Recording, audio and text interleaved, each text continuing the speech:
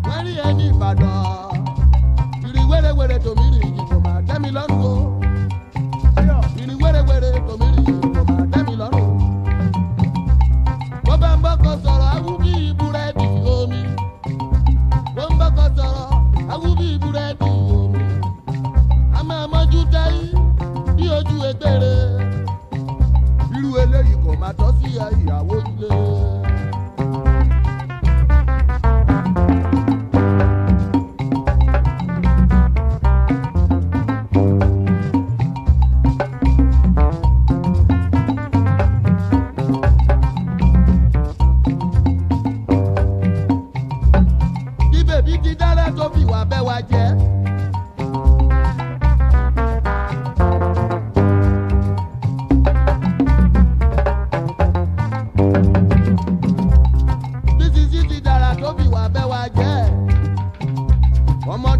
máa dẹ̀ níwà alákọ̀rí. Ọmọ dára kò máa dẹ̀ níwà abúnibí ẹni láyìn. Èdè wẹ́pẹ́ yìí ó kò máa yé mi tó.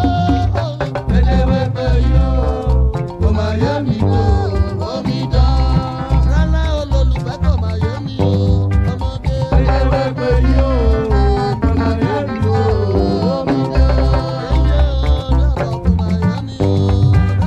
Èdè wẹ́pẹ́ yìí ó kò máa yé mi tó. Omi dán. Yé mi tó. Kò máa yé mi tó. Èdè wẹ́pẹ́ yìí ó kò máa yé mi tó. Omi dán.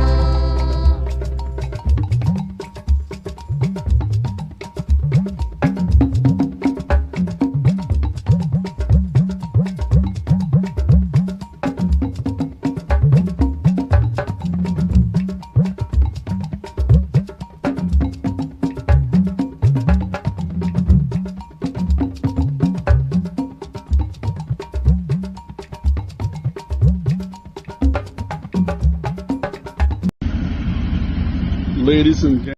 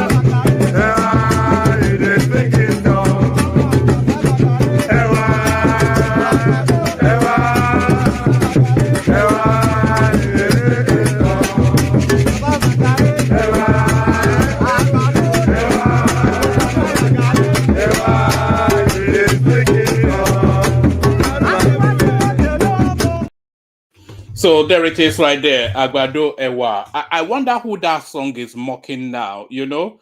Who is that song mocking now? You tell me. So good day to you, by the way, but who is that Agbado Ewa? Who is being mocked now? How do you like me now, as the song says? Who is your daddy now? Is really the question. So who is that song mocking now? Good day to you. Good to be in your company. And how are you? Good day to you. Apologies for yesterday. I was all set up. I just wasn't feeling the vibe. And, you know, it can never be fun for me if I'm not feeling it and I go on and do it. I could never do it first. I only have to do it. If I'm not in anticipation of doing it, then I'm better off bailing now. So apologies for yesterday. But twice as nice, twice as back. All systems go, and here we go. So good day to you. Good to be in your company. And how are you? Hope you've had a gloriously wonderful day to crescendo into that usual evening with your favorite or your laughing man, one man went to Mo. So yes, so follow as directed by you. See that tells you then how long Nigerian man has been here. It tells you then there's a minimum of 5 super chats to start the show. So we have that, you know, so a minimum of 5 super chats. So go as directed by Nigerian man right there. So good day to you. Good to be your company. And how are you? I hope you've had a gloriously wonderful day, as I said, to crescendo then into that regular evening with one man went to Mo. We do as we always do, which of course, hopefully to your delight. So good day to you. The protocol remains the same. Click on the like button just as soon as you hear me invite you to do so. So if you're watching in watch back, it's equally applicable. So the like buttons is not exclusively preserved to the live stream. If you're watching in Watchback, still click on the like button, please. If you are watching in Watchback also, if you're listening straight now, subscribe if you're not already subscribed. We need numbers going up, as I said. It's quite a thing, actually, that we've not yet hit 100,000. We should have forgotten 100,000 subs a long time ago. I think it's the nature of the politics that we've pursued that has stymied us somewhat, but necessarily you have to do it. You have to do it with the integrity and the honesty of your. You can't be disingenuous. The easiest thing would have been to hop on the Peter Obi train, but I don't be. As I often say, I think the guy's a crook, and I advertise it to warn everybody as much as I can. So, but look at this guy. When does your time ever become precious, Abdul?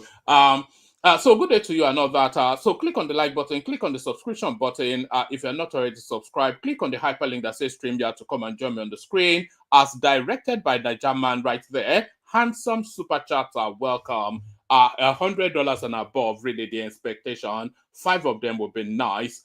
10 of them will be better. So we should really be getting a lot of super chats for all we do. The super chat should not be something that we should push. It should something that should be happening organically. So super chat towards the stream, certainly. I'll share the links as widely as you can, almost definitely. All those nice and funky things. All those nice and funky things. So all those nice and funky things, the list again, click on the like button, subscribe if you're not already subscribed. Click on the hyperlink to come and join me on the screen if you feel inclined to have a conversation. Share the links as widely as you can. And as encouraged by the banner on the screen right there from Niger Man, super chats towards the stream, as exemplified by Ayo right there. So there it is right there. So all those nice and cozy things, do all those nice and warm feeling things. Your body will be subsumed with a feeling of warmth. You feel a glowing feeling of warmth if you do as I directed. So all that's nice and funky thing. So we launch straight into it and we pick it up from where we should have been yesterday. So we pick it up from where we should have been yesterday, and we kick it off then from the. There's a lot coming out on El-Rufai actually, and this guy, the more he talks, the more we revert to his history, and the more we revert to his history, the more we ask why this guy is not actually in custody. So never mind him trying to make his way to Aso Rock. The more he talks, the more we revert to his history. And the more we revert to his history, I'm talking about El-Rufai, of course, the more people wonder why this guy is not in custody. APC, I wonder if Southwest Tinubu supporters have any sense of history. So this is El-Rufai. So from that headline already, you can extrapolate to conclude that it's one of those. You remember that girl that after all I've done for you, that's really how to read that. After all I've done for you, this is what our Fulani man from was it Kaduna State or Kano State, whatever it's from. After all I've done for you is how to read that headline. Pardon me. Yes. APC, I wonder if Southwest Tinubu supporters have any sense of history. This is the mini-me, the little man from Kaduna State, El-Rufai. The immediate past governor of Kaduna State, Naso El-Rufai, has lampooned the unruly act of some members of the ruling All Progressive Congress APC and supporters of President Bola Tinubu, especially from the Southwest geopolitical zone. El-Rufai, in a piece shared on his official Twitter handle on Tuesday, said he often wondered if people have any sense of history and whether they have any better understanding of Nigerian politics. So there it is right there. Actually, let's take it from the top again. I'll just go through it at speed because it's quite a lengthy read, and then we'll oh no, it's not quite. It's not that lengthy. When I looked at it yesterday, it was a lot lengthier. But there it is. Rebel rousing from the little man from Kaduna State. Rebel rousing from the little man from Kaduna State. I wonder if Southwest Tinubu supporters have any sense of history. The little man from Kaduna State, El-Rufai, the immediate past governor of Kaduna State, Naso El-Rufai, has lampooned the unruly acts of some members of the ruling All Progressive Congress APC and supporters of President Bola Tinubu, especially from the southwest geopolitical zone. El-Rufai, in a piece shared on his official X formerly Twitter handle, let them just abandon formerly Twitter. Just go X now, because everybody knows that the South African has changed it from X to Twitter. So just call it X now. That's where we are now. El-Rufai, in a piece shared on his official X handle on Tuesday, said he often wondered if people have any sense of history and whether they have any better understanding of Nigerian politics. Correspondence reports that El-Rufai made this remark whilst reflecting on some ongoing activities within the ruling party, which he co-founded. Whilst suggesting that it was too early to discuss the 2027 elections, El-Rufai mocked the saying of some people that Tinubu, former governor of Lagos State, is a political juggernaut. So and this is a quotation from him. Politics is not a one-champion show, El-Rufai stated, whilst condemning those hailing the political expertise of the incumbent president. The former Kaduna State governor warned that failure is inevitable when people ignore history. He, however, wishes President Tinubu and the APC luck ahead of the 2027 election. El-Rufai wrote, driven by ego and arrogance of power, these South-South and PDP elements increasingly, and I dare add, naively, went against the North, where the PDP still had considerable influence and support then. I think he's speaking about the Goodluck Jonathan era. This is the understanding of it. Driven by ego and arrogance of power, these South-South and PDP elements increasingly, and I dare add, naively went against the North, where the PDP still had considerable influence and support then, in the most condescending manner, and in so doing, gradually lost support of the North to the advantage of Buhari and the APC coalition. The rest, as they say, is history. Today, as I look at the rambunctiousness, as I look at the rambunctiousness of some APC members and fellow supporters of President Bola Tinubu, especially from the southwest geopolitical zone, I wonder if people have any sense of history and if they truly understand Nigerian politics. So, El-Rufai has no understanding of Nigerian politics. It's a neophyte when it comes to it's a political hanger-on and a political benefactee of other people's largesse. He has never done anything in politics that stands alone as a body of work attributable to himself. He wrote off the quote. He came into prominence under Obasanjo, who it was actually what was it called? Atiku Abubakar that actually brought this guy into politics. Obasanjo was shopping for a strong northern sort of a person to be the mayor of Abuja then, or the administrator of Abuja.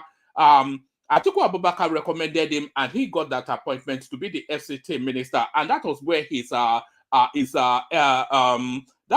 his eminence began to emerge.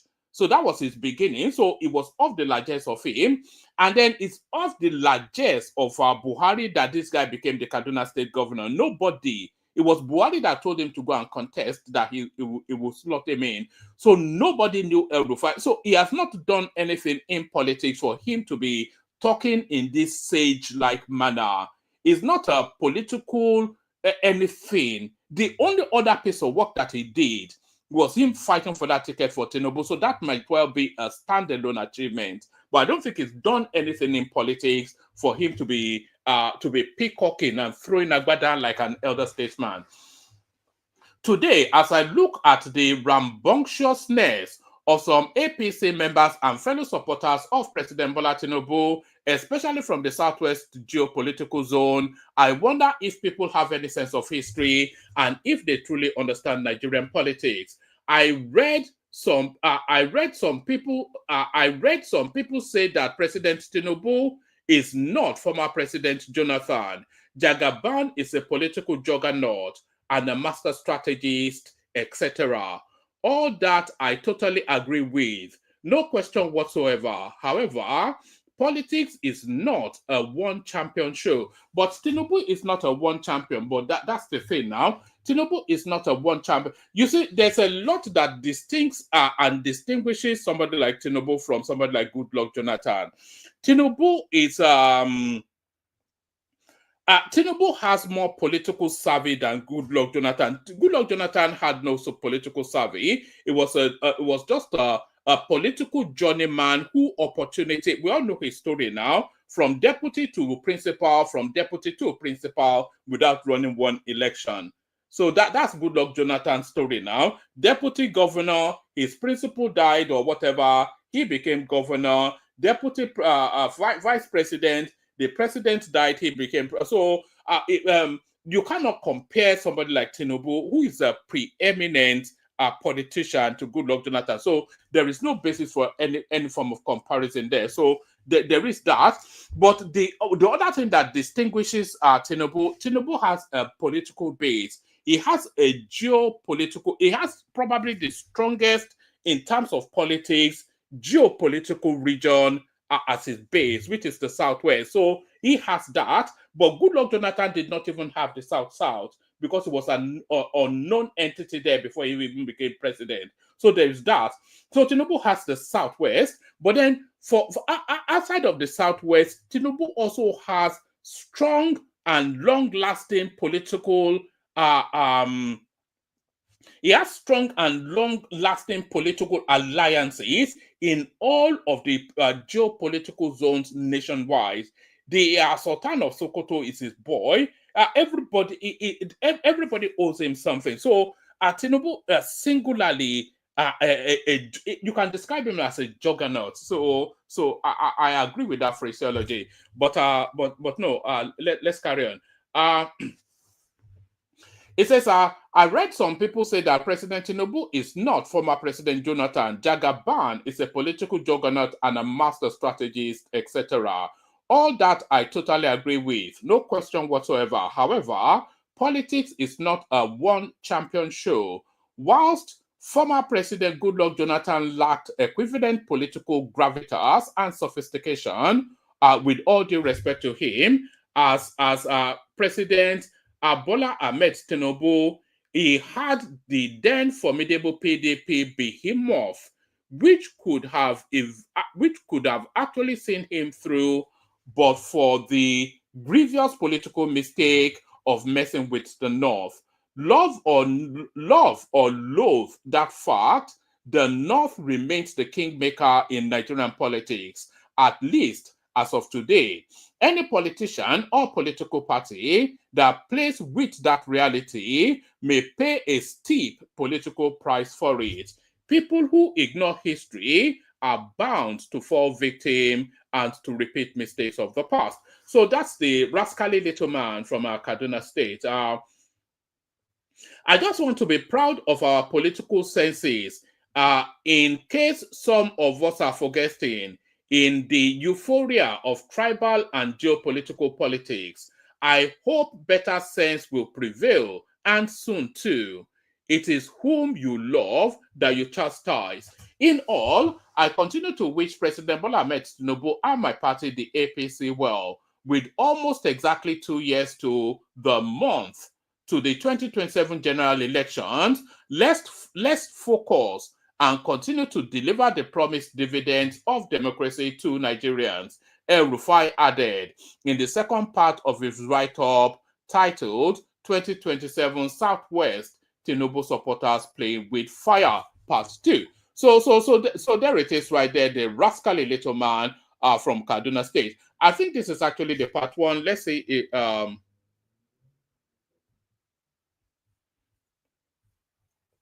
So this is actually the part one to that. I'm not sure if it's what the read or not. Should we let's see, is it what's the read?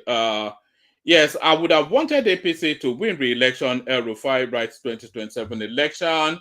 In a lengthy post, yes, is this the one we've just read? Oh, all right. Oh, okay. Let's pick it up from here. As an APC member, and let me just see if yes, we're picking it up from what he actually wrote. So the former governor said, it is actually premature to talk about 2027 elections less than 2 years into our first tenure. But what is happening in the political arena is forcing me to speak to it. For as they say, a stitch in time saves nine. So this guy now he's gone to England and learnt English. Our little man from Kaduna State. As an APC member, I naturally would want my party to win re-election in 2027. However, as a realist, I have my concerns. I recall that during the 2019 party primaries, when I saw the way our party was handling the primaries, I wrote that if the party wasn't careful, it could go the way of PDP, which lost power after 16 years. I predicted then that if we did not return to our promised progressive path and ideology and instead stayed obsessed with just winning elections at any and all cost, just like the PDP, we could lose power at the federal level by 2031. Speaking further on the happenings on the APC and the country at large, El-Rufai stated, he wrote,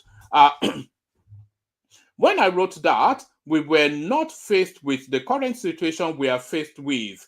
Indeed, I never imagined that we would be in the current situation anytime soon. Surely not under President Bola Ahmed Tinubu. Note, I am not talking about the present economic situation and the likes. I am talking about the current and increasing bagba in our politics and in our party and amongst APC members and supporters of President Bola Ahmed Tinubu's administration. Incidentally, many Nigerians have short memory. Permit me to juggle the memories of some short memories and uninitiated political neophytes. Many will recall that as we approach the 2023 presidential election, with the conduct of some individuals, I desperately cautioned that we should be careful and not play with the North. Somehow, common sense prevailed and we succeeded, unarguably and undeniably, with the unquantifiable help of the North and the records of the elections. So it's telling us how. So anyway, that's what he has to say. Rebel rousing still from the little man from Kaduna State, and there it is right there. So that's rebel rousing still from the little man from Kaduna State. But I still stand with El-Rufai. Like I said, and like Obasanjo said also, this guy is a guy that you have to dine with a long spoon. Very devious, very mischievous, very narcissistic in his manner. This is El-Rufai, of course. Still with El-Rufai, leaked audio. I am happy Yadua died. He wanted to inject me with HIV. So this is El-Rufai still, who's like, the only interest is his own personal interest. Nothing outside that is anything that interests him. Leaked, and I have the audio, by the way, so I'll play to you in a moment. Leaked audio obtained by Daily Nigerian on Saturday. Where's this starting, actually? It starts in the middle of a sentence, does it? Hold on. This is being written by Jafar, so you can't expect too much from that. Leaked audio obtained by Daily Nigerian on Saturday, Kaduna State Governor Nasir El-Rufai said he was happy that former President Umar Musa Yar'Adua died because he heard that the late president planned to inject him with HIV and hepatitis virus. Responding to a question in what appeared to be a question and answer session, Mr. El-Rufai clarified the caller's question, insisting he was happy Yar'Adua died. Now, considering the question about Yar'Adua, yes, I am grateful to God because I am alive and Yar'Adua is dead because he wanted to kill me. You know, there are plans to inject me with a combination of hepatitis and HIV if I return to Nigeria. This is what I heard. I don't know whether it is true or not, but the fact that I am alive and he's dead, I should be grateful to God. Everyone has his own faith and destiny, Mr. El-Rufai said. So this paper could not independently establish the date and place of the audio when the audio was recorded. Last week, Daily Nigerian exclusively reported how Buhari warned his political enemies at the Kaduna APC stakeholder meeting held at the Murtala Mohammed Square, Kaduna, saying, I had fought with two presidents. Umar Yar'Adua ended up in his grave, whilst Goodluck Jonathan ended up in Atuake. APC in Kaduna State is enmeshed in crisis with two-party senators Shehu Sani and Suleiman Hunkuyi and a number of members of the House of Representatives forming a formidable faction against the governor. I had fought with two presidents, El-Rufai said at the Kaduna APC stakeholder meeting held at the Murtala Mohammed Square, Kaduna. Umar Yar'Adua ended up in his grave, whilst President Goodluck Jonathan ended up in Atuake. He therefore called on the warring factions of the party to sheathe their swords and unite for the development of APC in the state, as he is ready to confront whoever tests his will as the leader of the party in the state. Let us forget our differences and work for the development of the party. If you are not willing to stop the fight, you will know that I am a dogged fighter, he said. The governor later knelt before the stakeholders, apologizing to the world local government and state excos and members of the State and National Assembly and other stakeholders of the party for all its wrongdoing. I implore you to tell me the wrong I did to you, and I will apologize. If it goes beyond today, I will never tender an apology, he added. Although Senator Hunkuyi was not invited to the meeting, he made a surprise appearance, and in his remark, he said, although he holds El-Rufai in high esteem as an elder brother, it is normal to have political differences. But there is difference between politics and the respect I have for you. If you make a single wrong step in politics, I will not hesitate to correct you, he told El-Rufai. So that's El-Rufai there, just trouble everywhere he goes. Trouble everywhere he goes. Let me play you the clip of El-Rufai glorying in the death of Yar'Adua. So this is just to show you the sort of character that this man is. The Honorable Minister was saying that I thank God that he's alive. Musa don't die. What do you mean by that, please? Can you explain it fully? Let me understand what you mean. Now, regarding the question about Umar Yar'Adua, yes, I'm grateful to God because I'm alive and Umaru is dead, because he wanted me killed. You know, there are plans to inject me with a combination of hepatitis and HIV if I return to Nigeria. This is what I had. I don't know whether it is true or not true, but the fact that I'm alive and he's dead, you know, I should be grateful to God. You know, everyone has his own fate and his destiny.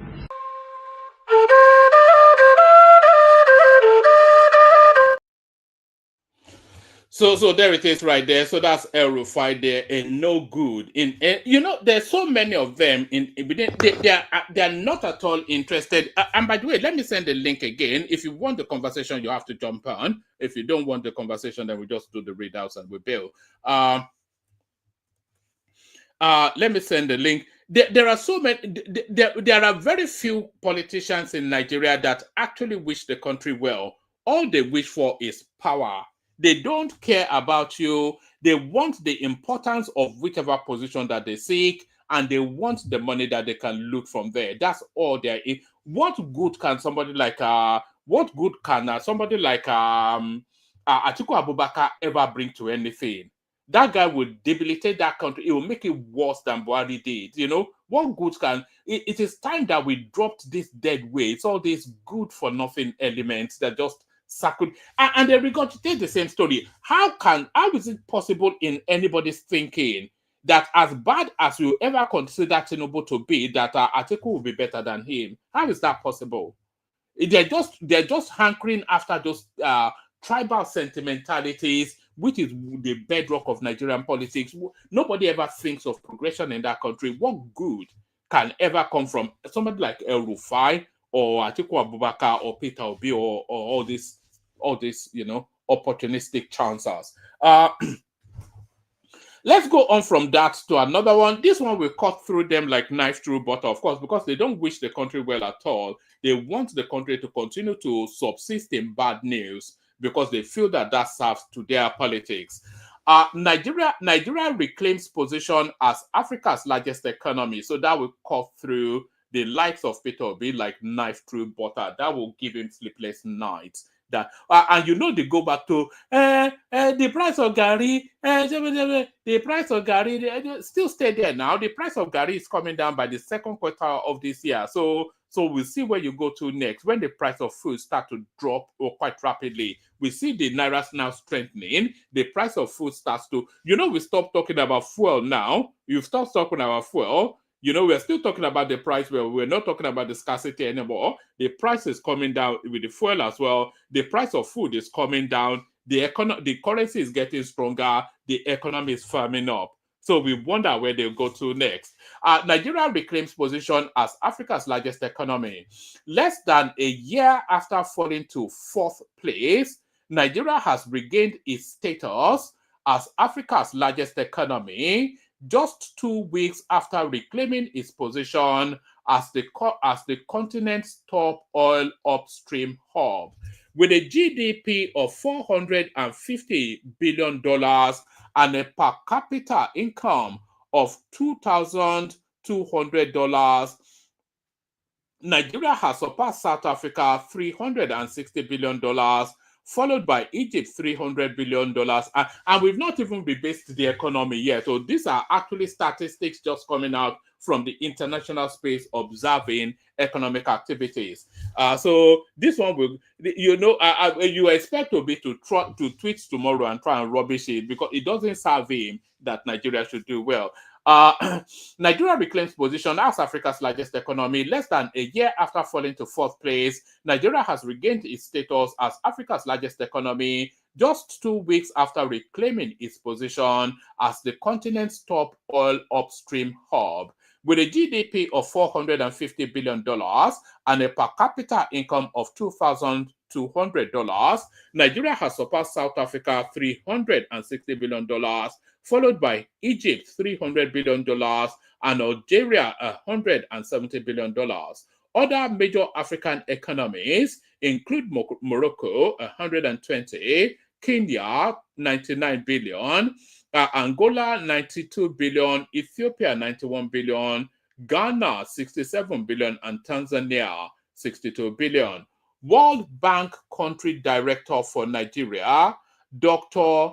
Ndiame Diop, credited the rebound to microeconomic reforms, including exchange rate adjustments and improvement in foreign exchange access, which has bolstered growth. So people like Niger and the rest, the naysayers who are just so desperate for the country to collapse under Tinubu, they will really hate this. This one will cut through them like knife through butter.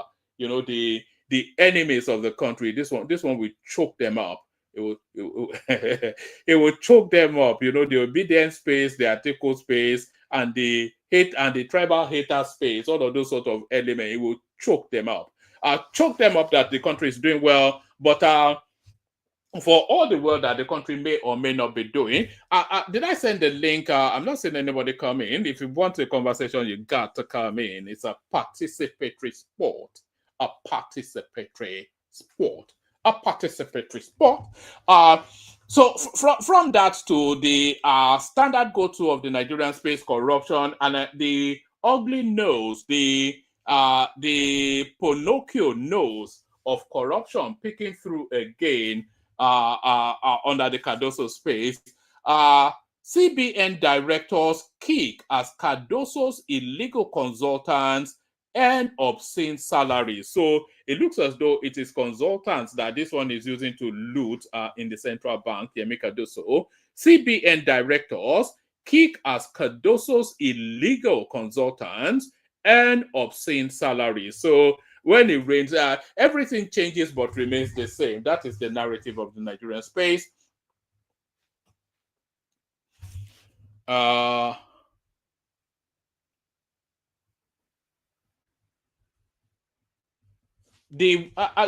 pausing because this seems to be starting in midstream. Oh,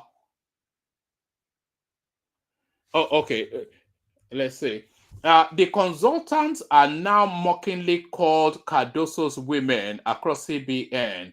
One source giggled when our reporter requested a further explanation of the term. The women's presence, operation, and compensation. So it looks as though then this is how this guy is packing his side chicks in CBN. This seems to be his game. It looks like a player anyway. That that bald-headed Latino, whatever it is. You know that all this sort of Cardosos, it's a returnee. Yeah, you never really fully trust these people. Look at him. Like, would you trust a man that looks like this? This one, at whatever age he is, he still thinks he's a ladies' man. Can you imagine that? Ayokele Mobia, only. But sorry, did I go too far? Oh, all right, let's keep it. I try to keep it professional, but sometimes it spills over. CBN directors kick as Cardoso's illegal consultants earn obscene salaries. The consultants are now mockingly called Cardoso women across the CBN. One source giggled when our reporter requested a further explanation of the term. The women's presence, operation, and compensation have sent tongues wagging across the Central Bank of Nigeria, CBN. Senior staff members across the CBN's 29 departments are fuming and grumbling over how the women arbitrarily brought in by the governor Olayemi Cardoso as consultants have amassed enormous powers, enabling them to sometimes issue directives to departmental directors. There is also widespread anger across the board over what some insiders describe. Let me start that all over again. Sorry, that's just too stilted. The consultants are now mockingly called Cardoso's women across the CBN. One source giggled when our reporter requested a further explanation of the term. The women's presence, operation, and compensation have sent tongues wagging across the Central Bank of Nigeria, CBN. Senior staff members across the CBN's 29 departments are fuming and grumbling over how the women arbitrarily brought in by Governor Olayemi Cardoso as consultants have amassed enormous powers, enabling them to sometimes issue directives to departmental directors. There is also widespread anger across the board over what some insiders describe as the unbelievable high and obscene compensation the consultants earn monthly. Mr. Cardoso assumed duties as CBN governor on the 2nd of September 2023. Some insiders said the women arrived with him that day at the bank.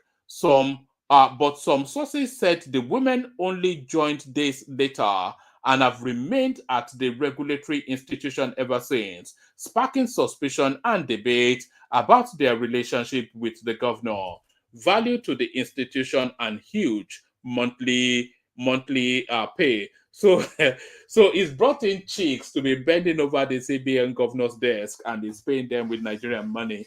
The women at the center of this raging controversy are in Kuru Balanwu, founder of the Africa Soft Power Group, and Daphne Daifinome, a chartered accountant and chief operating officer of Crow Dafonen a Nigerian accounting firm, there is a third technical consultant called Shola Phillips, who joined Mr. Cardoso's kitchen cabinet from Citibank. But our sources said Shola's presence and activities have not been as disruptive and controversial as those of our two colleagues, just as the time of our engagement are not immediately clear. The consultants are now mockingly called Cardoso women across the bank. One source giggled when our reporter requested a further explanation of the term. You should be able to decode what that means yourself, the official said. Directors at the CBN said Mr. Cardoso arbitrarily hired the women as consultants without following laid down rules, with no terms of reference, deliverables, or timelines for the delivery of their consultancies. For instance, they queried the hiring of Ms. Balonwu as a corporate communication consultant when the CBN has an elaborate, efficient, and well-staffed corporate communications department led by a director and tasked with ensuring effective, timely, and qualitative internal and external communication engagement and feedback. On the other hand, insiders said Miss Dafinone's consultancy role is not clearly defined. She merely takes on any responsibility assigned to her by Mr. Cardoso. Only recently, the governor tasked her with designing and implementing a controversial early exit program to pay off at least 1,000 staff members into voluntary retirements.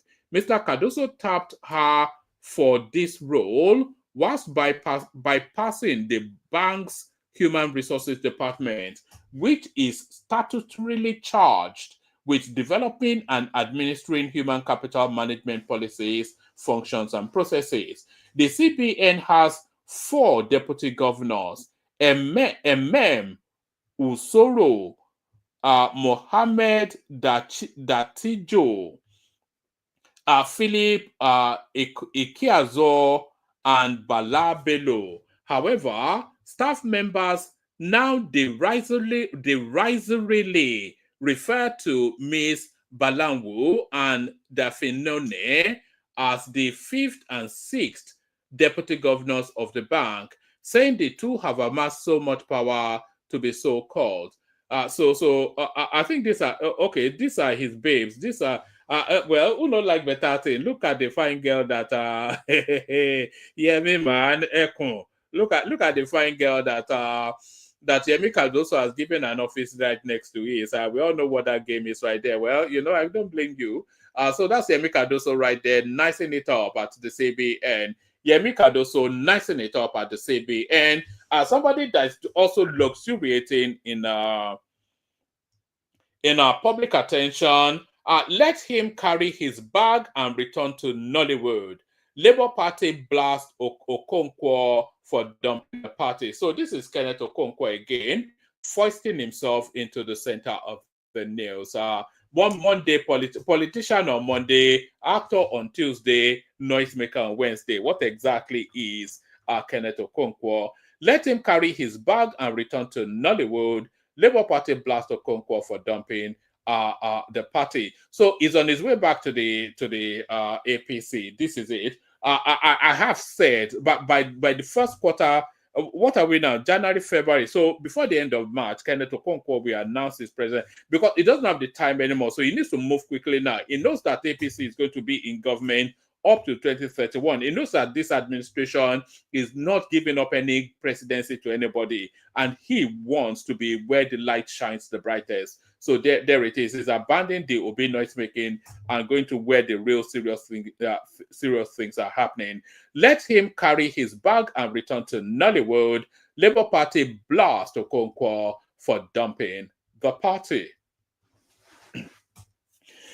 The leadership of the Labour Party LP has distanced itself from its former presidential campaign council spokesperson Kenneth Okonkwo, stating that he is no longer a card-carrying member of the party. The National Secretary of the LP, Umar Farouk, clarified this in an interview with correspondents in reaction to Okonkwo's announcement of his resignation from the party. I thought he had actually resigned from that party months ago, unless this is a new thing. It's just attention seeking, isn't it? Let me send... it's just attention seeking, isn't it? Okay, let's send the link again. I'm sending the link one last time. If nobody turns up, then we just bin it once we're done with it. Correspondents report that Okonkwo, in a press statement on Tuesday, had declared that the Labour Party was not prepared for the 2027 general elections due to internal leadership crisis.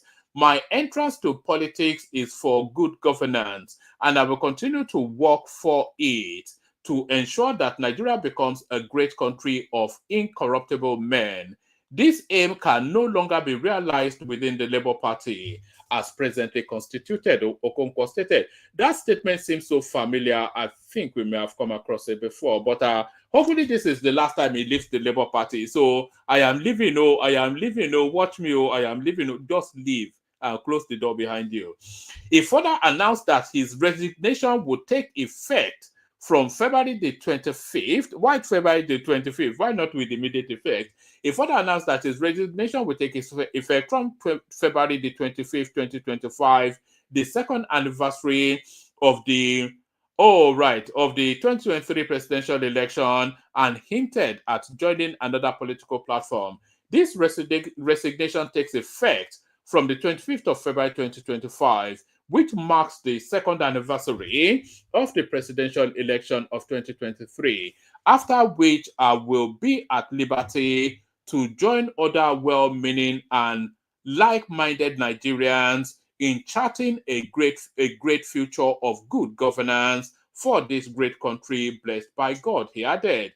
Okonkwo accused Labour Party's national chairman Julius Abure of prioritizing personal interest over the party's survival. He claimed that the legal battles surrounding the party's leadership had hindered its ability to prepare for future elections. The former national chairman of the Labour Party, what do you mean former? He still is the national chairman, is he not? The former national chairman of the Labour Party, Julius Abure, and his former National Working Committee, having conducted no national convention known to law, according to the Independent National Electoral Commission and the courts, having held that the issue of the leadership of a political party is the internal affairs of a political party for which the courts do not have the jurisdiction to entertain. There is no effective leadership of Labour Party at the national level, he argued. He further alleged that the Nnamdi Usman-led caretaker committee, which was set up by the National Executive Council to salvage the party, was being frustrated by political jobbers who are engaging in unnecessary litigation to maintain their control over the party. Reacting to Okonkwo's statement, Labour Party's National Secretary Umar Farouk dismissed his claims, accusing him of seeking cheap publicity. How many times is he going to resign from the party? As if, yes, that's what I was thinking of, because I can distinctly remember that he has resigned at least 10 times. How many times is he going to resign from the party? As if forgotten that he resigned about 3, 4, 5 months ago. That's my recollection as well. It is only when he wants to find relevance that he opens his mouth to start to talk again, Farouk said. He further advised Okonkwo to return to Nollywood, where he built his career, rather than dragging the party into controversy. Let him carry his bags and return to Nollywood, where he came from. He should leave us alone. He doesn't deserve to be in any political party because he's not a good politician. So enough of the noise making already. Get the heck out of here, essentially what that is. So now we go now to the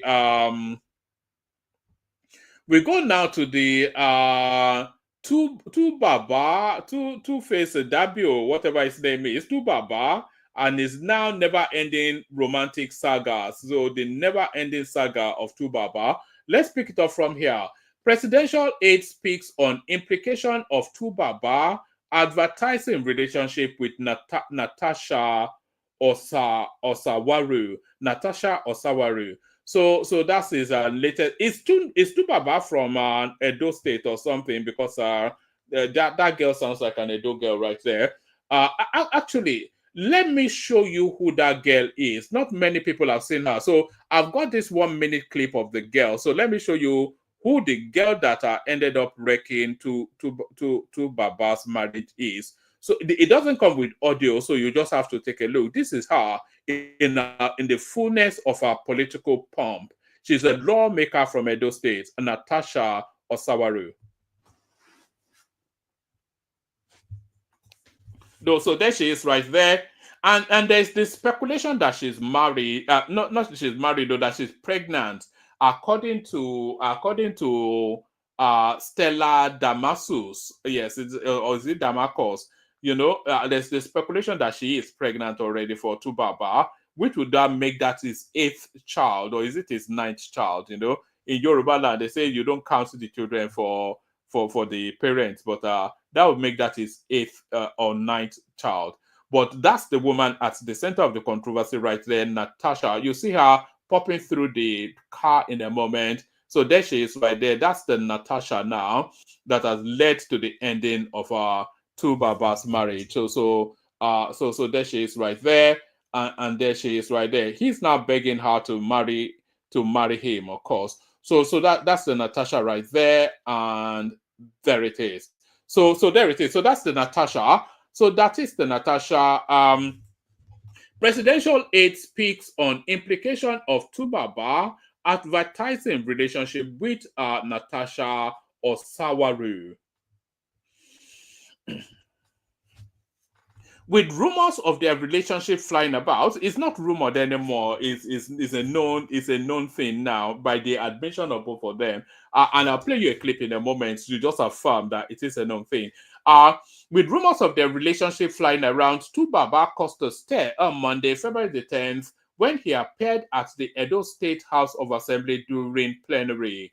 Whilst many on social media wondered what his presence at the house was for, others viewed that, and I will show you a clip that I sent him from the Edo State House of Assembly in a moment. So just stay steady. It just gets intriguing and involved. With rumors of their relationship flying around, Tubaba caused a stir on Monday, February the 10th, when he appeared at the Edo State House of Assembly during plenary. Whilst many on social media wondered what his appearance at the house was for, others viewed that as confirmation of the rumored romance with the Edo State lawmaker.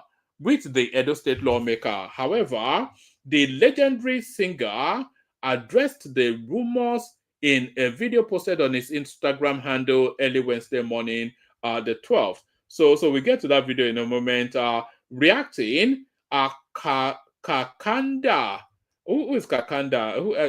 All these names, man. I've been out of the loop so long, or maybe I'm probably at least two generations out of the loop of this sort of going on. Reacting, Kakanda expressed concerns that Tubaba's public confirmation would only subject her, Osawaru, to fierce cyberbullying. The public commentator wrote on his verified, this Kakanga now apparently is a presidential aide who likes to dabble in a bit of salaciousness of show business, or the salaciousness of show business. Reacting, Kakanda expressed concerns that Tubaba's public confirmation will only subject her, that is Osawaru, to fierce cyberbullying. The public commentator wrote on his verified X handle on Wednesday. With his divorce still fresh and some virtual online, I came across a phraseology just earlier on today, online in-laws. So the Gbebonos that go on social media to feed on other people's lives, online in-laws is what they call themselves now. With his divorce still fresh and some virtual in-laws baying for his blood, I doubt this is the best time for Two-Face Adabia to advertise his new or next love interest. This would only subject her to fierce cyberbullying. But then again, she probably wants or asks for this. She did ask for it actually, because I'll show you a clip in a moment, and you can see quite clearly that Two-Face Adabio is doing that clip from the office of this Natasha Osawuru. You can see clearly. As soon as I play you the clip, you'll see that he's doing it from our office. Meanwhile, Tubaba has deleted his love post about, this guy must be daft, actually. Does he not know that as soon as 2 seconds after you've posted it on social media, forget about deleting it, because people have grabbed it. I'll play it in a moment, whether he deletes it or not. So forget about deleting it. It's been grabbed everywhere. Meanwhile, Tubaba has deleted his love post about Osawaru. On Wednesday, February the 12th, 2025, Tubaba shared a video post via his Instagram handle professing his love for the Edo State lawmaker and his intention to marry her. But he swiftly took it down after the post gained widespread attention. I think he takes it down really only... I think he takes it down really only as a stunt. He knows full well that people would have grabbed it already because he's done that so many times. He'll put it out, take it down, but then the thing is already gone into the cyberspace. So here is the woman who is Natasha Osawuru, Tubaba's new love interest. So already they're starting to pick apart. Innocent Idibia, the Nigerian music star popularly known as Tubaba, has recently sparked conversations about his personal life after hinting at a romantic relationship with Edo State lawmaker Natasha Osawaru. Osawaru. Yeah, I hope I'm pronouncing that. I think I'm pronouncing it right. Natasha Osawaru or Osawaru. So there are those who come and correct me in a moment. Tubaba addressed the swirling rumors, denying that Osawaru played any role in his split from Annie. So on and on. So let me just go to where they talked about the woman. So yes, who is Natasha Osawaru? Natasha Irobasa Osawaru, often called Honorable Natasha, is a politician and a member of the Edo State House of Assembly, representing the Igor constituency under the People's Democratic Party, PDP. Osawaru hails from the Igor local government area of Edo State and was born on November the 14th, 1994. According to her LinkedIn page, she holds a law degree from Igbinedion University and a master's degree in fashion and apparel design from the Pearson School of Design, New York. Currently serving as the deputy majority leader of the Edo State House of Assembly, Natasha has been an advocate for youth and women development. According to reports, Osawaru was asked to leave the assembly building in 2024 due to improper dressing and wearing dark glasses. So that tells you then that she's always anchored after that sort of the bright lights of the sparkles of her show business. She wants to be a celeb, but she's a You know, they say politics is show business for ugly people. That's what they say. They say politics is show business for ugly people. Natasha has become the top trending topic on social media platforms after two-faced declaration towards Osawaru and visiting the Edo State House of Assembly. Whilst Annie Adibia has not publicly confirmed the separation, many social media users and celebrities have criticized Tubaba's declaration about Osawaru. So there it is right there. So that's that. I'll play you some clips towards that in a moment, but let me just round it off with this last one. Nnamdi Kanu Council ready to challenge unlawful court decision. So they're still making that just empty. I've got an Nnamdi Kanu clip from you as well, a perspective from Daniel Boala. So stay steady. The legal team of embattled pro-Biafra agitator Nnamdi Kanu has said he is ready to challenge any court in the country that violates the rule of law in his ongoing trial. Justice Binta Nyako of the Federal High Court Abuja on Monday indefinitely adjourned Nnamdi Kanu's trial. The judge made the decision following Kanu's insistence that she could not preside over his case, citing her previous recusal. But in a statement issued on Wednesday, the leader of Kanu's legal team, Aloy Ejimako, said Kanu had directed them to announce to the world that the era of institutional bias against him by Abuja courts is over in his case. During our visitation today, Nnamdi Kanu instructed us to convey to the civilized world. Which world is that? Is that a world outside of Nigeria? Because it tells us that Nigeria is a zoo, so it has to be a world outside of Nigeria. During our visitation today, Nnamdi Kanu instructed us to convey to the civilized world his resolve to take his trial insofar as it comports with the tenets of the law. He stands ready to challenge any court that fails to align its decisions with the rule of law. So he maintains that, with the obvious exception of one, the rest of the decisions taken in his case in Abuja have been riddled with blatant unconstitutionality in contravention of Section 36 of the Nigerian Constitution, which mandates courts to be independent and impartial, Ejimako stated. He noted that the finding made by the Supreme Court to the effect that Justice Binta Muritala Nyako is biased by revoking. They never said she was biased, by the way. They said she erred in judgment. That's what they said. That's the interpretation. Nothing to. It's just this virtual. Anyway, I don't know, man. The guy is just a lunatic. I'm going to do a piece on Nnamdi Kanu soon, and I'm going to make the argument that this guy should get capital punishment, because that's what I really think. I'm going to do a standalone video. Maybe over the course of this week, I'll put it together. It's not going to be a stream. It's going to be a video. I think this guy, he should get capital. This guy has seen off a lot of lives of this mortal coil, and I think he can shout his way out of justice, out of getting justice, you know. He noted that the finding made by the Supreme Court to the effect that Justice Binta Muritala Nyako is biased by revoking Mazi Nnamdi Kanu's case, Nnamdi Kanu's bail, is sufficient reason to oust her jurisdiction, especially as she also dishonored the Supreme Court by her inexplicable refusal to reinstate the bill.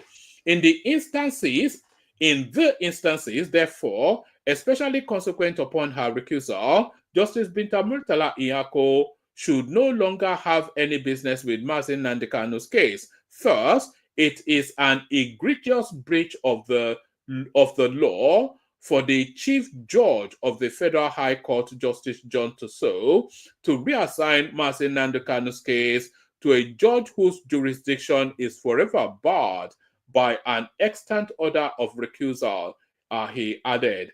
Kanu's lawyer, who argued that the February 10, 2025 ruling of Justice Binta Nyako's court had no foundation in law, said it was incorrect to claim that the court had adjourned Kanu's trial indefinitely. Those peddling the narrative that Mazi Kanu's case has been adjourned indefinitely do not understand basic law, and that is this: once a judge is recused, she has lost the jurisdiction to convene, seat.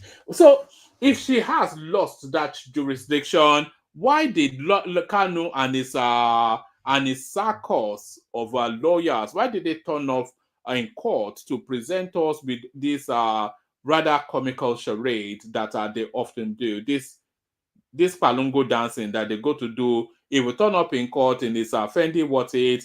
The lawyer will look like something out of the deepest of the darkest depths, and they all start to scream and shout. And by the way, for future trials, they should not let cameras in. It should be a closed court, just to starve him of the oxygen of publicity. He's just a stunt man. So let them starve him of the oxygen of publicity. It should be a closed court. Those peddling the narrative that Nnamdi Kanu's case has been adjourned indefinitely do not understand basic law.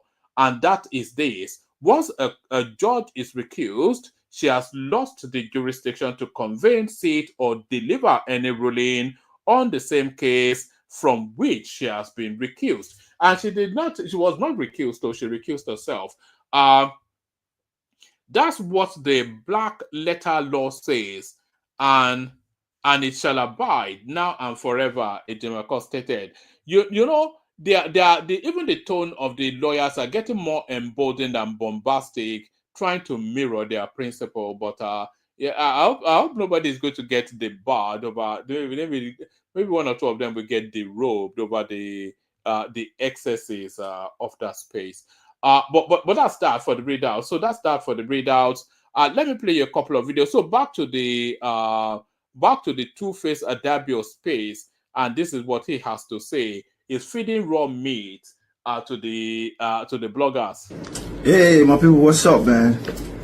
So allegedly, I've been seeing so many things, so many people coming up with their own false narratives and false talk and malicious nonsense after I posted that stuff that I posted. Yes, I posted what I posted, and any person will get brain, they understand, you know. But for all of the people that have been saying different stuff that do not have any absolute clue of what's going on, I hell you now, in a life perfect guy, not too much, you understand? See, everybody's going to be alright, everybody's fine. There's no fights, there's no quarrel, there's nothing. I said what I said. All of us will be alright. And all of us are working to do bigger and better things. You understand what I'm saying? And Honorable Natasha, I see she has been dragged, she has been called all sorts of names, she has been labeled as a homebreaker, you know. She is a young, brilliant, amazing young woman. You understand what I'm saying? And she had nothing to do with, you know, what's happening between me and Annie in our marriage.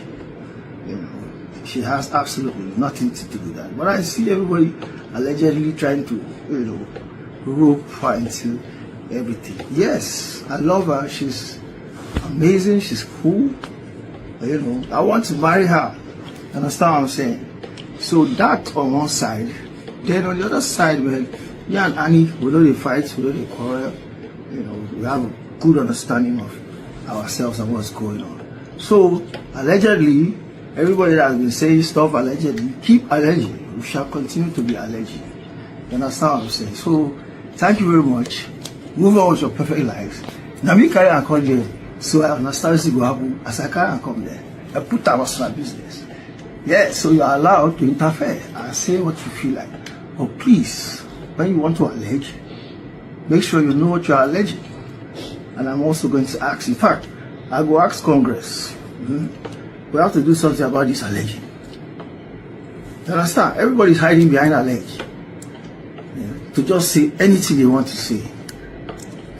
Causing heartache, embarrassing people up and down. And you know, say more people will ever leave, they follow alleged. So we need to do something about this alleged. If you don't know something, no talk out. No even quote person. Make not only the person will talk out. You understand? So with this viewpoint of mine, thank you very much. I don't bring that come again. I don't give enough food again. Look at that continue to the allege. We'll go meet for somewhere. No problem.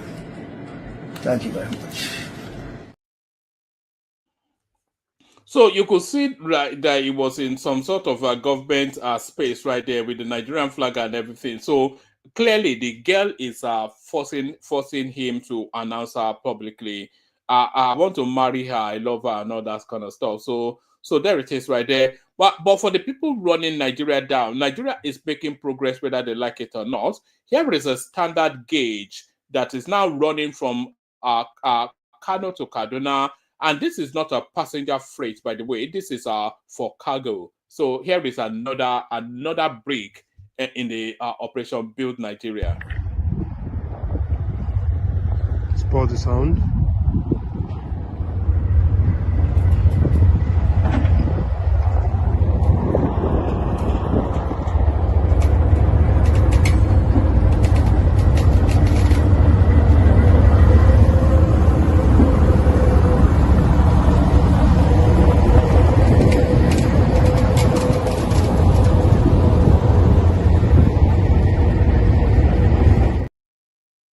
So there it is right there.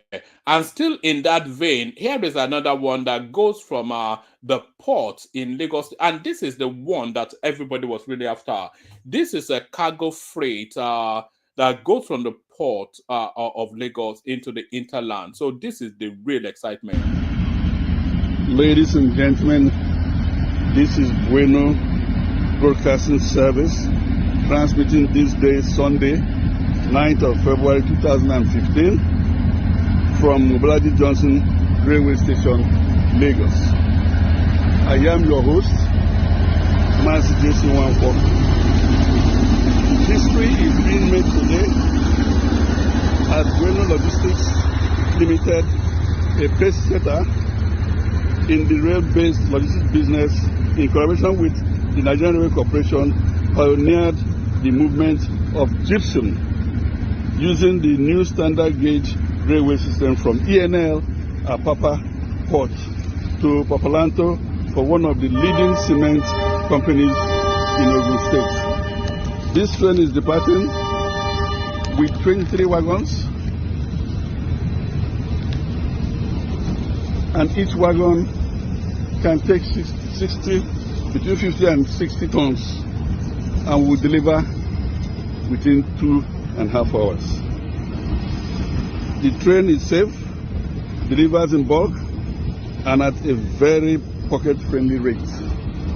Bueno Logistics Limited is happy to also announce that it will be launching the first container freight yard bonded terminal in Bueno Terminal B at Railway Freight Yard in Moni. This will make business transactions very easy. Entrust your cargo to experts like Bueno Logistics Limited as they let the train take the stress off you. Thank you. I am your presenter, Mazi JC Wanko. Thank you.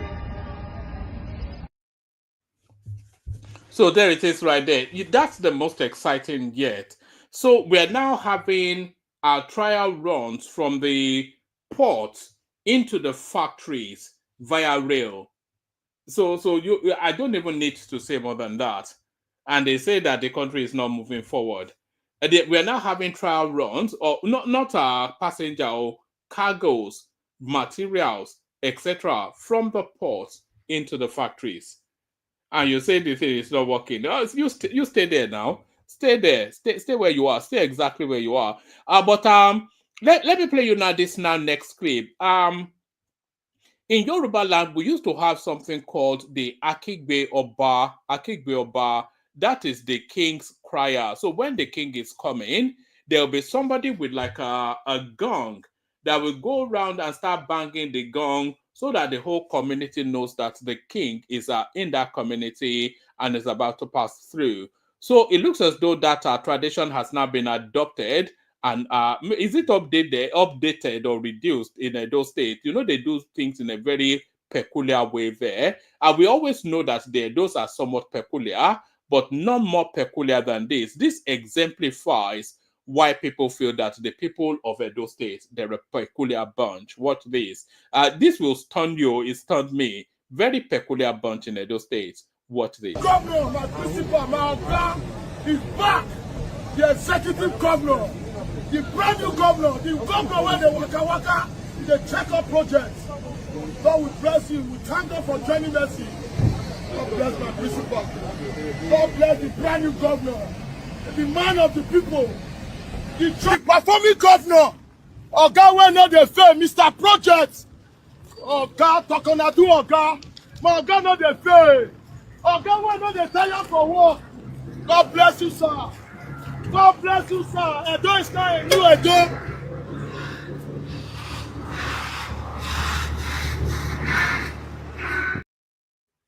And no, that wasn't just a random Agbero. No, it wasn't. That is the special assistant to the Edo State Governor. Is what is his name? Or Sir Esagbolo. That is the special assistant to the Edo State Governor. A special assistant on hype. Yes, you heard me right. A special assistant to the governor on hype. HYPE. You see, so you wonder why people don't take Edo people serious. That's a special. Somebody paid a salary with a government vehicle and their accoutrements of office. Special assistant to the governor on hype. So that's how they do it in Edo State. Whilst others are building trains, they are doing special assistant on hype. So special assistant on hype, certainly people that are willing to learn, they will learn progression. And if you want to learn progression in Nigeria, you go where? Let's all say it together. If you want to learn how to make progress in Nigeria, you go where? Of course, Lagos State. Watch this. And we have seen this blue line, which is very excellent. We have seen much achievement. And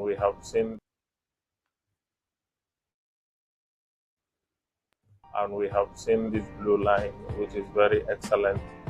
We have seen much achievement that we want to implement it, if not all, in Kanu, even a quarter of it, because it's not something that started just a few times. It has been started long. Lagos has started developing all this transport arrangement long ago. So by special grace of God, we will make sure we implement some little in Kanu, and we'll be still collaborating with the Lagos State.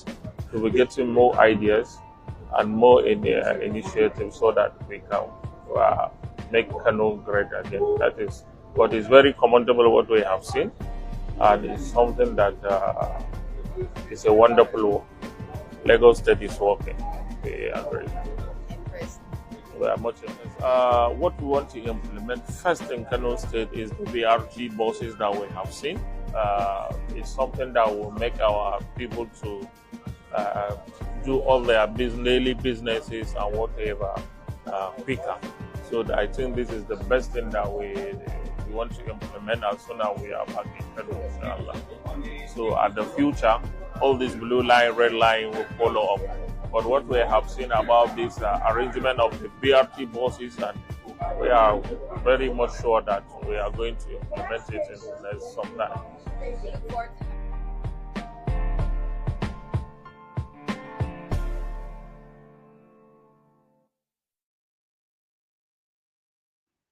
So that's the Kano State Minister of Transportation or something or the other, and the Commissioner rather for Transportation, going of course to learn how things are done properly in Lagos State. And that's not the first. We've seen Anambra State send a delegation. We've seen so many states send delegations to Lagos State to learn how to run a state. I wonder who created the template for a proper state running in Lagos State. I wonder who created that template.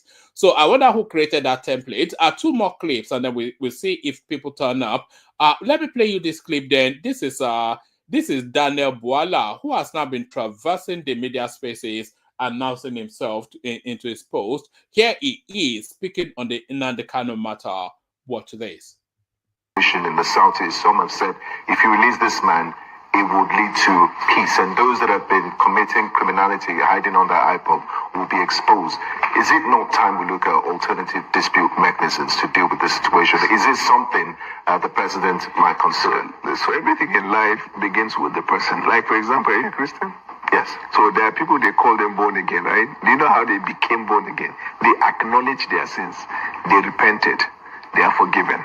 Their sins are forgiven, and then they become born again. Unless there is acknowledgement by the person in question, I am denouncing this. She talked about the de-radicalization. Then government can intervene. You cannot sit where you sit holding that thought and position that is criminal, and then your uncle, your sister, your brothers are pleading with government to say bypass all protocol and forgive. First of all, our judicial system, Nnamdi will have to have gone through the judicial process and be convicted before the president can exercise the order. So, but there's still the presumption of innocence. He can't admit to what hasn't been officially said is a crime. So if you don't admit, run through the process. You see, this the radicalization we talked about, they were not yet charged to court. Some of them were in court. It's acknowledgement. If you don't want to acknowledge, what's the basis of saying, I want to free him? Because some people say, if you free him, we'll handle him. So, what I'm trying to say is, Nnamdi Kanu is not different from another average Nigerian. The press, who emphasize on the right of the ordinary man, and when they ask government, they keep saying ordinary man, ordinary. You must talk about the real problem of ordinary people, rather than certain individuals that are the symbol of catchphrase and buzzwords. Somebody has to acknowledge his wrong and said, I want peace with government. I want to renounce what I'm saying. And then you can say, okay, there is evidence cogent to say that this person wants to live his own ways. So, in essence, I think the summary of what we're saying is that there's going to, the government, the Nnamdi Kanu is going to be detained, and that the presidency will not at any point step into the arena. The villa is not a police station. The president is not a prosecutor. He's the president of Nigeria, tasked with responsibility to govern Nigeria. Law enforcement will carry out their work, and then people in government will carry out their work. I want to beg the Nigerian media to not choose certain individuals and treat them as more special than other individuals with the disproportionate application of principles. The ordinary man, when it comes to hunger, it is good for the optics to talk about them. When it comes to criminal justice system, you isolate certain individuals. It's just like, let's say, corrupt people. Maybe there's a corrupt politician has been in charge. Then some people will say, leave him. Meanwhile, the other people can be in detention. I made the point clear to you here. For de-radicalization to take place, there has to be acknowledgement and departure from your old ways. We get your message, sir. So, thank you. But that message, we don't know if it's for us. The message also should also be back. We have message. No, it's actually Moses to you to tell them, because they told you and you asked me. Yes, but we're also giving the message that we get from the people back to the government. To the presidency. Which is the presidency is that what we hear and the pulse we're getting from them is that we need to see the government cutting down on the cost. Yeah, that one we discussed that for sure. And effective communication of government policies, because there's a... Why am I here? Yes. Only yesterday and today, I have granted interview. How many? We did podcasts, we did TV and all the places. What am I doing? I flew from Abuja. Communication. That's what I do. When the tax thing came, 32 interviews within 2 weeks. All right. We will always, and you're free anytime to call us. We are going to call you back because we have a practical conversation that we'd love to have with you, Mr. Bala. Thank you for your time with us this morning. And that does it for us here on Breakfast Central. Thank you for joining us. We'll be back. So Daniel Boala is exactly right. What would be the basic? Firstly, Tinubu has no powers to set Nnamdi Kanu free. He has to go through the judicial process, and Nnamdi Kanu is not showing any contrition for clemency to be granted. We saw him at the court the last time, screaming and shouting and chest beating and just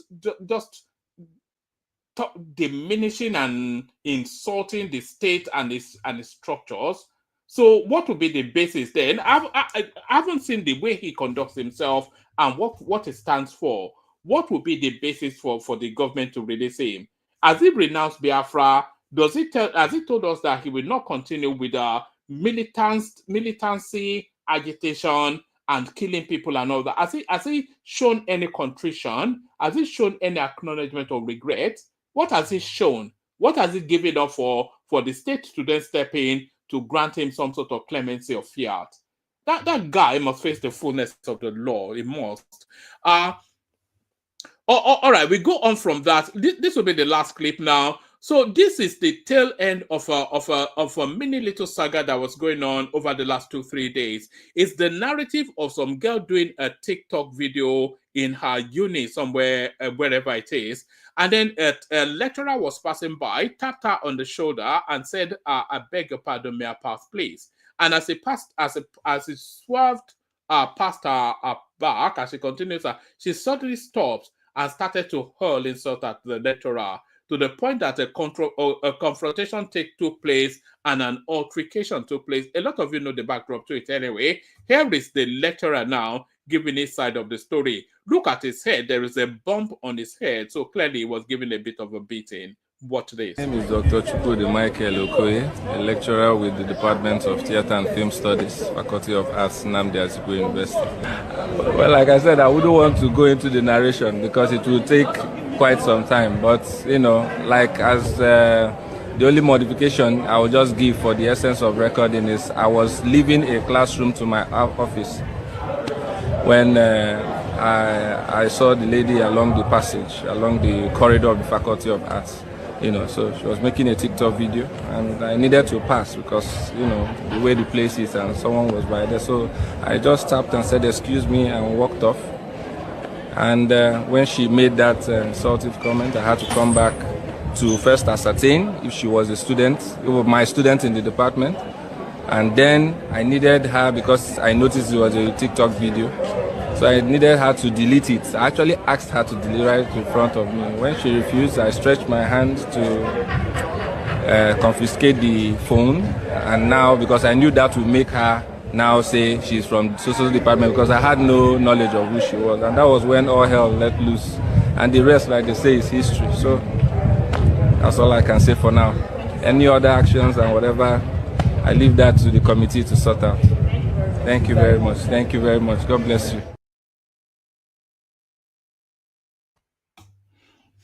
So there it is right there. So that's the lecturer side of the story. Hopefully a lot of you know, so enough of you know the backdrop to that story. But so there it is. I play the Kegite music and then we see what happens next. Next, the Kegite. Only water, where they see ma.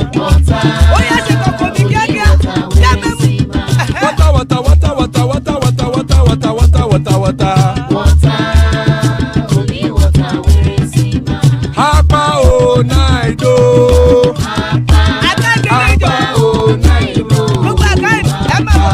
Hapa you don't come o.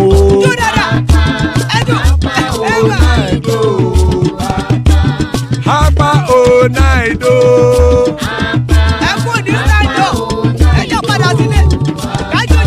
Oro keke elemu ye o. Ide shodi ya kekere elemu re o. Obi master kekere elemu re o. Chifu Latif kekere elemu re o. Eruku lele elemu de. Eruku lele egbe elemu dodo jare o. Eruku lele Ghana ti de everybody o. Ọmọ ẹlẹ́yẹ ẹyẹ o ó dilé o. Odúyẹ̀lá ẹyẹ o ó dilé o. Petrosoname ẹyẹ o ó dilé o. Petrosodunke ẹyẹ rẹ̀ ó dilé o. Ẹlẹ́kọ̀ ọ̀run mú ìní o.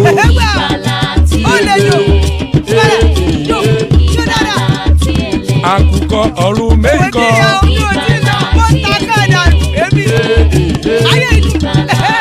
Ikú kò ní ríwà àgbéṣe o.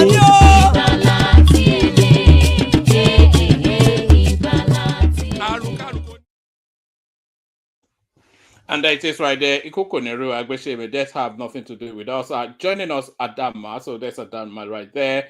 And the star. So plenty of spaces. Anybody that wants to hop on, please hop on.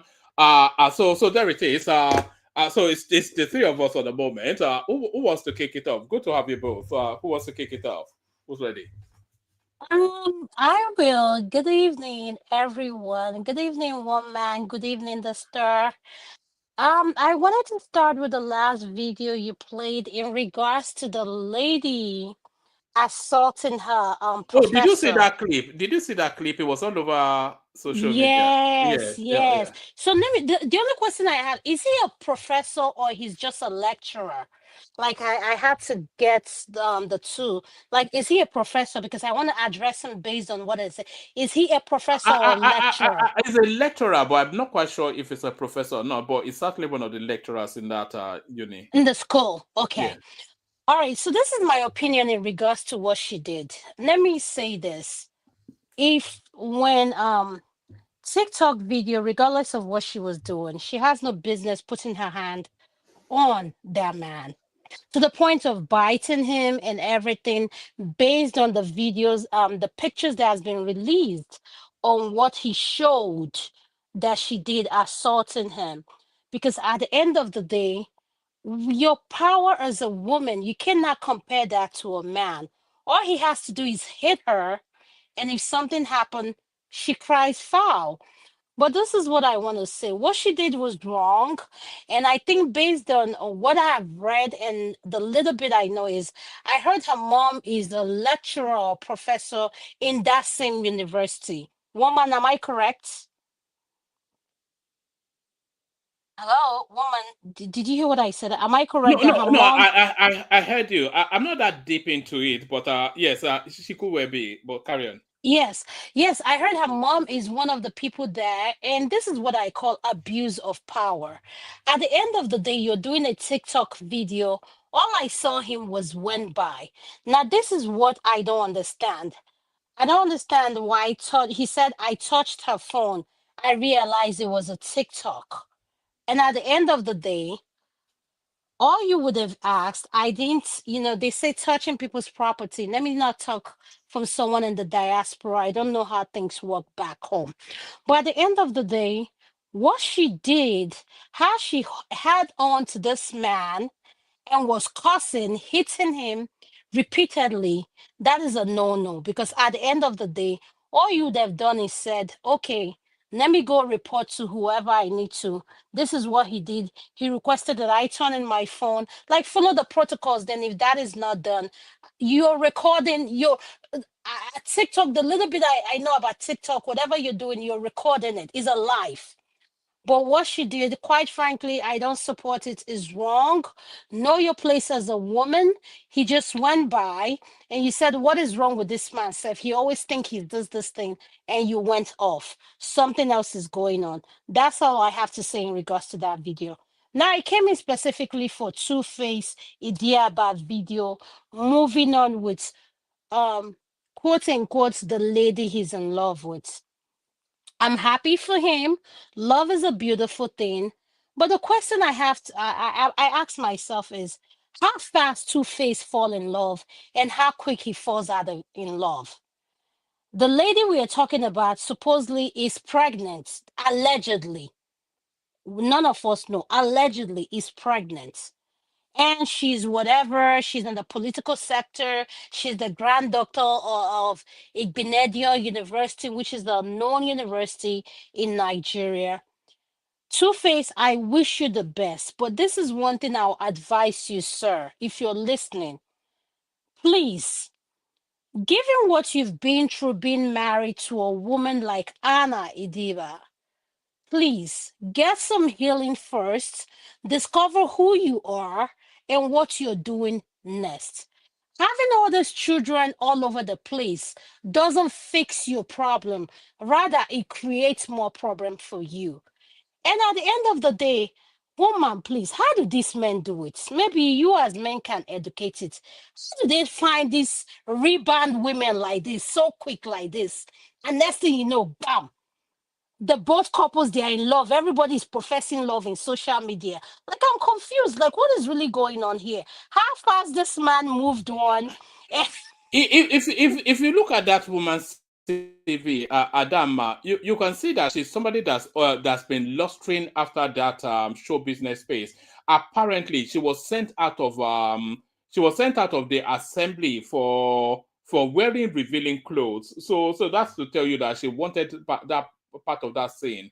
So anyway. But woman, look at the granddaughter of who she is, though.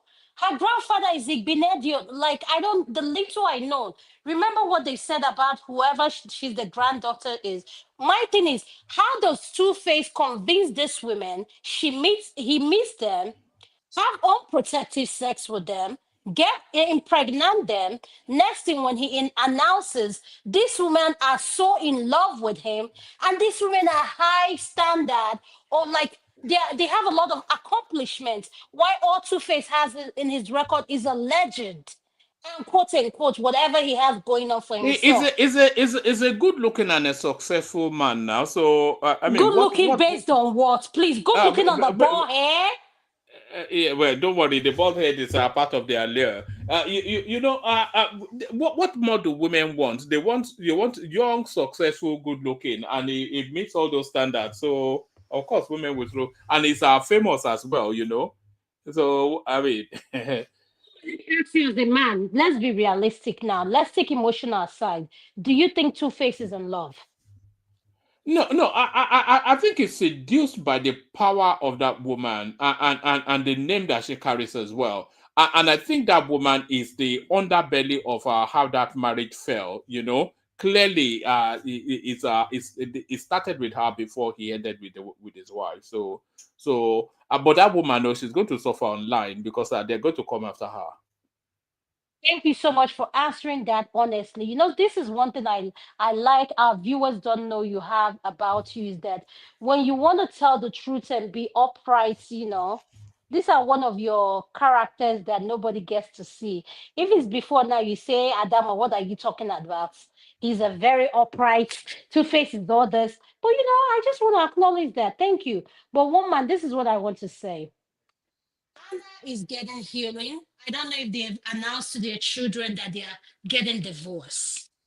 And to be portraying another woman at this stage in life, yes, the children, I don't know how old they are.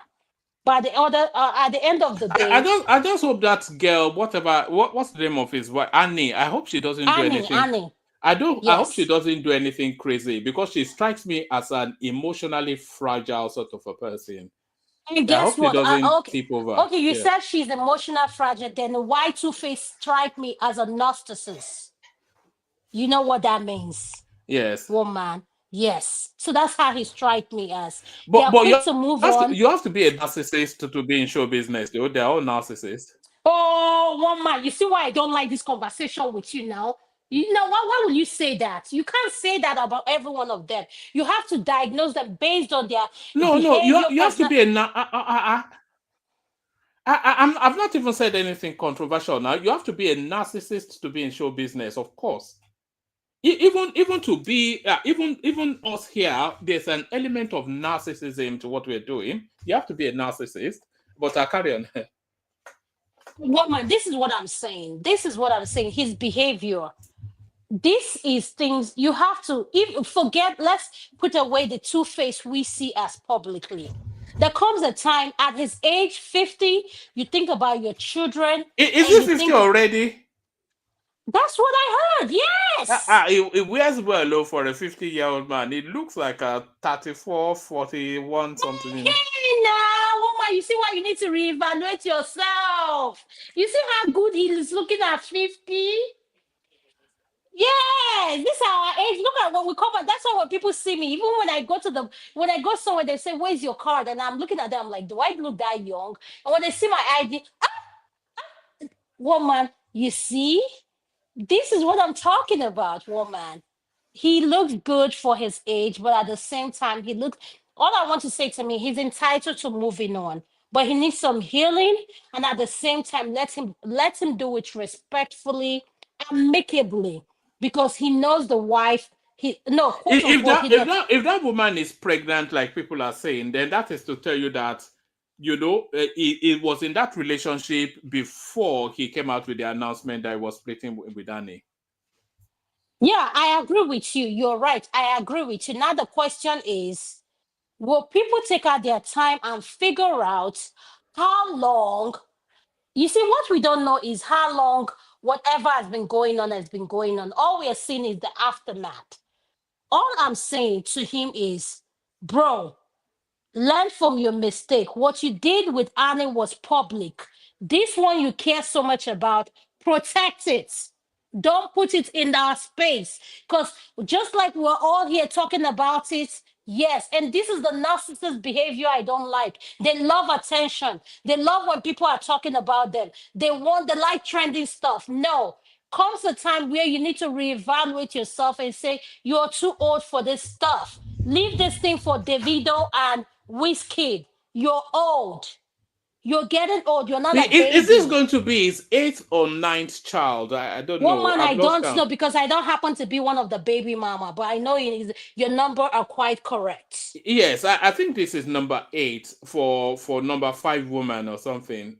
God, I mean, All of the women are educated, put together eloquently. Is to tell you what at the end of the day, women are sucker for love.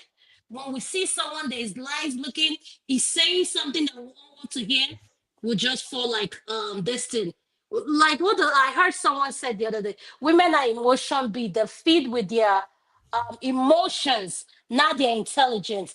At the end of the day, woman, Two-Face needs to heal. Take our time. If he wants to move on, I'm not against him moving on. But at the look, end of the day, let me tell you from a man's perspective. go ahead, Two-Face does sir.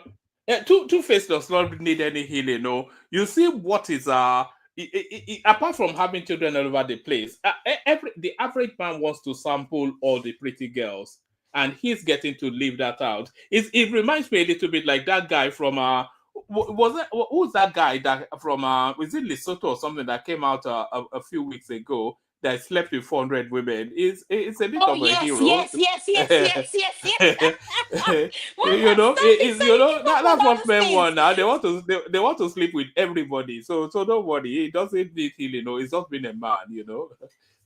But woman, at the end of the day, look at what Dipsy said. And I'm reading what she said. She said, he's not a narcissist. He said he has a very traumatized childhood.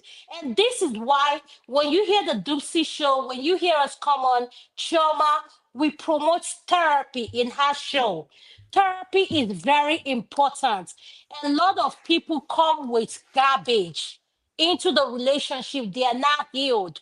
I always say it's okay not to be okay, but be transparent before you start another thing. If you know you need help, woman, remember our last week show where I say a lot of our men are depressed, they are unhappy.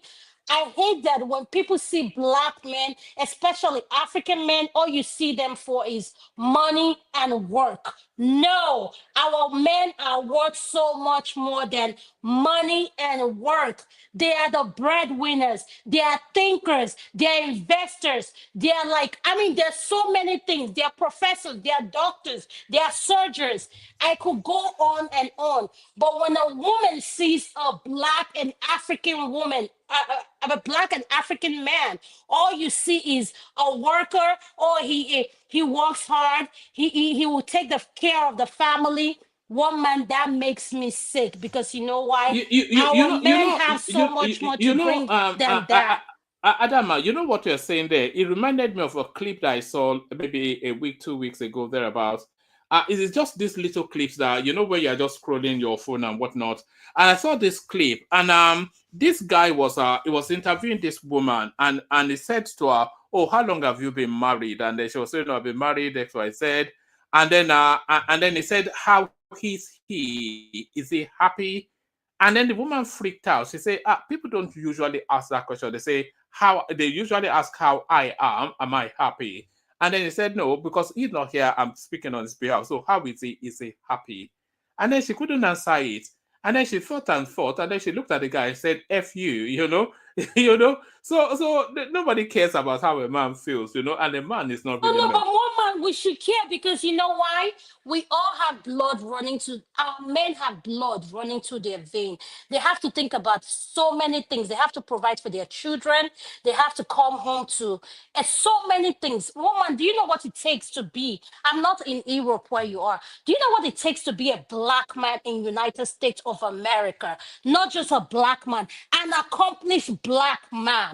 That you have the education to back you up. You have your integrity. Everything about you stands still, but the society will find something to put as a comma in your distance. Woman, all I'm saying is to our women, please stop this pressure you're putting on our men because we've lose so much great men, all in the name of a man has to do this. He has to love me this. If he doesn't have this money, he doesn't do this. No, no, no, no. It's okay for a man to tell you, girl, I'm broke, but we can start all over. If you believe in me and we build on what we have, The sky is our limit. Every man, every black man you see walking on the street is not Obi Kobana. They are not E-money. They are just the average. So let's be realistic. When we ask for this expectation and we are bringing nothing to the table other than our ass and titties. Thank you, woman. You know, just to what you said, that's why some women stay single for so long. You know, the men that every woman wants the same man. Maybe black woman, maybe every woman, I don't know, but women tend to want the same man.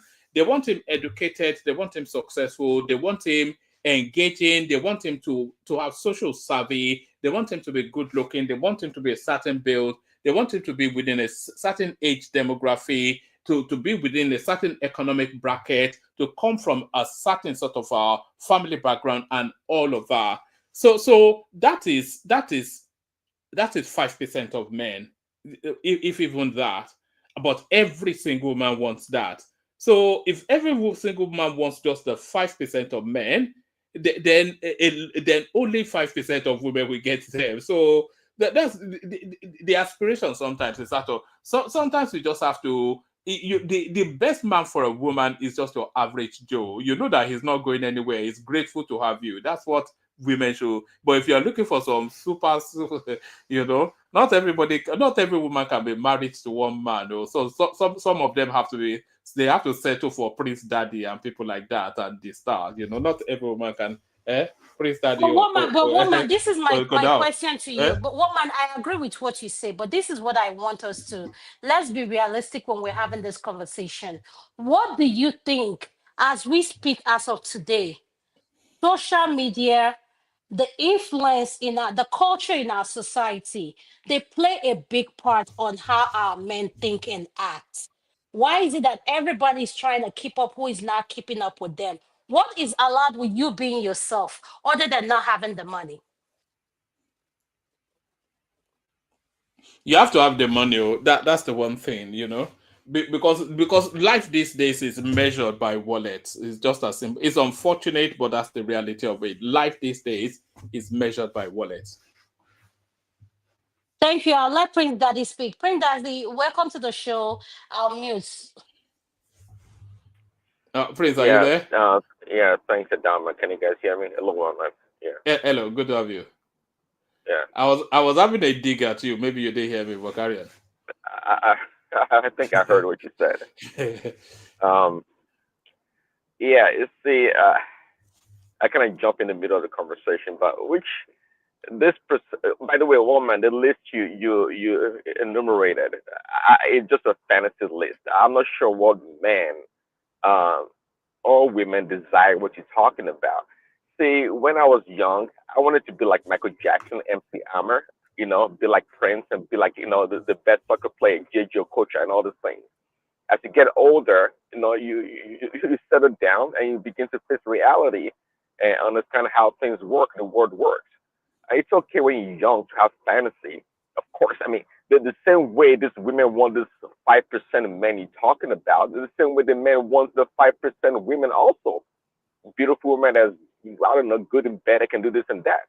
But it comes to a point you realize that, you know, you face reality. Not because you want to downsize or don't have ambition, but it's just reality. It's you know, you tend to focus on what matters to you. As you get older, certain things you dispel and things become more important to you. You know, and there's no doubt the social media platforms or the social media in general has influence on a lot of people. But what percentage of people we're talking about? Of course, I understand it's young kids, you know, high school, whatever, young adults, they can get influence. But are you telling me a serious adult, 50 years old or late 40s, 60, is being really influenced by what is going on social media, that they don't know what they want? That's a joke. Well, they are. I know they are, but what percentage are we talking about? Do you know the last time I switched on a television set? I cannot remember the last time I switched on television. I get everything, entertainment news, everything from social media, from the internet. I cannot even remember. Even the news, I get it from the internet. You know, we've been captured, and subtly it shapes your life, whether you like it or not. But to those women though, when you look at some of them, they've educated themselves out of a certain sort of demography. So you have your 25, 27 years old girl, she has a master's in XYZ. She's a banker. She works in a bank. She's a medical doctor, whatever. She's single. So there's a certain demography that she's educated herself out of. But then there's another demography that she's educated herself into. But that demography that she's educated herself into, no matter how good looking, the demography she's educated herself into is so competitive that her chances are that much more reduced just by the fact that she has educated herself into what is a vast ocean that she might not be able to swim in. Yes, well, man, there's no doubt. No matter our environment, we are a product of environment in a lot of ways. And I always say, there has to be balance. People that have, what we're talking about here has a lot to do with personality and self-esteem. A lot of people, it doesn't matter how much degrees they have, PhD or whatever these women are, even the men, if you don't have self-esteem, um, you can be easily destroyed. You are easily swayed left and right, and you don't have your own mind. It's what people think and do is how you are influenced, which is terrible. Okay, and again, it has nothing to do with education. Some people are just like that. Um, and I don't know. Again, I don't blame them, I guess, but again, your personality plays a whole lot when it comes to who you are. To be easily enticed by what you see on social media it's just a terrible thing. Again, I understand it for the young ones, but not Please, adults. Daddy, can I interject you? I'm even Yeah, go ahead. surprised that you don't. I'm even surprised that you don't believe that social media influence people. You know, one thing about social media is the more people keeps hearing a particular concept, the more people keep, getting used to that concept, you will be influenced without you realizing it. It doesn't matter the age you are. You know, one of the example is this other room things that social media over time made people believe that, oh, a man is that person that can spend 5 hours in the other room. You know, before you know, the concussion sellers, they are beginning to have some level of demand in their businesses. You have divorce rates just because some people believe that suddenly that their husband is no longer a man. So social media, I think, is one of the evils that people need to get educated against this day. So that's my interjection. Yeah, I never said social media doesn't influence people. I never said that. That's why I put in different categories. Are you serious that 50, 60-year-old men in their late 40s can be easily influenced by social media? If that's the case, then that is terrible. I mean, we learn from social media. Of course, we do learn. There's a lot of things to learn from other people. But if you're not your own person, your own man or woman at a certain age, then you're lost cause. Well, what can we do? Well, nobody can help you. Yeah, what you said, it's something you learn, something new, a product or whatever that can help you in the bedroom or this and that. You can look at it, but you should not be so heavily influenced like a teenager would. No, not at all. We have to draw a line and start taking responsibility. Can't just keep blaming damn social media.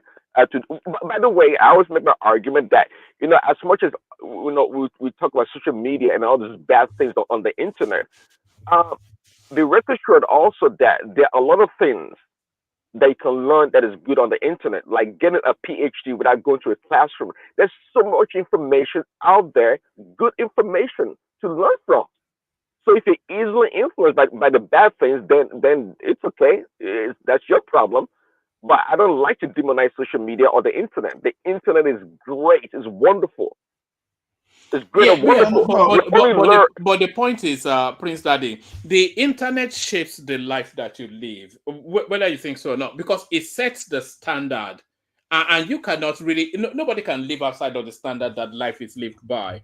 You know, so and the internet sets the standard of how life should now be lived, and Well, one way or no, the other. Yeah, one might say it, just like you said earlier. I don't really watch television. I can't really tell you the last time I turned on television until lately when my wife turned on CNN because of Trump's inauguration. I get all my information just like you. And by the way, thanks to one man show, all the current affairs I get from your show. I don't really visit any other, such platforms, but I get all my info from your show. And and this is what we call, on television they call it predictive programming. On social media, it's more like a personalized programming. I get to watch things that I want to watch. Okay, on like television, actually, I had more headache watching television than being on your show or social media because I go to sites, based on the algorithm, and it pushes certain content to my feed that I watch.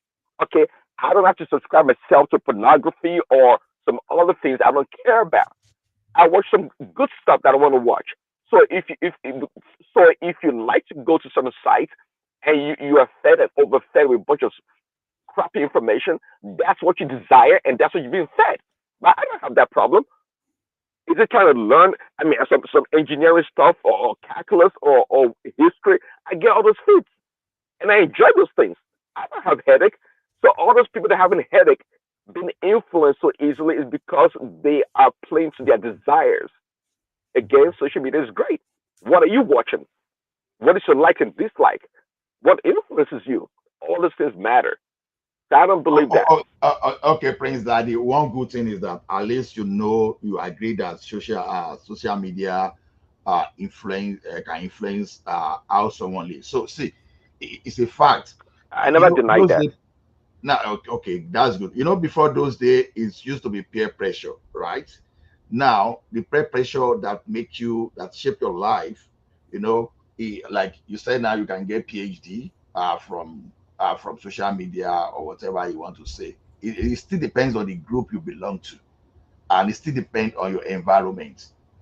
If you're in an environment that will take much of your time for something more productive, you may not really be influenced because you'll be influenced by that actions.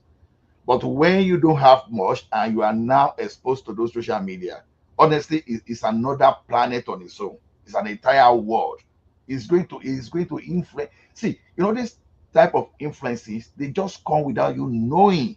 You would think things are normal, but before But you you have to know, acknowledge, if they you are heard me influenced. earlier, no, you have to acknowledge, okay, you only are exposed to the things that you want to watch. See, this how it goes. Whatever we surround ourselves with, we draw us closer and deeper into it. Okay. Again, if you go to websites that only talk about some educational content and maybe history and some other things, 99% or 90% or more of your feeds would be those kinds of content. But if you like to watch beautiful women, nothing against it, and listen to gossip on the internet, on the platforms, then you're going to get those feeds. Yes, I'm telling you, I don't have headache. This is a classic one. Trump's first term. Allow me first, So Trump first term. Prince Daddy, sorry to interrupt. In other words, what you're trying to say, we are all in control of what we watch and what we don't watch. Is that what you're trying Absolutely. to say? Yes, and I agree Absolutely. with you. I agree with you 100% because it comes a point in our life where we need to start taking accountability for our action and start blaming the media for everything. And I want to Thank you. say Yeah. this. Yes, I want to say this. Let me give for example. BT, everybody knows coming. He's a cardiologist. When BT comes in, I've noticed this thing about him. No matter what time BT comes in, BT will mute and he will be. I've heard microwave. BT is a married man. No matter what time he comes in, you see him doing things. But when he wants to check out, he mutes.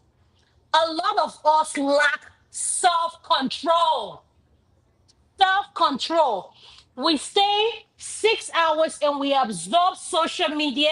All we do is watching Ash and titties all day. I don't have any problem with that. If You that's what say you want that to like do. it's a bad thing. How is that a bad thing? You You see, keep woman, you see, this is what you see, how that's what is I'm that a talking bad thing? Eh? about now. Is that not Woman, you there's know they more to say life. fat Woman, I bottom want to girls look make the at world go round, you know? no, woman, I want to look at investments. That time I spent 6 hours watching us Ask and Teddy, I want to look at investment, how to grow my portfolio, and not Ask and Teddy. Thank you, sir. Well, there's OnlyFans now. People make millions from that, and it's a combination of the two. You know. Okay, one man. Only see that only fans. I know what you're talking about because I guess You I'm see, out how do there. you know? How do you know No, is no, the guy no. that look at this I guy, know. eh? I know by Look, description. No, you over to last, no, no, eh? no. How do I you know know? by description what's all. I mean, they talk about it on different shows, but of course I've not been on that platform. So I've not been on that platform before. So and people that want to be on it or watch it, that is fine. So they can have that headache. So what Allah was talking about, if you watch OnlyFans and and you want to go and perform like I guess they do with your wife or your partner, and you're not up to that standard, that's your headache. That's the point. Prince Daddy. Let me quick this point real quickly. Say back in Trump's first term, right? People always complained about Trump's tweeting. I mean, people complain how they get his Don't go Trump. to Trump for now, please. Don't go for Hold on. Trump. No. Let me land my Let, point. People complain about his tweets and whatnot, but I think everybody on this platform knows that I'm a big Trump fan. And guess what? I was never subscribed or followed. I never followed Trump on Twitter. I never did. So all his damn tweets and all these things that people complain about, I never got them. It never bothered me because I was never following him. This is my point. To Adama's point, self-control. People don't have self-control, but they rather point fingers and blame other people for their own missteps. Go ahead, Allah. Guys, sometimes self-control can be exaggerated. You understand? Self-control can be exaggerated. You see, when the thing is working fine, yeah, self-control, I control myself. But when things goes the other way and you find yourself under certain pressure, then you will understand that self-control is exaggerated. You see, one thing is this: the way the society works is you wake up and you find yourself behaving exactly how people around you behave. Someone that is coming from the family of academic now, it's like the children is in certain condition, they are likely to become professors too. They are likely. But when you now find yourself in some certain area like a ghetto, like what they do, before you know too, you start behaving like that before. That's the only way you can survive within that environment. So the thing is, exposure to some certain culture, to some certain norms can influence. Even okay, you can be an outlier. You can be an outlier in that certain situation. But when you look at the normal distribution within that environment, they are likely to behave almost the same way. So this self-control is exaggerated.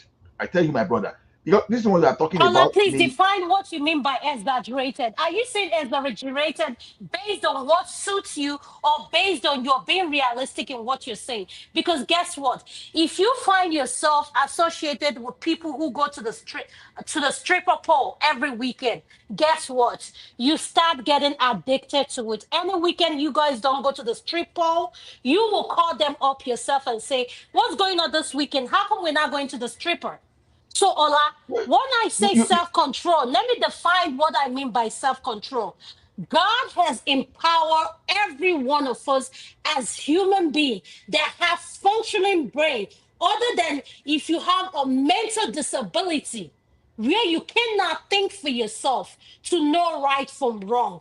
But if you can, no human being can make you do anything you don't want to unless you're under pressure or you're being influenced. What I'm trying to say is this, Ola, we are product of our environment.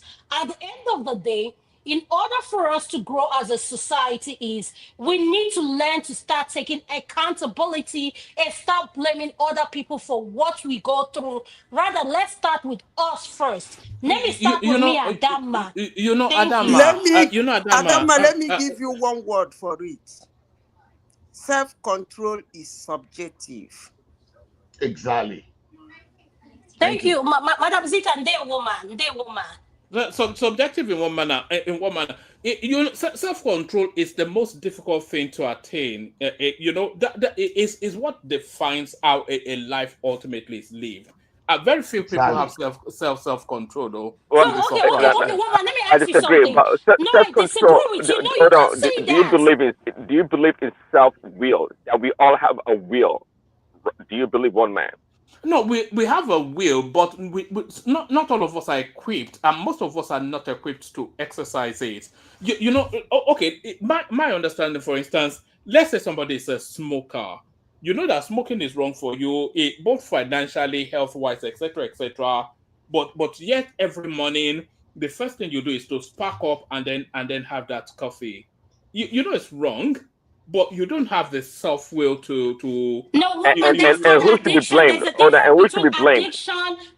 No, woman, don't combine the two. There's a difference between addiction and self. No, you cannot combine the two. If you're addicted to smoking, you're addicted to that. If you're addicted to It's not an addiction, pornography, though. It's a habit. You have to make the distinction between a habit and an addiction. It's a habit. woman, can I understand what you're saying? What is your point in all this reason you're giving? Let me understand your point so I No, can no, help better challenge you what you're saying. no. Because you and Prince that they are saying self-control, as though it is something that is within easy reach of somebody. But did you hear what Miss Zita said? She said it's subjective. Yeah, That is a big language. And I yeah, it agree is with her in the subjective. sense. But you can't, yes, I agree with her in that sense. I'm not going to argue about that. But when Ola come in and say, oh, if you grew up in this It's environment exaggerated. Yeah. and you say you hang in the ghetto, oh no, it's not a matter of time. You start acting like someone in the ghetto and everything. Let me tell you something, Well, Adama. it's subjective to. You see, Go ahead. Prince Daddy. You know why I said, Madam Zita simply just did and said an integrated part of what I said. It depends on how you perceive it.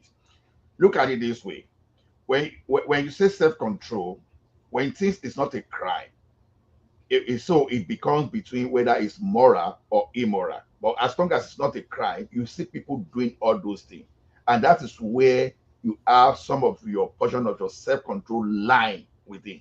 Because the thing is this: before you say you have self-control, sometimes you need some certain information. Information is key in what we decide how you act, and we now call that one self-control. So to me, saying self-control when it's not a crime for you to do things, I don't get it. That's why I'm saying that because you find yourself in an environment where they are religiously strict about particular thing, and as you are growing up, you develop along that line already during your formation period while growing up, you've already have that habit. It's imbibed in you. But now you can still live that same environment and you are exposed to another culture entirely. Before you know, you start behaving that way. So control you are saying is more of part of an integral part of culture. As long as that thing is not crime, the I'm not sure. self-control you I'm have not to. sure. I'm not sure that's where we are. I think it's more individual Um, exercises of choice. I'm not exactly. sure. Yeah. Thank you so much, woman, Yes. for It's more defining it. to this It's point. not In, societal. What you just said. No, I'm not no, sure. that decision, yeah. If we the talk one decision second, if making we're is not talking as about subjective when it comes to self control, okay, maybe I don't really understand that. To me, it's more relative than subjective. I mean, what is self control? Of course, it's relative to what you are talking about, trying to or what you're dealing with. Um, if you have self control to stop smoking, maybe somebody else does. Okay, and they can easily stop smoking, and you may not have that willpower to do so. So it's all relative. Okay.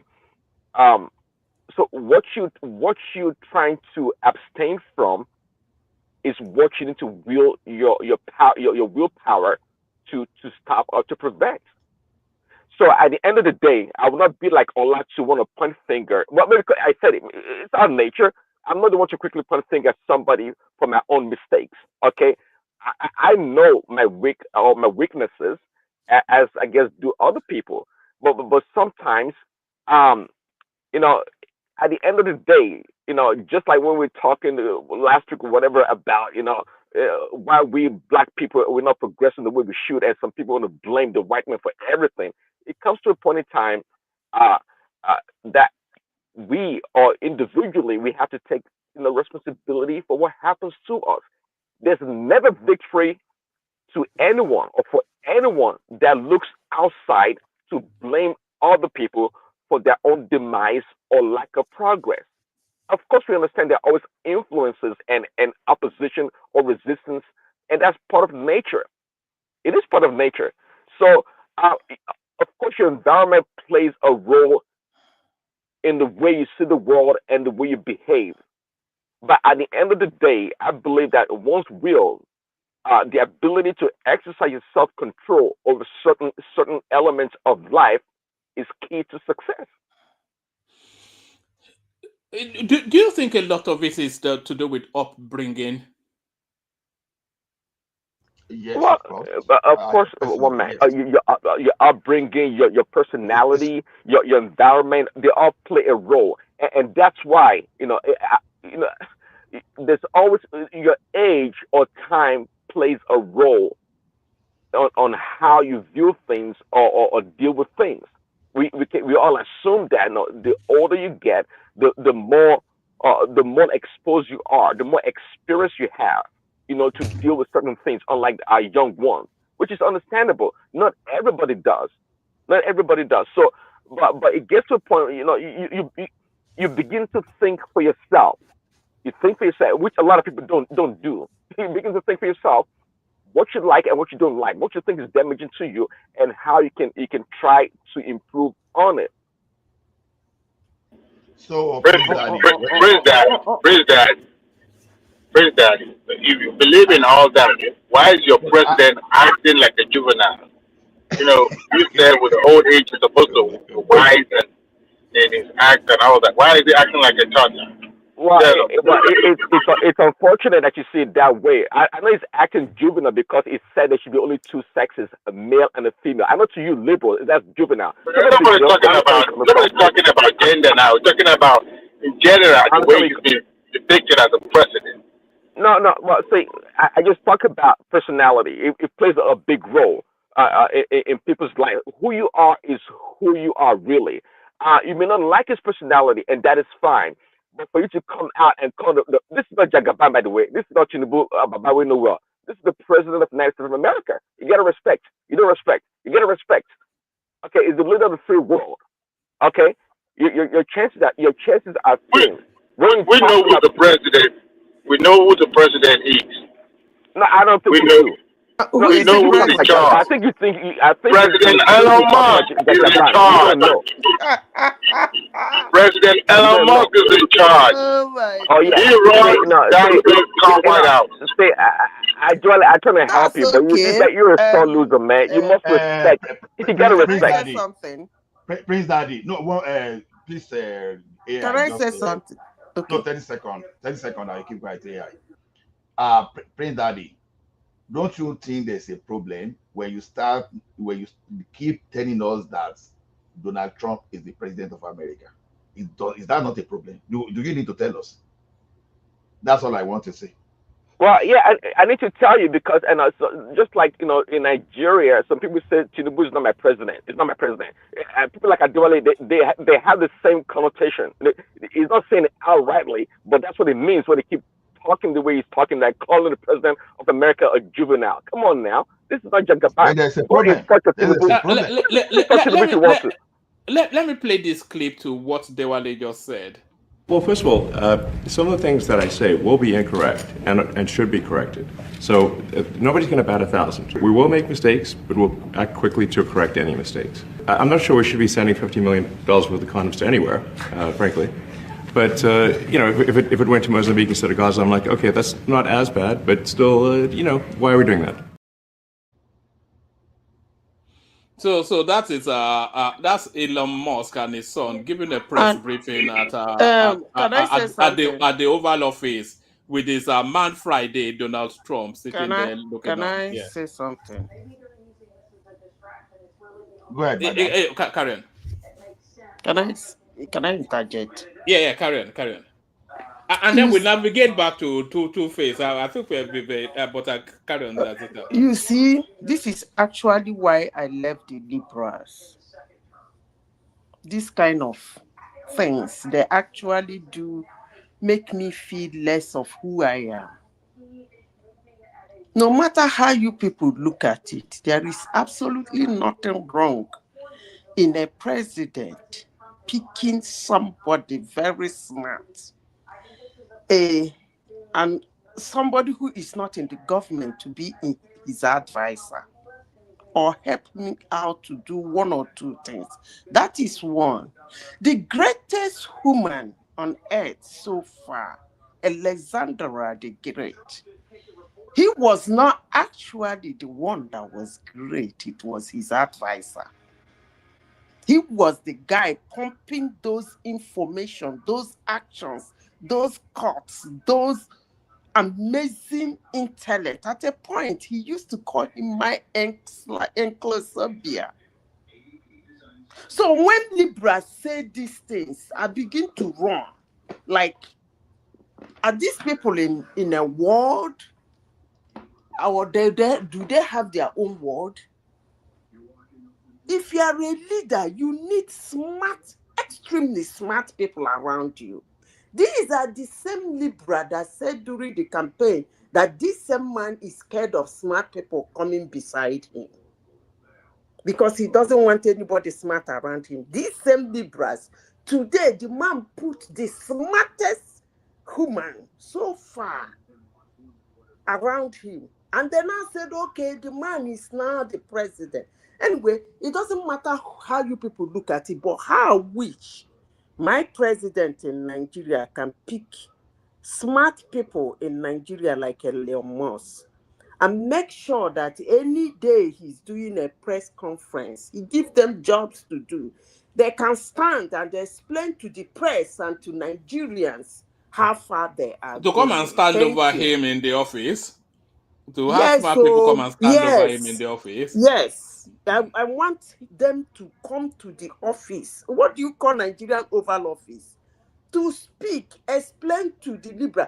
Meanwhile, you see, when liberals talk, they're ridiculous. These are people who have come out boldly to say that waiting that guy in the streets. That means you know how America is.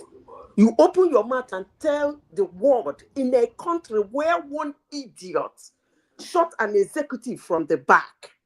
And this same liberal called that idiot who is so scared to face his fellow man in front and shoot him from the back. This same liberals called that little twat a hero. And this same liberals said they are waiting for this man in the street. And this same liberal expect that man to hold a conference in the street or somewhere in a hall explaining to them what he is doing so that they can shoot him. I mean, I don't get you people, but listen, let me tell you, I am so happy with Donald Trump. I am shocked that he has learned so much from his past experience as a president. You know, these are the things liberals used to do with their crazy media. They get on his skin in those days and he started reacting. But I am so shocked that today, even when the liberal were calling Elon Musk the president, he actually brought him to the office. You can take a short walk in a what do they take a short walk in a pier whatever. Go and commit suicide. That's just what he did. As they were busy calling the man the president, he decided to bring him to the Oval Office. So you people can go and hit your heads on the wall. I don't just let me just tell you two things. It's not going to be long. It'll be in the course of no more than the third quarter of this year that these people will fall apart because Elon Musk, Donald Trump doesn't like the spotlight on anybody but That's himself. what you think. You know, his Well, job no, is that's what ending will in happen. April. Wait, his job is ending And in the April. second, But let me tell you this. hold on now, Okay. hold on.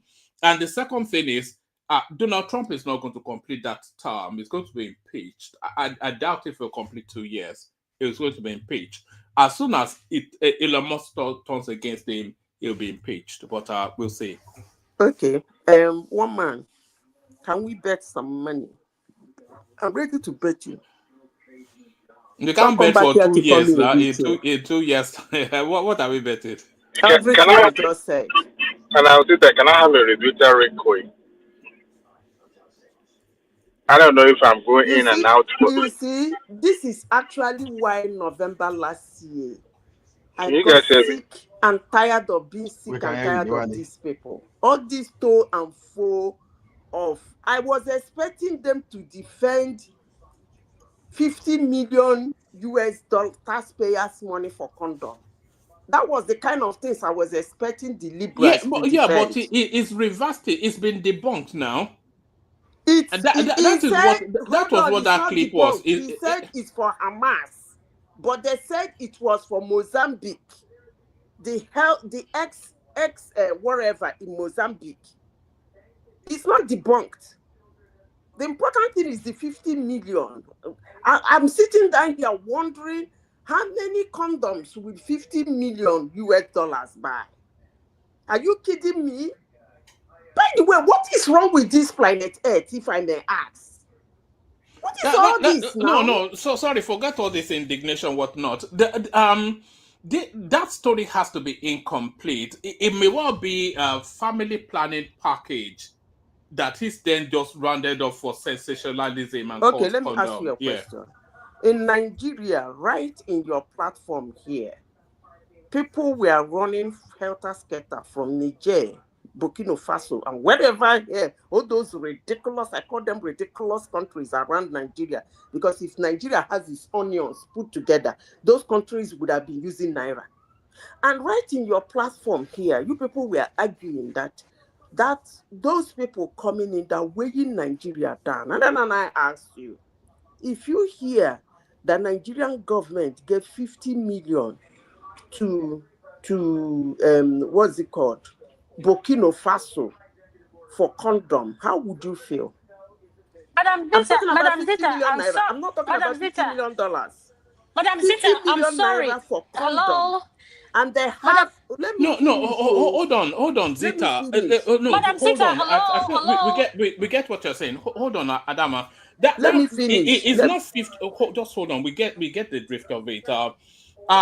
It's not 50 million for condoms. It's just used that condom for sensationalism. Hold on. It's a family planning package. Not 50 million for condoms. Wait, let me finish what I'm saying. And in Nigeria, you have ex-military. Madam Zita, please, before you explain, I just want to ask, what are you talking about? Because we're talking about two-face, so I can follow what you're saying. Ma, what are you talking about? So I can understand. We've ended up in America, and no, I'm responding to somebody that said Elon Musk is the president. That's the okay, ma. Okay, ma. So, one man, and you hear, okay, whatever you call it, whatever you call it, that Nigerian government will lift 50 million naira and go and dump there. Meanwhile, in that same Nigeria, the taxpayers' money, some veterans are still sleeping in the street. One man, how would you feel? Call it any name you want to call that 50 million. You asked the question now. You asked the question. We did it recently by buying security kits for Niger Republic, vans, cars, this thing. We've been doing it all the way through the history of that country. Monies to South Africa, monies everywhere. So it's not as though Nigeria doesn't spend outside our shores. We do it all the time. Really? Yes, we do. You do it all the time. Yes. And you still come to your platform and say Niger people are weighing you down. Which one do I believe? Yeah, it's just similar to the Anyway, Americans complaining about their money being spent internationally. absolutely nothing you people can do. If Elon Musk is the president of the United States, he's so good. He's so intelligent. I don't mind. The only problem is he's he's not an American. That's the one problem. It doesn't matter now, but if he can be the president, as you people say, that he is the president, he's so good. That would be very nice. Thank you. You can move to the next topic. One man real quick. Can you get everybody hear me? Yeah. Yes. Okay. Here's the deal. I will refrain from going personal, but talking about the subject matter. That picture you just showed there, one man, depicted a White House that is delusional and they have no direction. Please tell me the last time an employee of a government, whether paid or unpaid, come to White House with his son, just casually addressing the media when it's not the head of government, not the head of government. Go and study American history. More than a lot of them have done that. See people. Please. And by the way, yeah. No, carry on. I was just going to add, Elon Musk is an illegal immigrant in America. But carry on, yeah. Let's just put that aside, okay? Let's just take that as just a minor issues. Now, in his first term, Trump had a couple of billionaires in his cabinet. As a matter of fact, Secretary of Treasury was a billionaire. But you could see that, number one, they are employee of the government. Now, when you are serving in any capacity, whether paid or unpaid, in a government corridor, there are certain things you have to abide with. Now, they said it's been it's been tapped by the Trump to do some certain things. Please point to me anywhere in the world where aristocrat or technocrat, not aristocrat, technocrat, run government successfully. There is a reason why politicians are successful when it comes to running government. But when you are bringing the mentality of a business into governance, you are setting yourself up for failure. All these government agencies and bureaucracies are being set up to help government to, put a stop to things being done abnormally. We have guidelines, we have policies being put in place, and you are dismantling. You don't just do things. There are three arms of government. The legislature has to. Let's just say everybody in the Senate are in support with Trump. They're not going to say no, but behind closed doors they will say yes. When you are dismantling, at least you have to carry them along. All these things, whether somebody send a condom to somewhere or most of this agency that is dismantling is going to come back to hurt America in the long run. Nobody says the government should not reduce spending. So how does that become your business? Who is talking? Who's talking? We're talking intellectually here. We're not doing the palo side. Whether it's my business or not business, it's my opinion. No, it's your business. You're an American taxpayer now, so it's your business. I don't even want to join that. But what is that picture that you show, woman? None of our business. When you have somebody, none of his business. It's American taxpayer. I don't even know who is talking. When you have somebody, you see, it doesn't depict somebody who is in charge of control. Tomorrow, what you've seen in the media or throughout this week is Elon Musk is in charge, because right there he shows somebody who's like, I have leverage on you. I can tell you what to do. You are coming to the White House. You are bringing your son. People do that, but in a way that you have to address. Look, I bet you, I know Trump for a fact. One thing that he will not do is to share a stage with somebody who can offset that stage from him. But for him to have allowed Elon Musk to address the press with his child, kid always, and Trump doesn't even like kids being playing around. So it shows someone who is not in charge. If somebody spends over 200 million in your campaign, you can't tell me that person doesn't have leverage over you. He depends on this guy to win this election, and he will not hide that from the public. It's unfortunate, but like I said, when you have somebody, Elon Musk might be a smart tech guy in the world. That's fine. But when it comes to governance, government setup. He doesn't have the wherewithal. And it's unfortunate. This guy is just spending the second term. Before you know it, I tell you this, it's going to do a lot of damage to American integrity to the point that it will take decades to salvage whatever is going to be left. I'm telling you guys, it's not a matter of, oh, he's successful in his business. Anybody, even an idiot. Why don't you go tell Biden that? You should have told Biden that ruined the economy, ruined the country. It's too late now. Prince Daddy. You lost to be quiet and let us run the government the way we want to do it. Yes, right, madam. All right, hold on. I was saying that Elon Musk was an illegal immigrant, and somebody is saying, how do I know? I know because he told us so. Watch this. We were not, I don't know if you were, but I was not legally in America, so I was illegally there. In fact, when they did fund us, they realized that we were illegal immigrants. Well, I mean, yes, we were. I'd say it's a gray area. Yeah, yes, we were. We were illegal immigrants. We were sleeping in the office. We didn't have a car. We had one car, but the wheel kept falling off. So that was him and his brother right there on the stage. Okay, so because he made that joke. What do you mean a joke? He's an illegal immigrant in America. He's an illegal immigrant. Anyway, one man, it's a joke. You can't with a separate joke, one man. And also, guess what, one man? It's also an African American. Does that help you?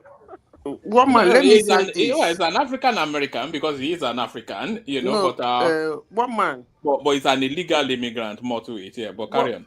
One man, let me say this before I move away from American politics. You see, as I said before, this is actually the problem I have with liberals. You came in here, you tell the whole world that Elon Musk is in charge. He is the president.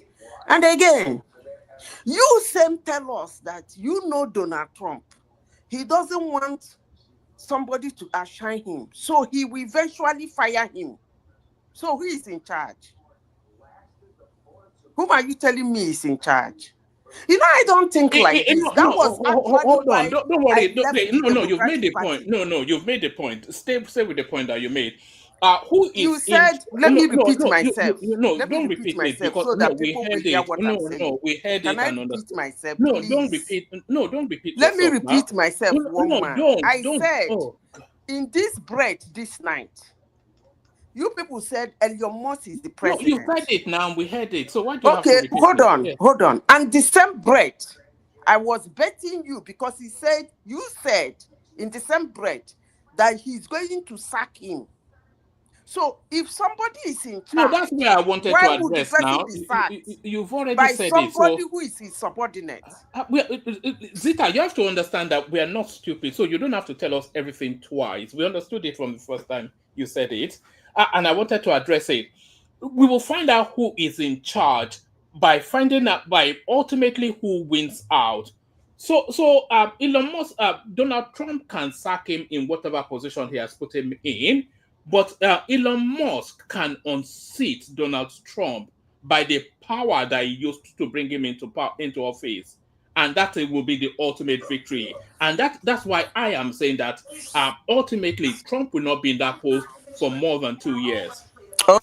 Okay, I rest my case. I shut up my mouth. That's just comedy. All right. Shall we navigate back to who has any thoughts on Two-Face Adabio and his father of all nations spreading his seeds all over? He wants to repopulate Nigeria from Edo State. You know, this rascally man. And the guy really looks like a Prince Daddy. Yeah, he looks like Prince Daddy in some way, you know. Balogun, I want fine girls. Nobody knows how handsome Prince you Daddy guys is. You remember Prince Daddy was you remember Prince Daddy was switched on his camera once. That was when Doopsy fell in love, you know. Prince Daddy's friend in the White House, that is the father of many nations. He's not going to talk about it's the Two-Face he'll be talking about. That one that is fathering kid and left and right. Maybe, you know. Anyway, why are we even talking about Two-Face? That is his personal. I still don't know the I won't call it obsession, but this fixation on this guy's story. We all know who he was and who he is, but why do we talk about his private life. It's a He celebrity now. represents. It's a And celebrity so now. what? And so what? That's When what we make people these do. people feel, we make them feel much more important. And these are the people that are Asogo, just other than entertaining us. They're not contributing any value. There's nothing that Asogo, is we can Asogo. pinpoint and say this is the value this person has He added to other than represents serving to our he entertainment. represents a typical African man. He represents Adewale. He represents a No, Babangida. he He doesn't represents represent me. that. Doesn't represent my value That's that an I have. African man. Typical. No, no, no, no, no, no. A typical African that I know have respect for themselves, have respect for the institution called marriage. Even at how the road is no longer smooth for both of you and your spouse, you can do that within the confine. Even though as a celebrity, we know some celebrities that live a private life that doesn't put their businesses on the social media, and Nigeria kind of fixated on that topic. It's not just on this platform, even on the television.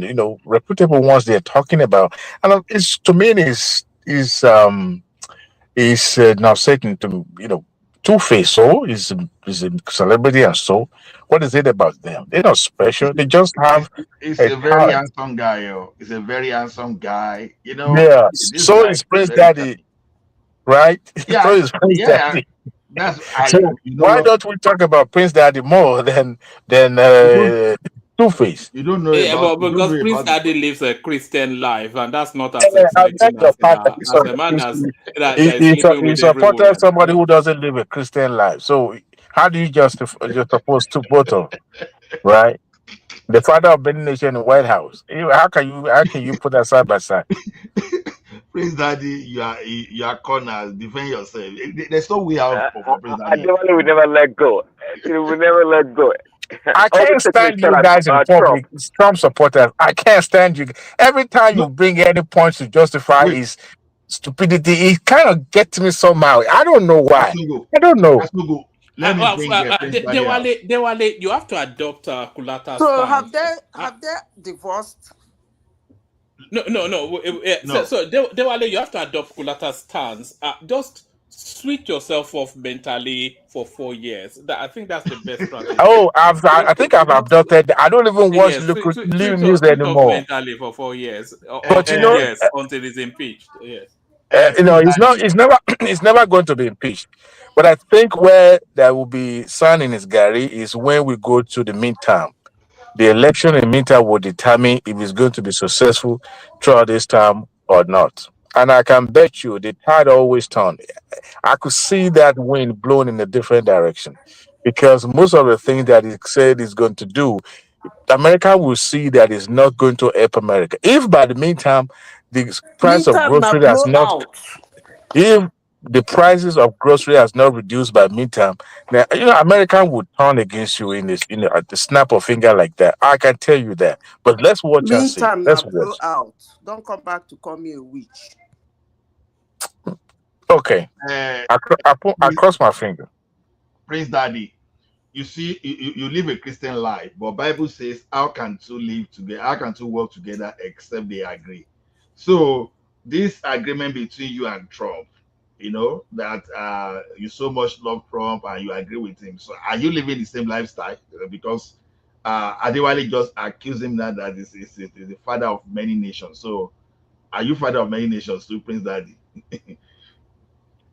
It's because I try to live a Christian life doesn't mean I'm pious or a saint or overly righteous. Not at all. I told you guys before, Okay. To qualify as a Christian, you must be a sinner. And just like our Lord Jesus Christ said, it didn't come for the righteous people, the saints. It came for sinners, in which I am number one. So that's why I'm a Christian. Okay. I see your resemblance with Two Face now. Anyway, so at least you've answered my questions. All right. But that guy. Did you see the clip that he put out today? Two Face begging this new lawmaker to marry him. Did you see that? See, one man. This guy is a top guy. When you look at the category of people that have baby for this guy, it's what many guys cannot even know. When you are talking of a first class top lawyer, when you are talking of Yeah, doctors, but oh my goodness. no, but yeah, no, that's you know, that doesn't, you know, it can't be creating baby mamas all over the place now.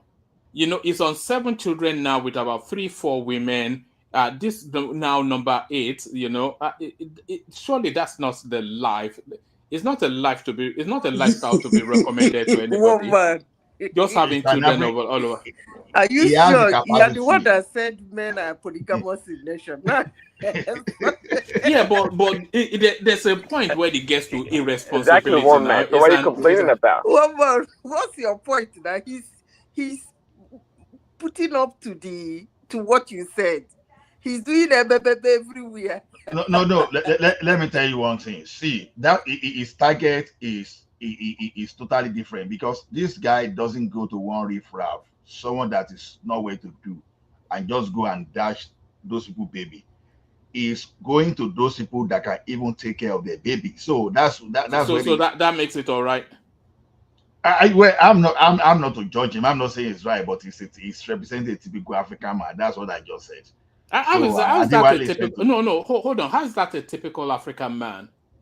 Is it a typical African man to be birthing baby all over the place?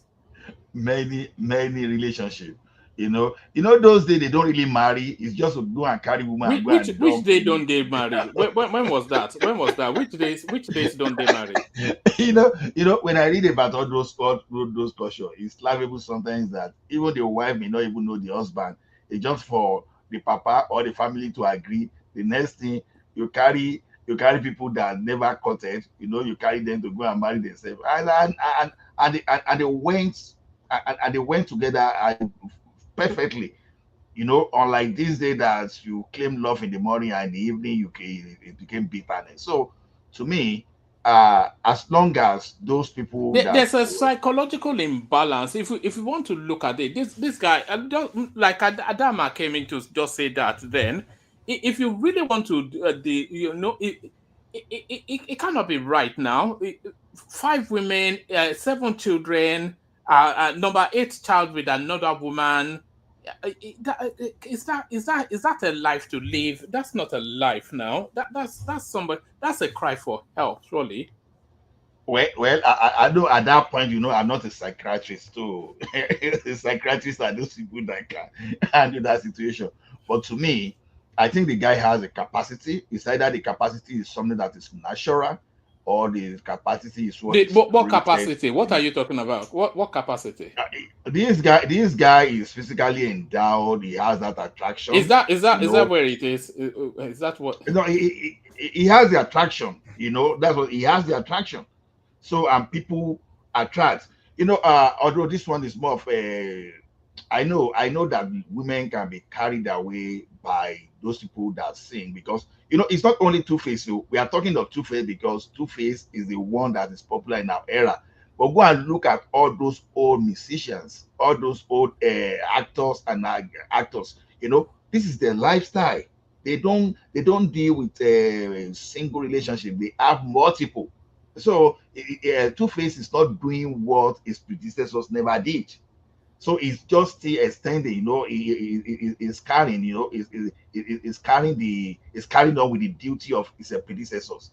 So to me, I think it's all about showbiz for people to have something to talk. So Two-Face is not doing what others within his industry, whether now or in the past, have never done. Who is doing it now outside of him? Who else is doing it now? I think there are many, just because you know there are about one or two that will have a baby mama and then they will settle into a relationship, but he has a slew of baby mamas and it continues still well into his 50s. So who else is living that lifestyle? See, I don't follow this space, so to speak, but I've heard a lot about Wizkid, Davido, and because you know about this Tubaba, issue. And there are plenty of these other, celebrities. So doing it. I mean, it's a lifestyle, just like Allah said, that they all live. There's not. I mean, I'm not going to say it's not a big deal, but even to Baba's, situation. It goes after, I guess, what you call A-class or quality women, and that can afford to take care of the. Now, if it was having babies left and right, and he's not taking care of them, that's another thing. But that's not the case, actually. Not because I'm approving of his lifestyle. I'm just saying that. I mean, at least he has a limit, to put it that way. Exactly. Just imagine someone with a first class in law, I didn't think that he still stay on that. We'll be going for this guy, and I'm not even sure this guy even had a bachelor degree. You know, so it simply means that this guy, I don't know, it has something that these guys want. I think they want this guy DNA. You know, they want this guy DNA mixed with their own, and now so the thing is, it's just his own luck. That's the way I see it, his own luck. Like I said, go and, okay, Ebenezer Obey, for example, now, all those funny people, you understand?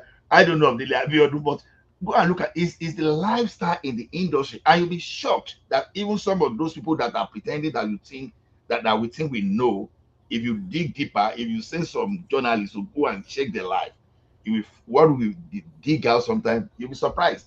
So it's a normal thing.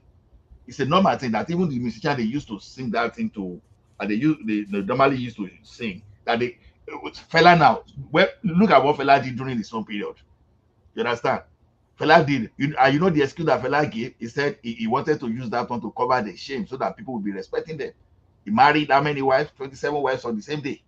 So now when you look at the category, like I said, now the category of ladies associated with Two-Face, oh my goodness, you will find it difficult to even criticize him, even though you may want to. It depends on who is setting up that morality or immorality. You understand? What to consider moral may not be moral to some people. So it depends on individual. So who am I to judge anyone? So he has the capacity. It's not a subjective morality, or for a man to be birthing babies all over the place. There's no subjectivity to that. Okay, but at least it's not a crime as of now, right? It's not a crime. This guy has not given birth to area boys. This guy has not given birth to someone that is disturbing, that is constituting nuisance. You understand? These are the type of guys that tomorrow you will see the children, just because of the category of women this guy had the children with, that they become your tomorrow surgeon, they become your tomorrow politician, and great guys. So to me, I'm only concerned if I hear now that, okay, Two-Face Idibia Shine now is the one down claiming junction, one by junction, one by garage. So those are when I will be saying, okay, this guy has actually given us problem, because there's a part of the country I will mention that you go to, they just give birth, and those people that are giving birth to are the one that will come to tomorrow, that will be causing trouble in the environment tomorrow. But the quality of the offspring coming from this guy is going to be totally different. And a typical example that I have referenced in the past that when you look at the Obaolate Olagbegi, I'm still looking for someone that will just go and point to one of his children that it's not where to do, So to me, I need not be telling you of Solomon, I need not be telling you of David, I need not be telling you of so many people. So as long as it's not a crime, then whatever pieces is sold, let him do that. To me, I don't have any business condemning or judging Two-Face. Let him carry go. I think it's unacceptable. Okay, woman, you've not told me what happened to their marriage. Who left who? No, I'm not sure how much you know about him, but this guy apparently is a singer of some sort. They call him Two-Face Idibia or Idibia or something.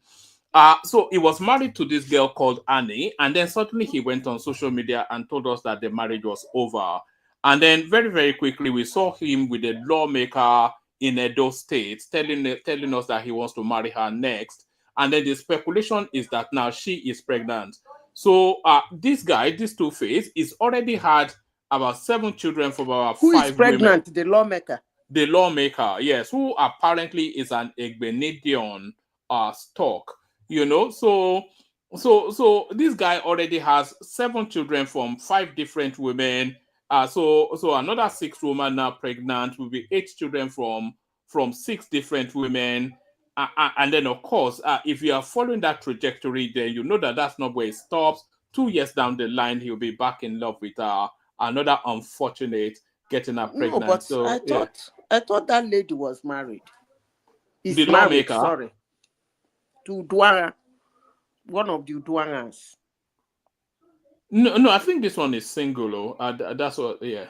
Is it not the lady that this guy wanted to kick out of Senate? Is No. She's not in Senate. She's in Edo State House of Assembly. Oh. Yeah. Wow. You know? Hey, this is serious. So he's married and he was knocking another lady. Is that what? Yes, and then got her pregnant, left his wife too, and they tell us now he wants to marry this woman. And Ola says there's nothing wrong with that. There's a lot wrong in it now. He was knocking when he stayed married. That's what is wrong with it. Married to who? Who make that of a law that is wrong? And which court they make that judgment? Which court judgment pronouncing that okay, married man cannot have extramarital affairs? No, even traditionally, it's not allowed. You marry the girl. Which tradition? It's adultery now. Is it not a criminal offense? It might even be against the law. During the olden days, you don't do things like that. You just I've marry the girl. I've not heard of where Two-Face Idibia go date married woman. That's one thing that I've never heard. If anybody has ever heard. No, he is married. No, he is married. Is what Zita is saying. Most before he married Annie, he gave birth. Some of those women we are talking about, the children are older than the Annie children. No, we're talking about the woman he's with now. So that's what we're saying. Not that's a do. Me, I don't know. Yeah, because I've never heard of. Because I've never heard this man date a married woman before. No, nobody is saying that. Nobody is saying he's dating a married woman. What Zita said was he is married, is having sex outside of that marriage, and getting people pregnant. But the woman that got married to this man, there's no way she can claim that she doesn't know. He knows that the husband is getting married to, that is the husband of all. She knows. So why complaining? You can't claim not to know this guy before you got married. Right now. That makes it okay. That she knew that the husband is a bebe doesn't make it right that the husband should be a bebe now. You see, a Yoruba will say, "Ẹni tó jalè lẹ́ẹ̀kan tó bá dàrán borí aṣọ lè ló dàbora." Let me tell you one thing. A Yoruba proverb, they believe that something that is your behavior, is your attitude, will always be your attitude. That the thing can never leave you. You understand? You understand? The skin on the sheep or ram will still remain the sheep on the ram, or the skin on the ram. So the thing is, whether it's right or not, that is his own nature. Your nature is your nature. Except this guy comes tomorrow and say, "I'm born again," no. But as long as it's not tied to a particular moral, like the Christian moral, or maybe another religious moral, you understand? This guy is a freelance man, so he continues. So he hasn't committed any crime. It's not a freelance man. Now it's a married man. A single man is a freelance man, not a married. The only thing he cannot do, to the best of my knowledge, is that he cannot double marry. Otherwise, that will become bigamy. He cannot do that. But this guy is not found in bigamy. So, and I've never seen a court. I know that adultery can be a ground for divorce, but I've never seen a man jail in Nigeria or a woman jail for adultery. So what are we talking about? So this man is not a criminal as far as I'm concerned. So moral or whatever moral is subjective. What is moral to you might not be moral to me. So you wear trousers as a woman in Nigeria, people will say, "Oh, whereas someone that is serving his fatherland in NYSC wearing the same trousers, will you call the same person Ashewo? So this thing is subjective. So leave this man alone, may he shop in life. And if the thing backfires on him too, it's a consequence for him to bear. So I don't really see any big deal in whatever he's doing. He's in control of his own life. All right. Does anybody have any thoughts about Kenneth Okonkwo telling us that he's left the Labour Party? I thought he had already left, but now he has come out with yet another grand announcement that he has left the Labour Party. So he said he has left the Labour Party, but he has not left politics. So he actually said he'll be leaving the Labour Party on the 25th of February, which marks the anniversary of the presidential election. So he leaves the Labour Party, but where is he going to? That's the thing. So back to the APC where he came of from. course, and he has to do it quickly because time is running. I'm saying before the end of March, he will make that announcement. Nobody will see, any reasonable politician will see what happened in a Labour Party and still want to be a member, unless you don't have a career. But how is he able to explain that switch, though? That's the thing. You know, for all that he has said and done, all the screaming and shouting of the obedient, whatever it is, He will explain it the way your last speaker explained the man that was married and doing a baby. The same way Daniel Boala is. So that's the way they explain it. You know, what might be moral for you might not be moral for him. So he can jump from one place to the other. That's it. That you don't go pay me. but that's just the nature of it, though. You know. Okay, now. Not the man who decided to be running from one party to the other. Did he give you people any explanation? Didn't you people wanted to make him president in 2023? Screaming everywhere, abusing everybody, hurting everybody. Now this one don't run small. From where to where, one run back. They say, how would he explain it? Just like your last speaker explained everything now. It's normal. You see, what? Nigerian politicians, though they are also the thing is this: Nigerian politicians, they are there for survival. Most of them, I can say over 90% of them are there for survival. So it's like they're looking for a job, and you go find yourself in an unemployment situation. That is the way Labour Party is to some people now. So we have to go to the camp whereby you can you can get employment. And so they just be jumping because our politicians in Nigeria, we don't have ideology. They don't have what they stand for. As long as the only thing they stand for is survivor. So as we are looking for IT job, as we are looking for cybersecurity job, all those things, so they are looking for job too. So it's not strengthening that the man is doing that. So this is a Nollywood actor that I don't even know whether they call him to do production again or probably in quotes. Probably it's gone beyond his own creativity for him to be in the market. So it's not about survival.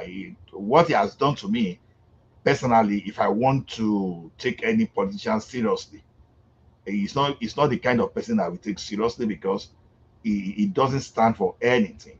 And I've listened to this man, and I'm not even convinced about his political standing in the past. So it doesn't even really have a political standing, does he? It's just an opportunist who has a little bit of oration, and that's just it. He can talk a little bit. That's just it.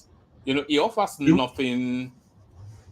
Even that oratory you even mentioned, I don't even know because a person like me that I believe that I'm one of the easiest person to be convinced. That man has never done anything to convince me other than just to try to give some kind of analysis paralysis. So to me, if he makes his way back to the APC, what's the slot for him? You know, the only thing is that they captured the big fish from Peter Obi. That's the only thing. But outside of that, what can he offer the APC? He offers nothing. He made the mistake of leaving in the first place. He really do have a bright future in APC, but after that governor in Enugu, which was a calculation by the party that no matter how much they pump into his campaign, he's not going to win that seat. So they let him, with that anger, he started venting. You know, when you don't have political acumen, somebody is trying to tell you that, look, we shouldn't just spend money for spending money's sake. We are spending money to get results. And you get angry that your party did not do this for you, do this. That was actually why It doesn't strike me as being equipped. It's not equipped to be a governor now. I think his best bet is to go House of Rep or Senate. You know, anybody can have that one. You don't even have to be a serious, you know. But But Obi is the certainly one not a that is governor. equipped to you to be a president, right? No, Obi is not equipped to be a president. I don't think any serious-minded person thinks that. You know, nobody. Obi is not even equipped to be a governor. We saw how badly he did in Anambra. You know that his predecessor Ngige, his successor Obiano, they all, if you look at the IGRs, did better than him. If you look at the poverty elevation, they did better by all of the matrices of our governance. His predecessor and his successor.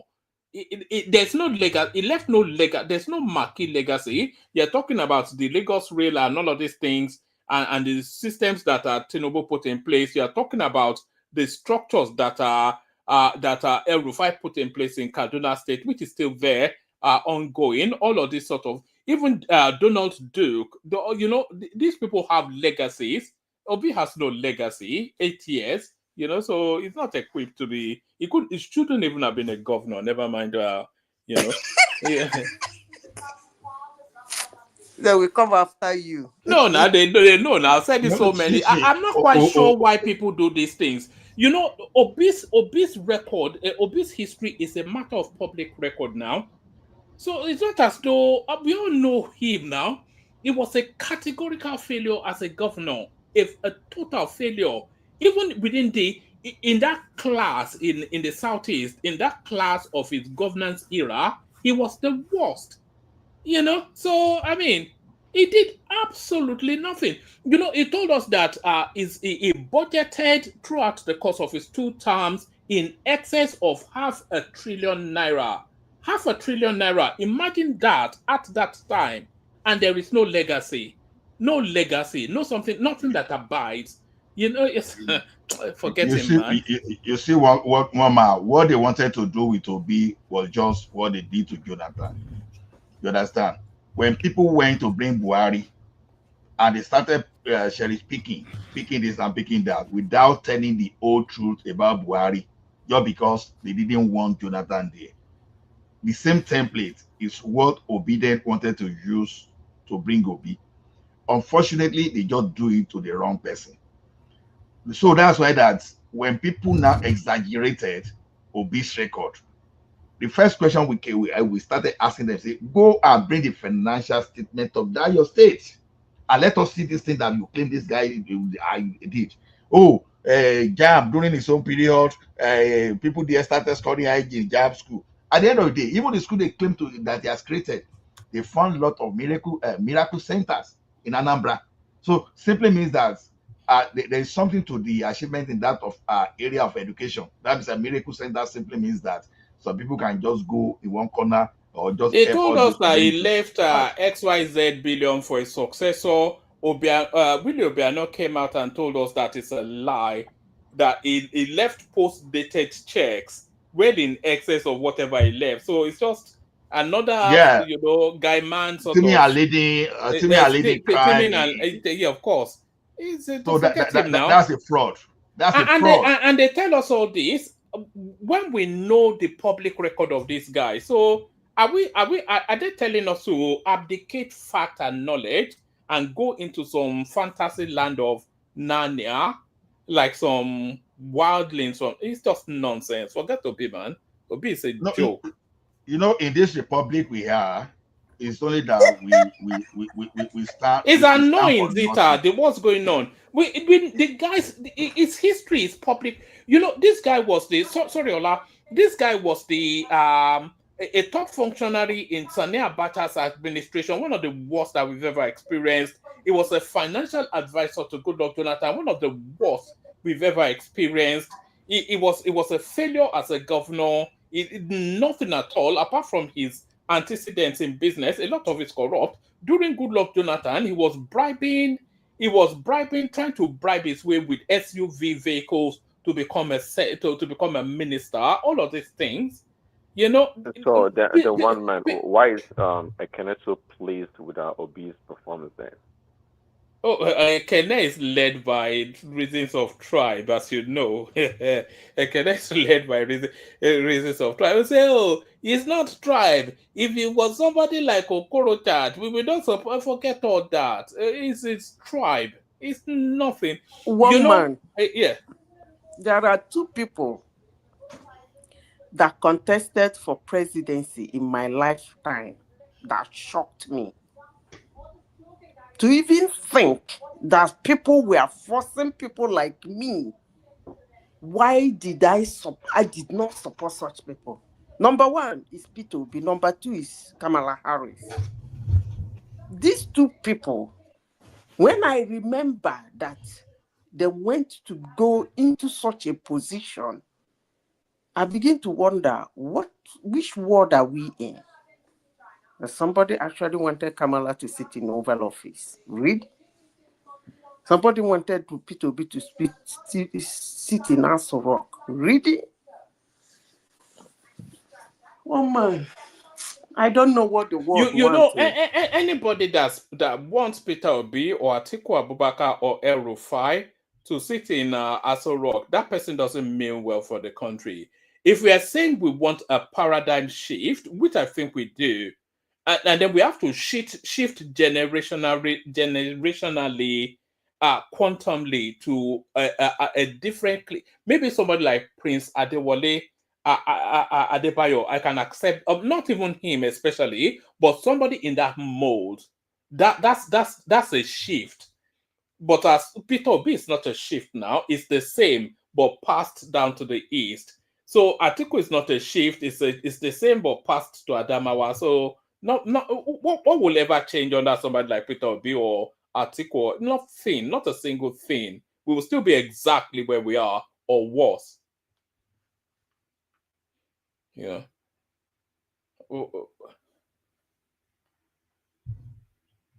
All right. So yes. Anybody with any thoughts on the politics of El-Rufai or what is that word? The word is singing. He's singing from both sides of his mouth. What is he talking today? He will say he doesn't want to fight. But the next day he's fighting him. I don't know. He's looking for a window, is what I think. There's two things that El-Rufai wants. He either wants in with this administration, or he wants to destroy it to create a new paradigm where he wants to be relevant. That is the thing, But it's too, it's too much of a maverick. Even that's too generous a word. It's too much of a mischievous sort of element for you to have, If you bring him in, he will try to take over your administration, start to make noise. No, the man has a lot of security challenges on his neck. I cannot talk more than that. Yes, now it was the one that was paying bandits back in those days. Now these people will go and savage communities, and by way of punishment, it will give them billions of naira. Yes, apart from that, he even has things worse than that. Like what? Me, I no go talk. You think say that thing they did for minister? Wow, na joke. No, that one was a setup anyway. We know about, but look, one man. There are some of these Nigerians. What they are doing to Nigeria, if you get to know about it, the real truth of what they are doing to Nigeria, you set them ablaze. I'm telling you, most of them are not supposed to be walking around in Nigeria alive. And most of them that are dead, their corpses are not supposed to be buried in the land called Nigeria. It's supposed to be thrown in the Atlantic Ocean. Wow, but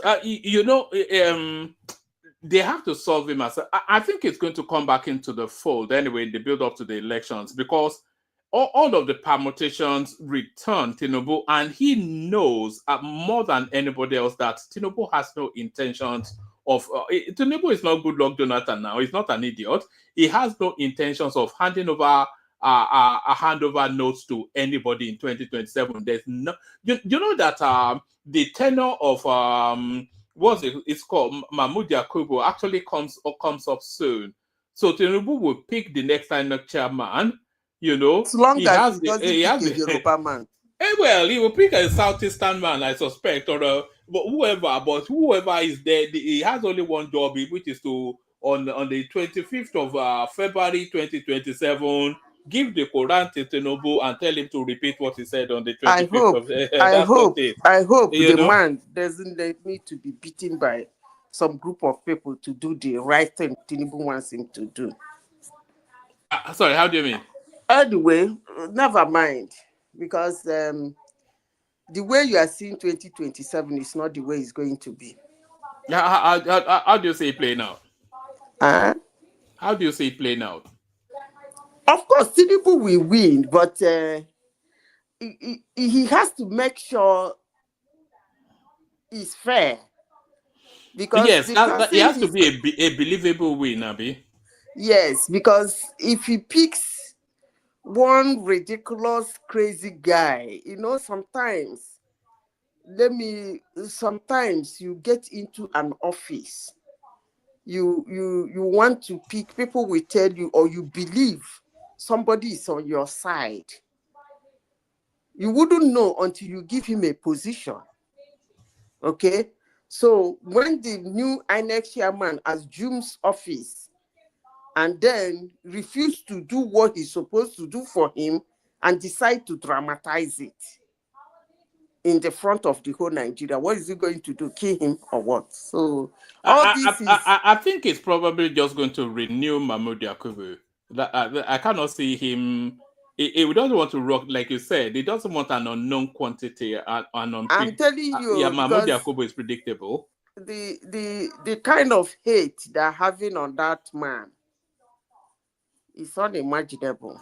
Which man, Mahmoud Yakubu? I mean, Tinubu himself, which Yakubu Mahmoud, they are screwing a lot of hate, just like the kind of spineless hate people screw about Donald Trump for just no reason.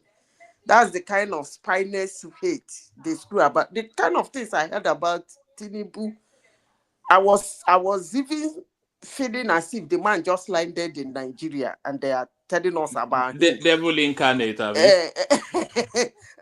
If you don't know Nigeria very well, you will know that you won't even know that man has been living in Lagos for even before I was born, and all of a sudden he came out to contest for presidency. What we are hearing, like as if it's one man they brought from devil's workshop and threw him into Nigeria. The stories we are now hearing stories. You know, Zita, it'd be interesting to see how they. Oh no, sorry, Prince, come in. Yeah, Prince. Oh yeah, thanks. I was going to say, Mahmoud was the INEC chairman, was Tinubu's hero the last election. Yes, but there has to be a lot of calculus done this time around. If it goes rogue in the next election, if reappointed, his decision would be respected or accepted by all Nigerians if it goes against Tinubu. So Tinubu has to really calculate and determine who the next INEC chairman would be, because that's quite critical for his win next election. The Mahmoud guy, I like him. I think he's a fair guy, but if he switches side, being a northerner, I think they feel like it too, right? If he switches side, then it could spell disaster for Tinubu. So the selection, more likely the person that Tinubu will select for the INEC chairperson can afford to bring Tinubu back. But again, the danger is Mahmoud going rogue. But what stops him from bringing in from appointing a Yoruba man? Zita said he can't be a Yoruba man. No, But if he point a Yoruba man, he will make a mess of him. Mark my word. Mahmoud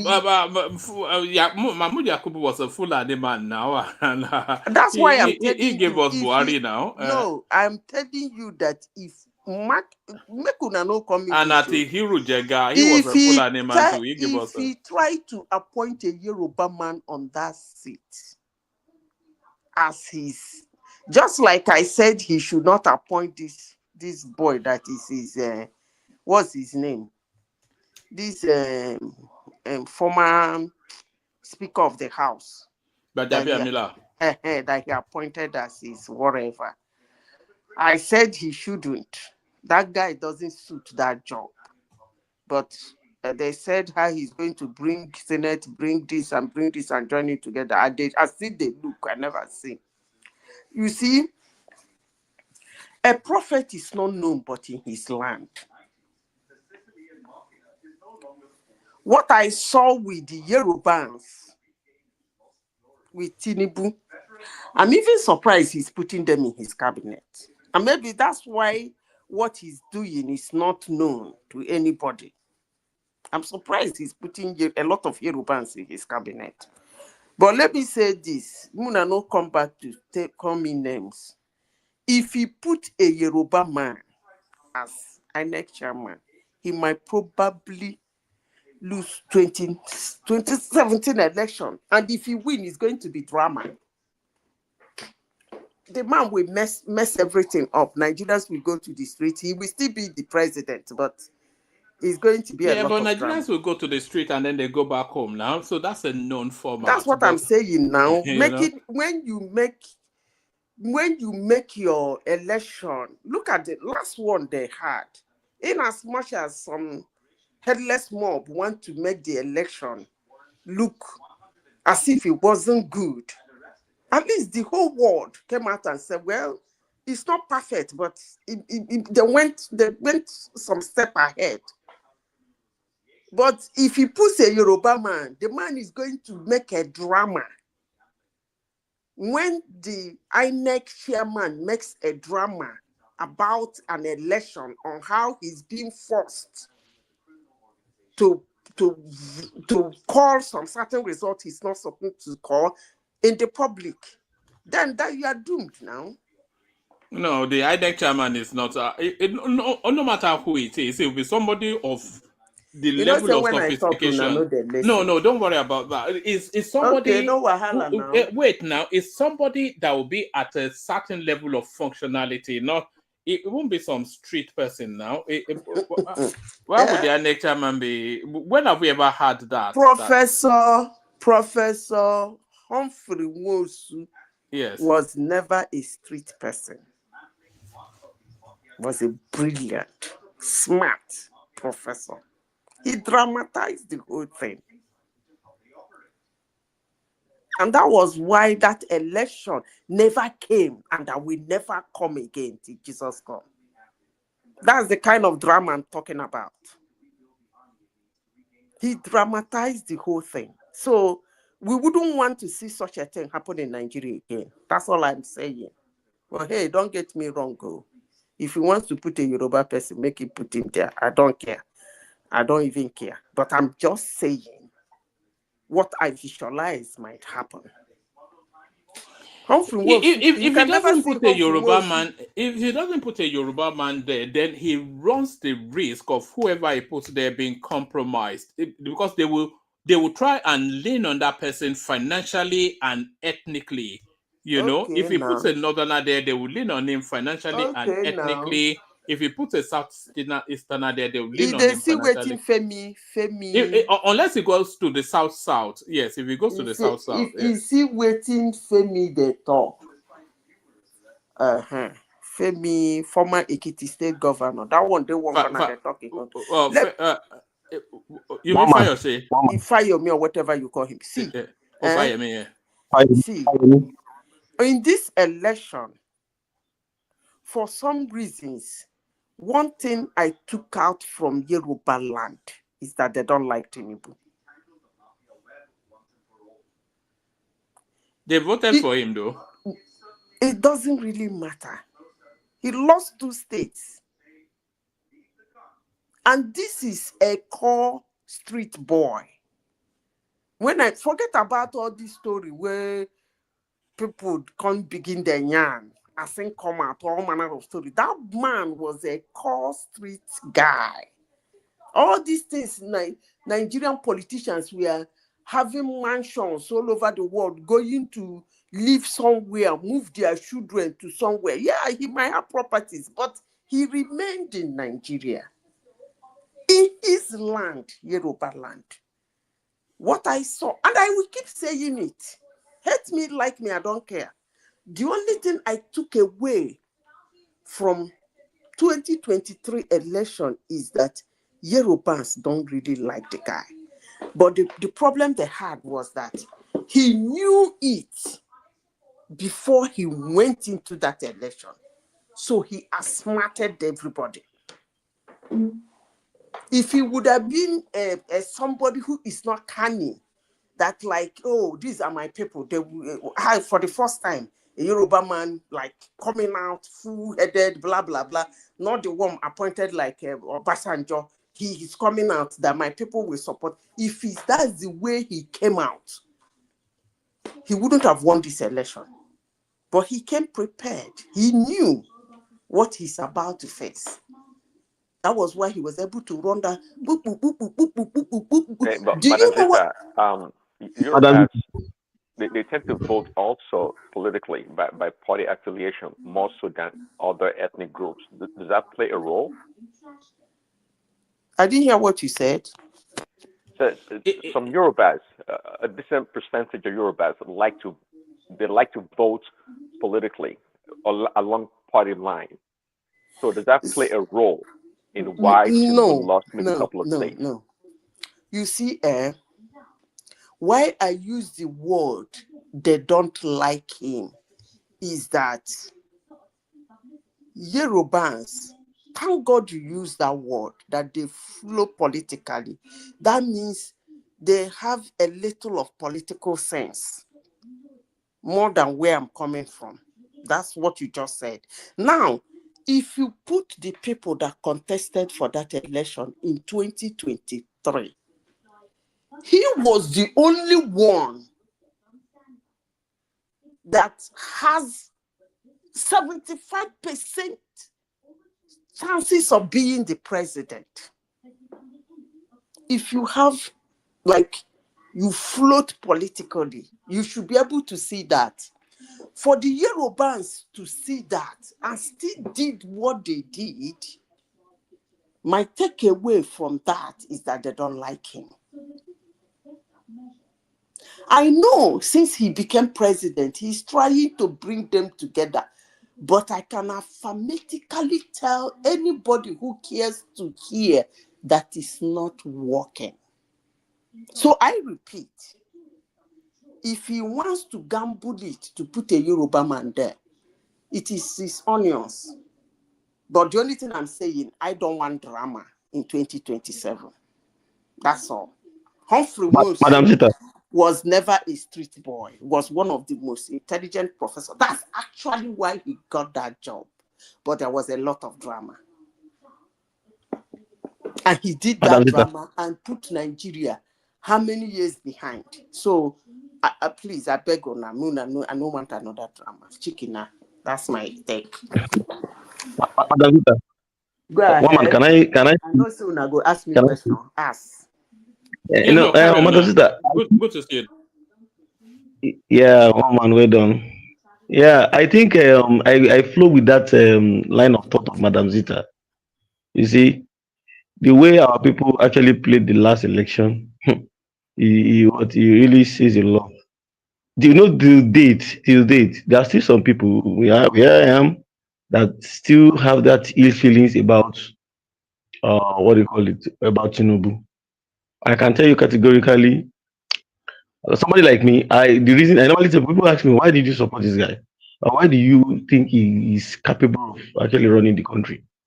I formed my opinion about his ability to govern since 20 when he was before he when he was a governor, and I was opportune to listen to him when he was leaving Lagos State. I mean, his last pally with the Lagos State House of Assembly in 2007.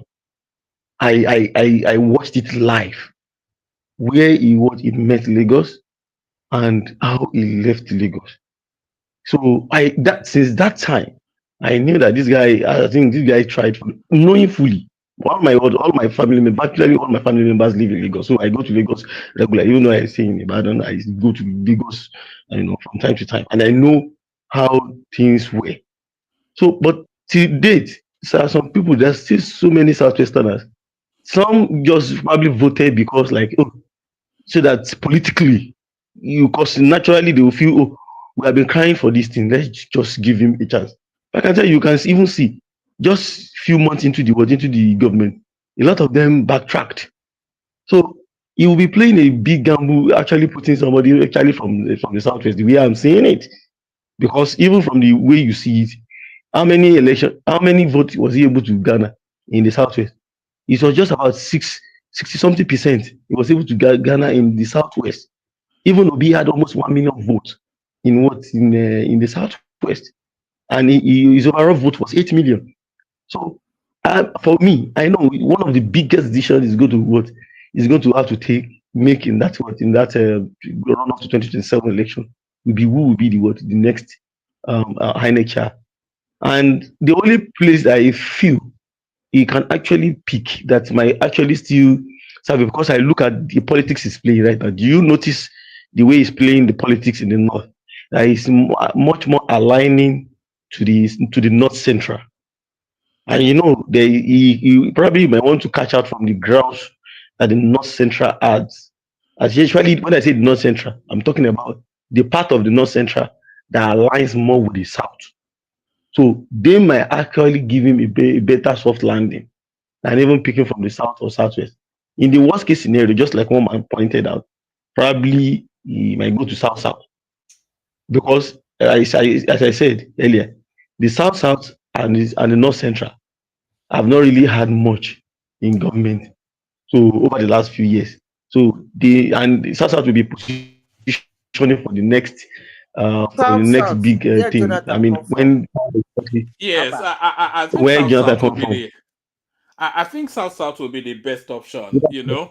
Yes, Akwa Central. Ibom, River State, or something, Edo, whatever.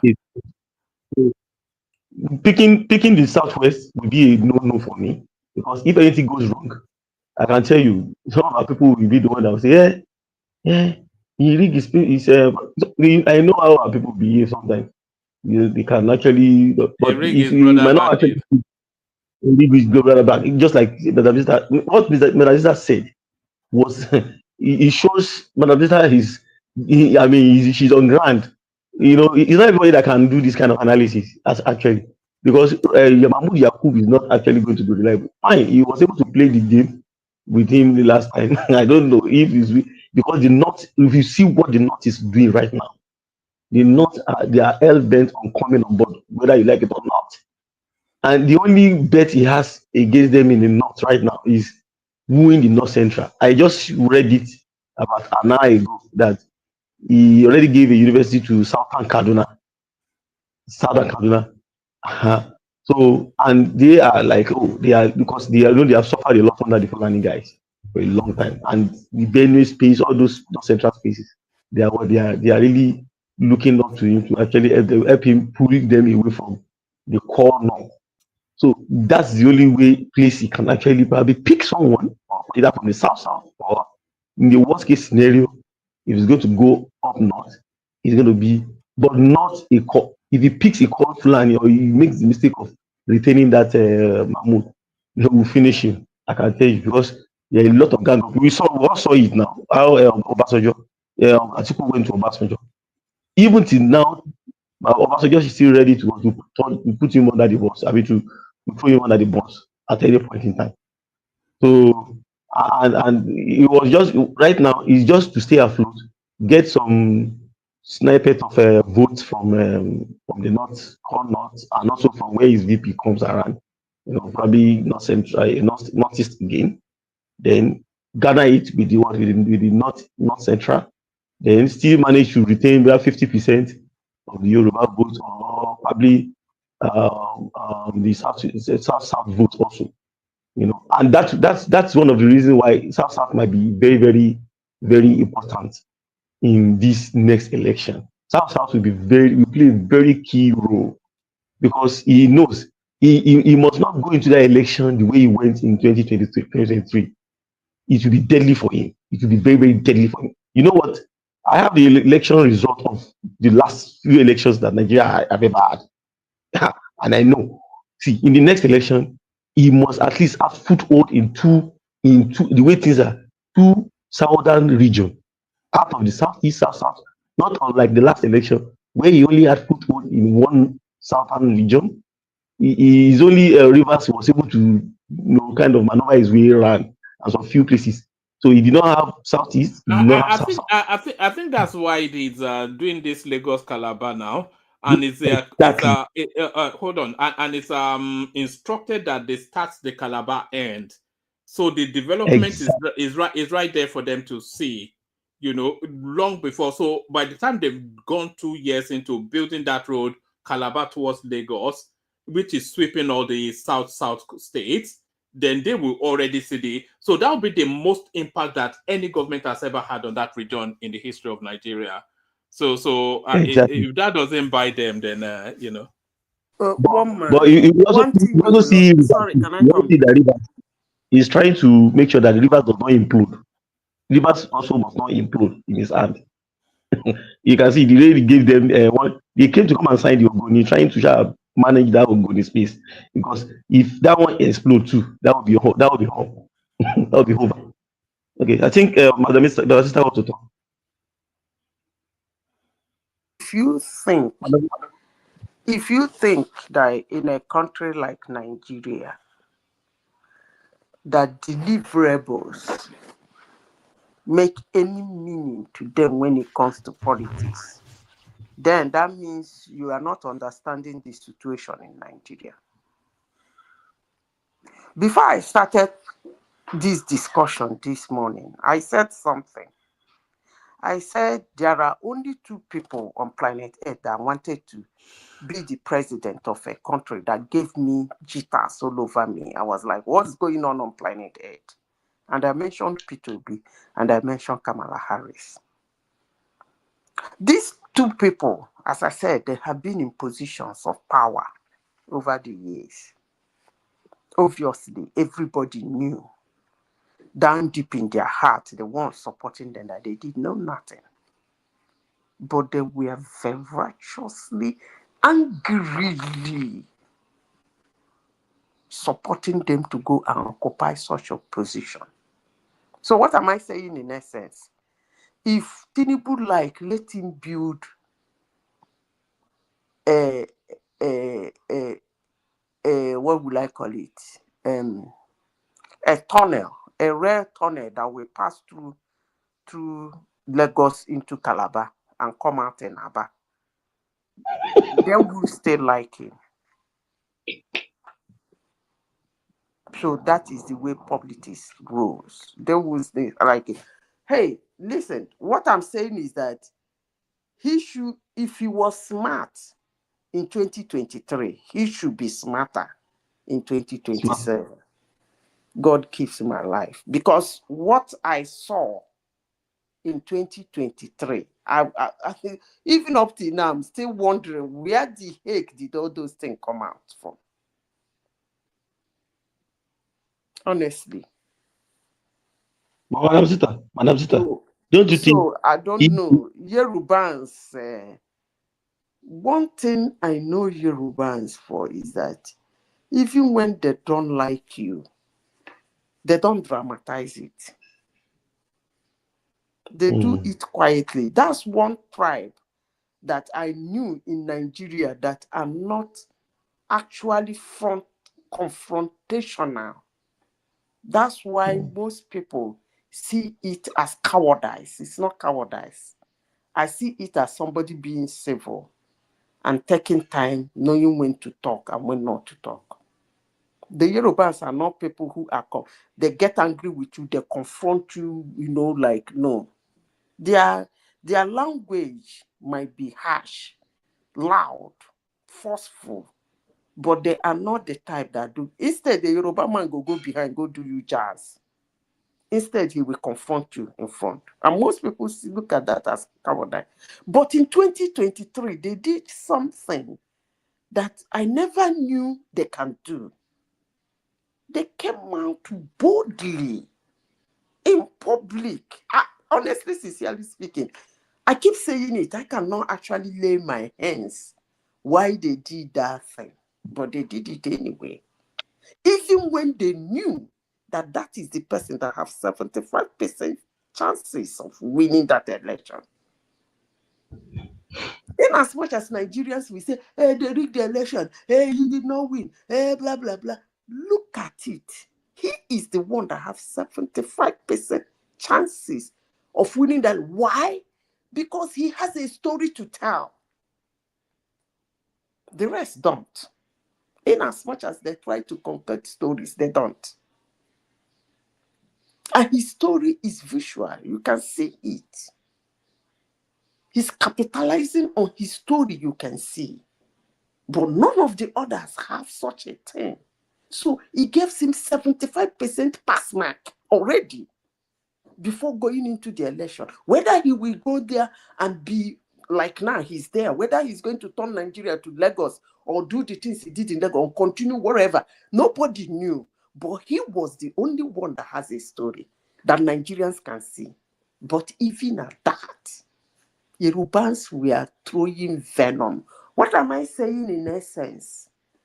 I don't want what is Humphrey Wolf, what do you call it? Humphrey Wolf. I don't want that madness that happened in Tofa and what's his name? What's this dead man? Abiola. I don't want that kind of drama. As you people can see now, every country is trying to gather themselves together. Nobody is trying to take anybody as refugee or as anything now. It's so bad. So I don't want that even Saudi Arabia started longer. deporting illegal immigrants. I think everybody is following the Trump line now. Yeah. So even Nigeria is deporting. Even Nigeria is deporting too. Okay. So you can see that on your seat to hold the one where you hold on well. So I don't want that drama again in Nigeria. Honestly, sincerely speaking, I don't want an INEC official who wants to prove to Nigeria that he can mess somebody off and show it, because let me not say it, please, before all the permutations will give it to South. You know, it cannot appoint from the Southeast. That's out of the question. It cannot appoint from the North because we know they have already made their agenda No. And then it cannot appoint from Yoruba land. Listen, let me tell you, the best bet is still the North. Do you know why I said that? Up to today, as I speak to you, they're still the only tribe who doesn't snitch. No, the North is led by two things, so ethnicity and religion. Although, if you appoint from the North, if you appoint either a Hausa or the Kanuri man, then that will, because the Kanuris, they hate the Fulani. So if you appoint a Kanuri man, you don't need to appoint. What I mean by they don't snitch is that before you appoint somebody, you have to tell him what you want now. You be a boss. You go tell him I ain't go to run the show. So it's only a northerner, as I speak to you today, that he will tell him this is the way I want to do. The moment he agrees, he's going to execute it. But if he doesn't agree, he's not going to even accept the job. But outside of this tribe I've just mentioned now, or this area I just mentioned, the rest will tell you, it's okay, fine, why not? Why would they snitch? A Fulani man's allegiance is to Fulani no, hegemony. You don't know them. You don't know I them. do know them. Or No, you don't the know. I lived Fulani man's with them. Don't allegiance go is there. Don't to go the there. Fulani hegemony. No, They're don't go a there. hegemonic You might say anything you want to say about them. They are the only tribe. I will repeat. I'm not a Fulani, neither am I a Hassan. But they are still the only tribe that a deal is a deal. I think you may be romanticizing about who or what they Okay, are. no A Fulani man will shut up my mouth. stab you in I the don't back finish. for the tribe. Mm. But it Oh, sounds. I don't know Northerners. What do you mean? A Northerner, if a Northerner doesn't like you, he would rather not take the Jordan to take it and stab you in the back. That's just not. What interaction have you had with the northern? That's what I'm saying. Probably a lot of you guys, you never lived in the north. You guys never really dealt with Northerners. Have you? Have I? Of course. Have I? Of course. What do you think I come here to develop? You've never been around. A lot of you Southerners, you project your own way of life, your mentality onto the Northerners, thinking they are just like you. Like, oh, you stab them, you stab somebody back. No, that their religion, the way they were brought into it, they are the thing has conditioned in a way where that kind of thing. A Northerner rather commit suicide before you stab someone in the back. They don't have that kind of heart. Starve himself to death. They don't have that kind of heart, I'm telling you. They're not, but if you don't want to accept it, that's okay.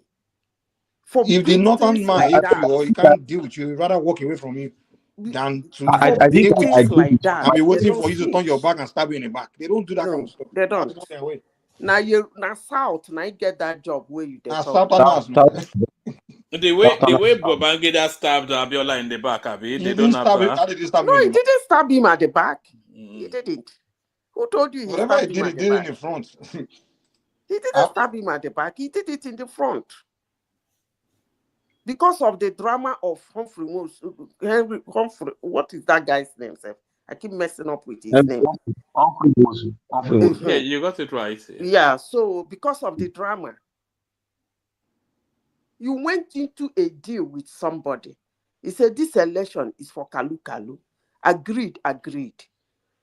It's for the optics. Agreed. The time come. Stop. Do the Kalu Kalu we tell you to do. You no agree.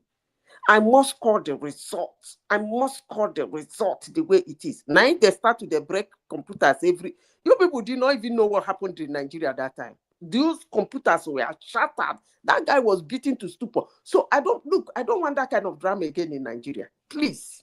That's all I'm saying. You see, Badasita, most Southerners don't understand the reason why Northerners succeed politically. When these people gather in a room, they have a meeting. Whatever they agree in that meeting, that's all it is. That's what they will. There's no someone going behind to go and change anything like that. But that's why they always succeed. Like you either see them because they divide them politically, and even we Southerners, that's another reason why we trust them. But in the South, you can't. You look at the 2023 now. The Southerners, all of them, they had meeting in Okowa's house, Okowa, that the president must come from the South. The same person that hosted the meeting volunteered to be vice president to the Northerners.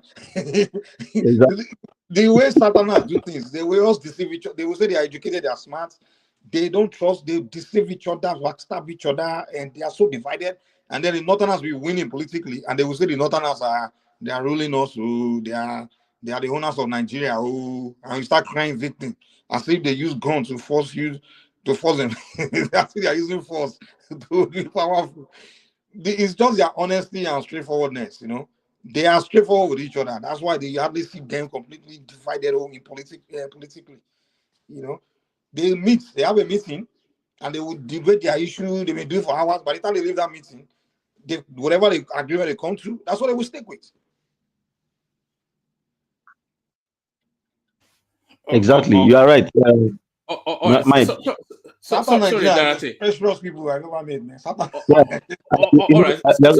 Sorry, Darate. Let me bail out. Hand over to Ola or Mike. Either of them can bring it home and shut it down when it's done. Only one supporter that to report today. We cannot have that, so other people must. One man. Yeah. I want to call your attention to a particular news I saw today on DW Africa that Nigeria has already had the agreement for the Trans-Saharan gas pipeline is already a done deal. with the Nigerians, the Algerians, and Nigeria now that they have concluded that plan. Why do you think they are there? That means, oh, Nigeria, we're thinking that one of the reasons why Nigeria would not, Nigeria wanted to actually topple that government was because the likelihood that they might not push that deal might not actually pull, might not see the order of the day. So, but today I think I saw it on DW and I was like, wow. And the deal is already done. They already signed it. All right, brilliant. Another thing in the news as well, Nigeria has regained its position as the largest economy in Africa. So not everybody will be happy with that, but certainly some of us are. It says Nigeria reclaims position as Africa's largest economy less than a year after falling fourth. Nigeria has regained its status as Africa's largest economy just 2 weeks after reclaiming its position as the continent's oil upstream hub with a GDP of $450 billion. So a lot of people it will cut through them, and a per capita income of 2,200, I should So say. your most is richer than you people. Yeah. So with a GDP of $450 billion and a per capita income of $2,200, Nigeria has surpassed South Africa, $360 billion, Egypt, $300 billion, Algeria, $170, other major African economies, Morocco, $120, Kenya, $99, Angola, $92 billion, Ethiopia, $91, Ghana, $67, and Tanzania, $62 billion. So Nigeria takes that position again as the largest economy in Africa. Not that he ever lost it, really. So there it is. A lot of people will they will not be happy with that, but there it is. But let me, yeah. Have they rebased the economy? Is it before they rebase the economy, or have they finished it? Because I think that they've not rebased the economy yet. I think they will do that in the course of this year. I think this is this is data actually being put together by the World Bank Space. So they are director for either Nigeria or the African region. That's the person that's come up with that. But Darati, let me bail out. Ola or Mike will bring it home. Thank you, everyone. The super tata, like I said, are yours. So more people must join him in that. Thank you, everyone. See you tomorrow. Yeah. Commander Waka, who is in charge? Yeah. Now, Mike. I think it should be Mike. Okay. I'm in charge now. Okay, sing back. Oh, God of mercy. Zita, why are you laughing? I cannot be in charge. Abi, what is the issue? You are capable. To abuse me, right? Is it not my fundamental human right to laugh? Do you know that somebody has taken me to court because of laughing? I laugh. Why no laugh can be dangerous sometimes. A police officer. You are still laughing, eh? He took me to take you to court. I'll take you to court. I got this one that one man is talking about. Where is the news coming from? It's the World Bank. I read it also. It's the World Bank office. Is it official? Is it official? Official. World Bank. But the only reason why I can believe it is if your currency is actually devalued, then why should your GDP go down? Or what was responsible for the sudden loss of like 50% of our GDP within 1 or 2 years? What could have been responsible for that? For the drop. Of course, now the value of all the things that we do, we definitely also drop. But in the course of the thing, this Dangote and some other sectors that came up also. We have not done the rebasing, but some other sectors are actually also coming up, plus the inflow. Nigeria has a lot of inflow in oil and gas, because I know that because of at least I think I liked NLNG page. I normally like government agencies platform online. I mean, if you want to know, what many But Nigerians don't actually. why are we so poor? Why are we so poor in Africa, for God's sake? So the whole economy of a continent of Africa is not even up to 1 trillion. We are not Yeah, industrialized we are not country. industrialized. We're just coming up. That's just it. It's That's the truth. abysmal. You see some country with $2 billion economy, a country in Africa, 2 billion. But how That they means somebody like Elon Musk can buy half of us now. I don't buy. No, I don't know why you're saying that. See, it's only 35 countries that is richer than that man in the whole world. What do you say, Manazita? It's only What 35 countries that is richer than him. The rest is under his carpet. You So can see now, when people say he's the president of, he has taken over as president of, let me tell you people one thing you don't know. That guy is even more popular than Trump, more especially among the young ones. Exactly. You are right. He's more.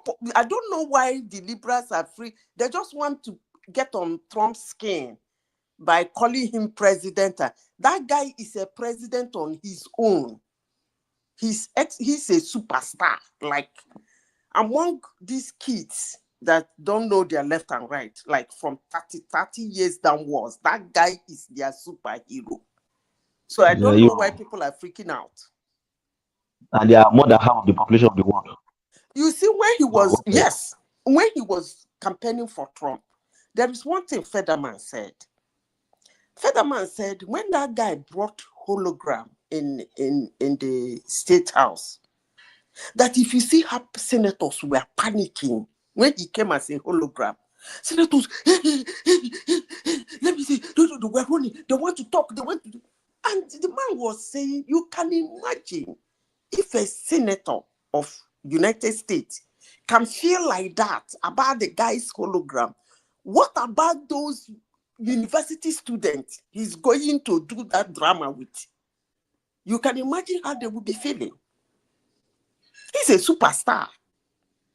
He's more especially among young ones, so they don't joke with that guy. So I don't know what the liberals are screaming. One woman, did you hear what the woman says? Elliot Musk, where are you? Bring down your ass here. I mean, they don't know. The liberals have not learned. He's very rich. When I mean rich, he is extremely rich. He can buy more than 2/3 of the world. So that's what we are talking about. It's not only Africa. They said it's only 34 countries in the world that are richer than him. So they can freak out. You know that Starlink is the weapon, the key weapon they are using, the Ukrainians are using to kind of hold Russia back in that war. Somebody they almost 300 million. 300 million throw away for election. You know they will finish Russia. They will finish in Russia with that Starlink. Young man that plays around. 300 million into an election without looking back. They look that person, they call him small boy. With all the billion, that guy can. This one they're saying he's doing. Whether they say he does which sign they say he made. I was telling one idiot that was telling me that here. I told you, look, that guy is so rich that he can go to Adolf Hitler's grave and bring up his skeleton hand and do that thing with him. That's how powerful that guy is. But hey, don't get me wrong. Liberals, they talk from both sides of their mouth. So let them continue ranting.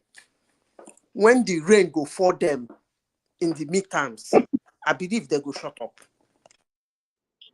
Mike, you know that Ukraine will have finished Russia, if not because Russia is even strong with that Stalin. He took Russia, and that was where I think everybody understand that Russia is not also playing at all. You know, Russia No, did not also no, no. actually exercise Ukraine are this. using the Starlink against Russia now. He's using it to Yeah, help. that's happening. But I want to tell you how Russia was able to what's it called, neutralize the Starlink. It took Russia to go and build another military satellite for specifically for Ukraine. No, that was not true. That was not You know, true. they That was built not true. They didn't build no anything. They spoke to no him. No, they didn't build anything. It was a negotiation. Can apart you from they the tell me negotiation. now? That's my area. There It was was a there was negotiation. there was no there was Madam Lisa, let me hear my voice. Let me hear your view. What I there may be a negotiation behind. In politics, I mean in global politics, there's nothing that is what that cannot happen. Even America has a red line with the Russian. If everything comes to if the worst come to the worst, and they pick that red phone that links the Oval Office, Putin office. You know, it has been there since the time of USSR. They can screw you up behind your back, whosoever you are. The two of them can screw you up anywhere. But at least probably for the optics, the Russians were able to rally one of their satellites that they have been working on it for some time. So they had to direct that satellite to the Ukrainian territory, so that they normally view the Ukrainian territory twice a day. Unlike their former satellites that they use, the former satellite is not as sharp as it was as the one that they actually directed towards Ukraine. That satellite helped them to see whatever the Ukrainians and the Europeans are pushing into the theater in Ukraine. Unlike before, where that one maybe 2-3 days before you even come around. That new satellite, they call it Commodore or Cosmodore drone or something like that. Satellite. That satellite will view Ukraine twice every day. It will take every nook and cranny up, and that was where they be able to pinpoint their what the infantry, the stuff that they are doing, how they move their weapons, and some of that thing. That if not for that, they will have they will have dismantled the Russia. As in the way, imagine, you remember very well how that particular Starlink, Elon Musk Starlink, prevented the Russians from actually entering into Kiev, because they have already assigned a lot of what's called battle tanks and stuff that already they were supposed to be marching on into Kiev, but because they were being shown regularly on TV, they are busting the bubbles of the Russians. There's nowhere to hide for them. So it afforded the Ukrainians the opportunity to actually prepare for them, even if they eventually want to come in. And it will have been disastrous for the Russians to even engage in that kind of nonsense. At the end of the day, you can see that the Russians retreated from that northern theater, and they had to redirect their resources to other places. So I think that's one of the things that happened. So I wouldn't rule out some other underground negotiations, but at least we were able to see You that. know what's so funny? In the beginning of that war, the Russian they actually reached a capital, but And now they now they almost reached the capital. well they enter They trap almost, where well I think they said that they because finish of a that lot of problem, Russian soldiers in that beginning. Man, that's in Putin. yes, exactly. I That was surprised particular the guy state, don't use nuclear bomb, man. They have to push back. They have to regroup. They have to restart. if not that the Right. Russians, see, the only country that can do that in the world are the Russians.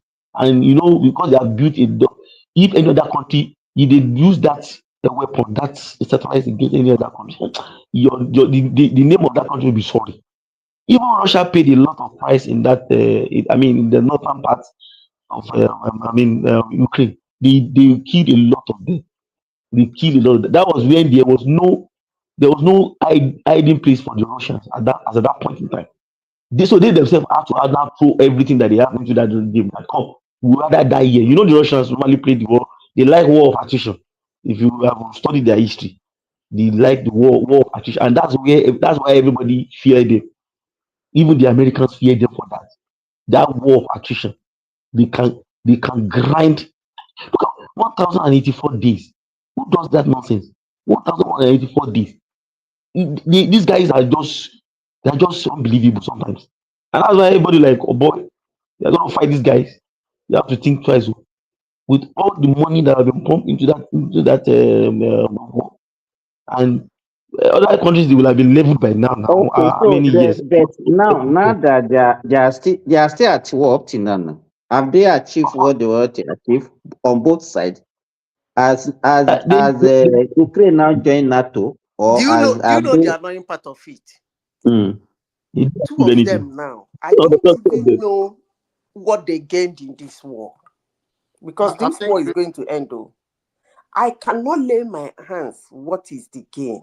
It's just like what is it called, Palestinians and Israelis. They gained something. No. Russian gained more than the Ukrainians. Ukrainians are the yeah, movers. yeah. Ukraine, Ukraine is a Ukrainians real are the loser in leaders. that war. A complete loser. Madam Zita, you know what? You know what? You know what?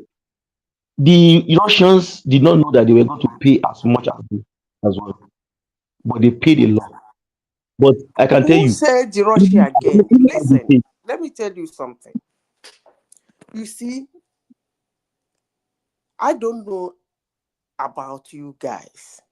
The greatest thing any nation or any human tribe will lose is humans. If you lost a lot of your humans, it's a terrible thing that can happen to anything. Because humans keeps the land. Humans make all those things. If you can lose hundreds of your thousands of soldiers in a ridiculous, senseless war, and you come out as to the extent that you start hiring people to come and fight for it. I mean, I don't know, but if you people think one of them gains something, that's okay. You But know, to me, it's a what we should total ask them, senseless war. what we should ask them is that let them tell us what they gain. That is Okay, the what did thing the I'm Russia saying. gain? Madam Zita, that's what soldiers are created for. They are created to, I mean, No, hold on, no, soldiers are no, created to go and fight and sacrifice. That's it. no, That's what they no, are no, created no, for. no. You Now, if get you it are all on wrong. the Russian side, you can't say Russia lost because you lost soldiers. Don't go there. Don't go there. Let me The, tell the, you. the loss is when you lose civilians. That's when you lose. No, soldier, listen, you train soldiers to prepare them for death, and To die, you hold on, you invest on them. You prepare, so you okay. Countries in the world, in fact, they're waiting for war because because soldiers, you feed them, you invest money on them, you do everything, invest so much on them, you invest money to train them. So for you not to use them for any war, it's like a waste of money. So countries usually Let are me looking forward to war, so that this soldier will be want to put them to war. Also, when they go to war, they learn something from the experience as well to make the military stronger. So losing soldiers is not really a loss for a country. Trust me. Okay. So Losing soldiers are civilians not and human. the real loss is when you lose infrastructure and you lose Okay. civilians. That's Okay. the real loss. So soldiers are not human. They are In a humans, but war, humans let gonna me die see. anyways. You don't talk now. Let me talk. In a war where you lose your main military men, to the extent you draft young people in the street and prisoners to go to war, those ones too, you lost them. You Russia did hire not draft from on the street. wait, let me That was the line. finish now. This is not my area. Oh. I know It was what you're Ukraine that saying. was drafting people on the street. He drafted people in the prison. That's what I said. Now prisoners now. Those ones are not human beings too. That wasn't enough. He what they call Ubescan. Is it Ubescan? Am I getting it right? Is it Ubescan or Uzbekistan. that gave him some soldiers too? That was not enough. He got Korea. And you come to tell me that I shouldn't ask such a man, what did you gain from this war? Madam Zita, here's the Is that what you're telling me? Hold on. Let me tell you what it gains. That war for Russia is a necessary war. Really? If Russia doesn't fight that war, that's the end of Russia. You see, that is the dumbest It is a war. necessary. If Listen, Russia, let me tell you. hold on. Wait. Let's have a conversation. If Russia loses Crimea, Russia has lost that. What's that sea? Is it the Black Sea? That sea between Crimea and Turkey, because if Russia lose that sea, that they lost that trading route, Russia economy is done. No, Russia has no other route to get to. Hold on. Wait. Now allow me. Let's chat here. So Russia loses that Donbass and Crimea. That means that sea no longer Russia has no stake in that. He has no ownership, no space. He has to go through. That means he has to take permission from Ukraine or Turkey to go through that sea to go and trade to exit that area to get to the rest of the world. So Russia had no choice. Two, another NATO part, you argue that okay, what about other Canada, but NATO, if Ukraine is gone, NATO, well, the United States go there, put all their nuclear bomb right at doorstep of Russia, where they are 2 seconds away from launching and bombing Moscow. Russia has no choice to fight, to really battle. So Ukraine, on the other hand, is what I can say is a complete loser, because what is he fighting for? Ukraine wants to be part of EU or whatever. At the end of the day, now Trump is telling them that no, you are not joining NATO. Russia will never allow you. You're risking being nuclear nuked out, and you've lost so much. The war is fought in your territory. Your infrastructure has been bombarded. Ukraine is a real loser here. So that Zelensky is a real clown that is fighting war that's unnecessary. I call him Ujuku. So the real loser is Ukraine here at the end of the day, because Russia is not, that war on Russian side was necessary. Okay, have you finished? Yeah, right. Okay, growing up as somebody who was aligned with the military and the person I married, I grew up to everything and eventually married there. I used to think Putin is a very smart guy until that war, because even me, I can handle Ukraine without war. And the only thing that war did to Russia, it made them ridiculed the so-called power Russia has. It ridiculed it. Because as it is, Russia it wasn't like United States that tried to be civil, even when they were not. Like, don't want to kill civilians, don't want to do this, even when they know it's a war, civilians. Russia was actually trying to bomb everywhere in Ukraine, but he couldn't. You see, if what Russia said is their reason why they went to that war, then that is the dumbest war on planet Earth. The reason was that they don't want Ukraine to go to NATO. They would have still achieved that without going to war.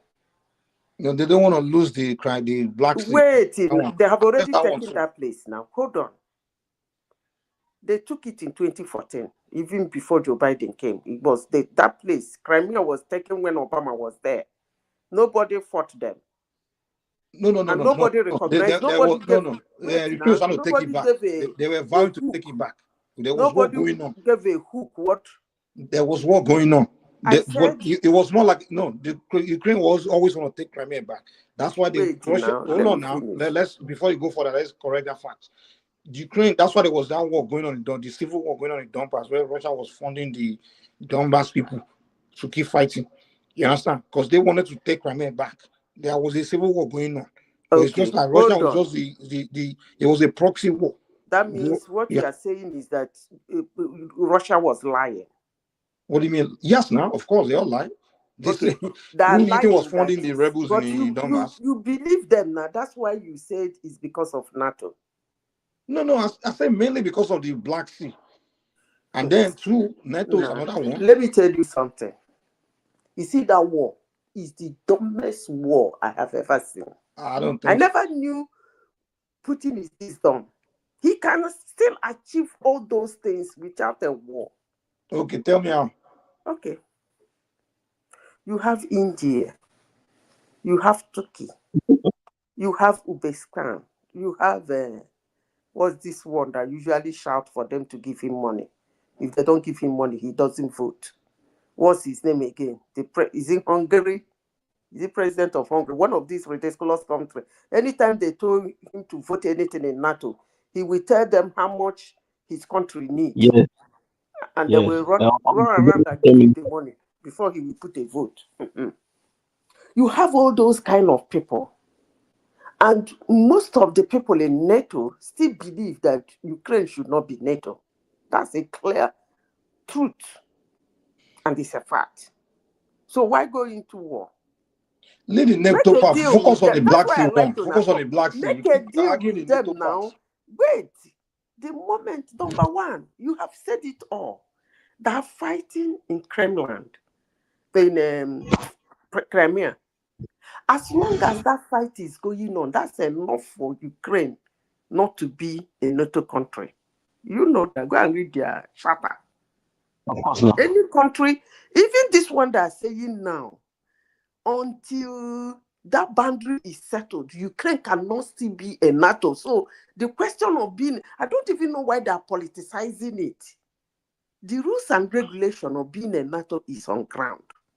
So already they have boundary dispute with Russia. That alone has cancelled them from being a NATO. Because Which boundary dispute are you talking about? NATO will be there before the conflict. They don't come when the conflict is there. Go and Which read conflict? their Which charter. conflict? Can you make it clear? Okay.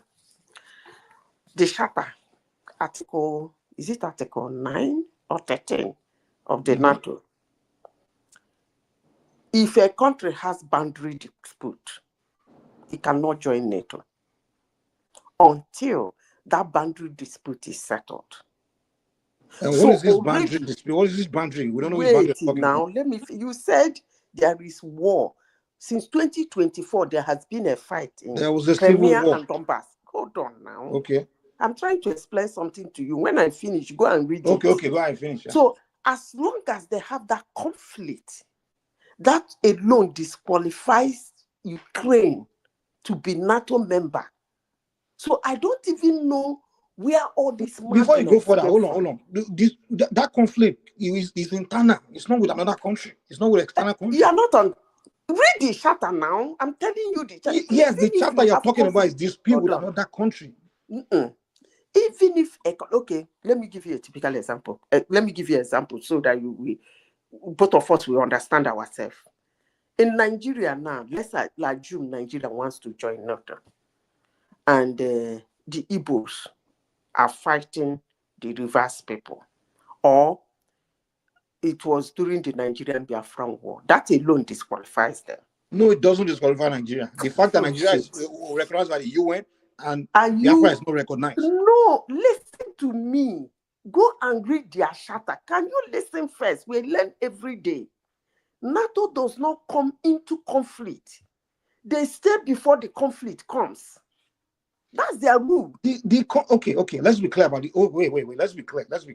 This conflict, is it conflict, a territorial conflict between that existing country and another country? Wait. It's not hear me out so you can clear, so we don't stay here for too long. Let's be clear what we are saying. This dispute, is it dispute with another country, or both with another country, both within? Within. How can you have territorial dispute within? It doesn't make sense now. Guy, you go and pick. So if Ijebu and within Nigeria now, if Shekiri and Ijo, they are fighting for who get farmland, and Nigeria, United Nations will say Nigeria have a territorial dispute. Yes, and I said yes. And Nigeria wants to join NATO. That conflict has to be settled first. So farmland dispute between Shekiri and Ijo has to be settled before Nigeria. If it is something that are carrying gun, it has to be settled first before they come in. They don't. The one me I understand, because if you can show me that print, but the one me I understand is your territory dispute between you even and within your hold on. The one me I understand is your territory has to be defined. Your national territory has to be defined. That's what me I understand. They have 9. They have 13. Is it? I can't remember because it's been a long time I read about that thing. Either 9, 13, and 15. Go and read it. And in the Ukraine case, there is already problem at the border between them and Russia. The Crimea and the Donbass is their border. So they already have problem. So there is absolutely no way. The only way I can agree to the argument is that they may have the only territory that before the war, the only territory dispute that's directly a territory dispute between Ukraine and Russia was Crimea, not the Donbass. Now, the Donbass people were still considered. Hold on, wait now. Let's have a conversation. The Donbass area were still considered part of Ukraine. But what Russia was doing was funding the Donbass people to try to break away from Ukraine. That's the game Russia was playing indirectly. But then the moment the NATO and US started giving the Ukrainian the weapon to defeat the the Donbass, was when Russia now jumped in I directly. don't know what you are explaining. I've told you, forget about what was going on. The word I use is dispute. That's the word I use. They said, Madam Zita, can I put this in? You are right with the dispute thing. You are right. And the settling of those disputes, you cannot join NATO. I hope you are hearing me. I'm hearing you. I'm here. So the reason, I think what happened was this. Russia and Ukraine have been together for a long time.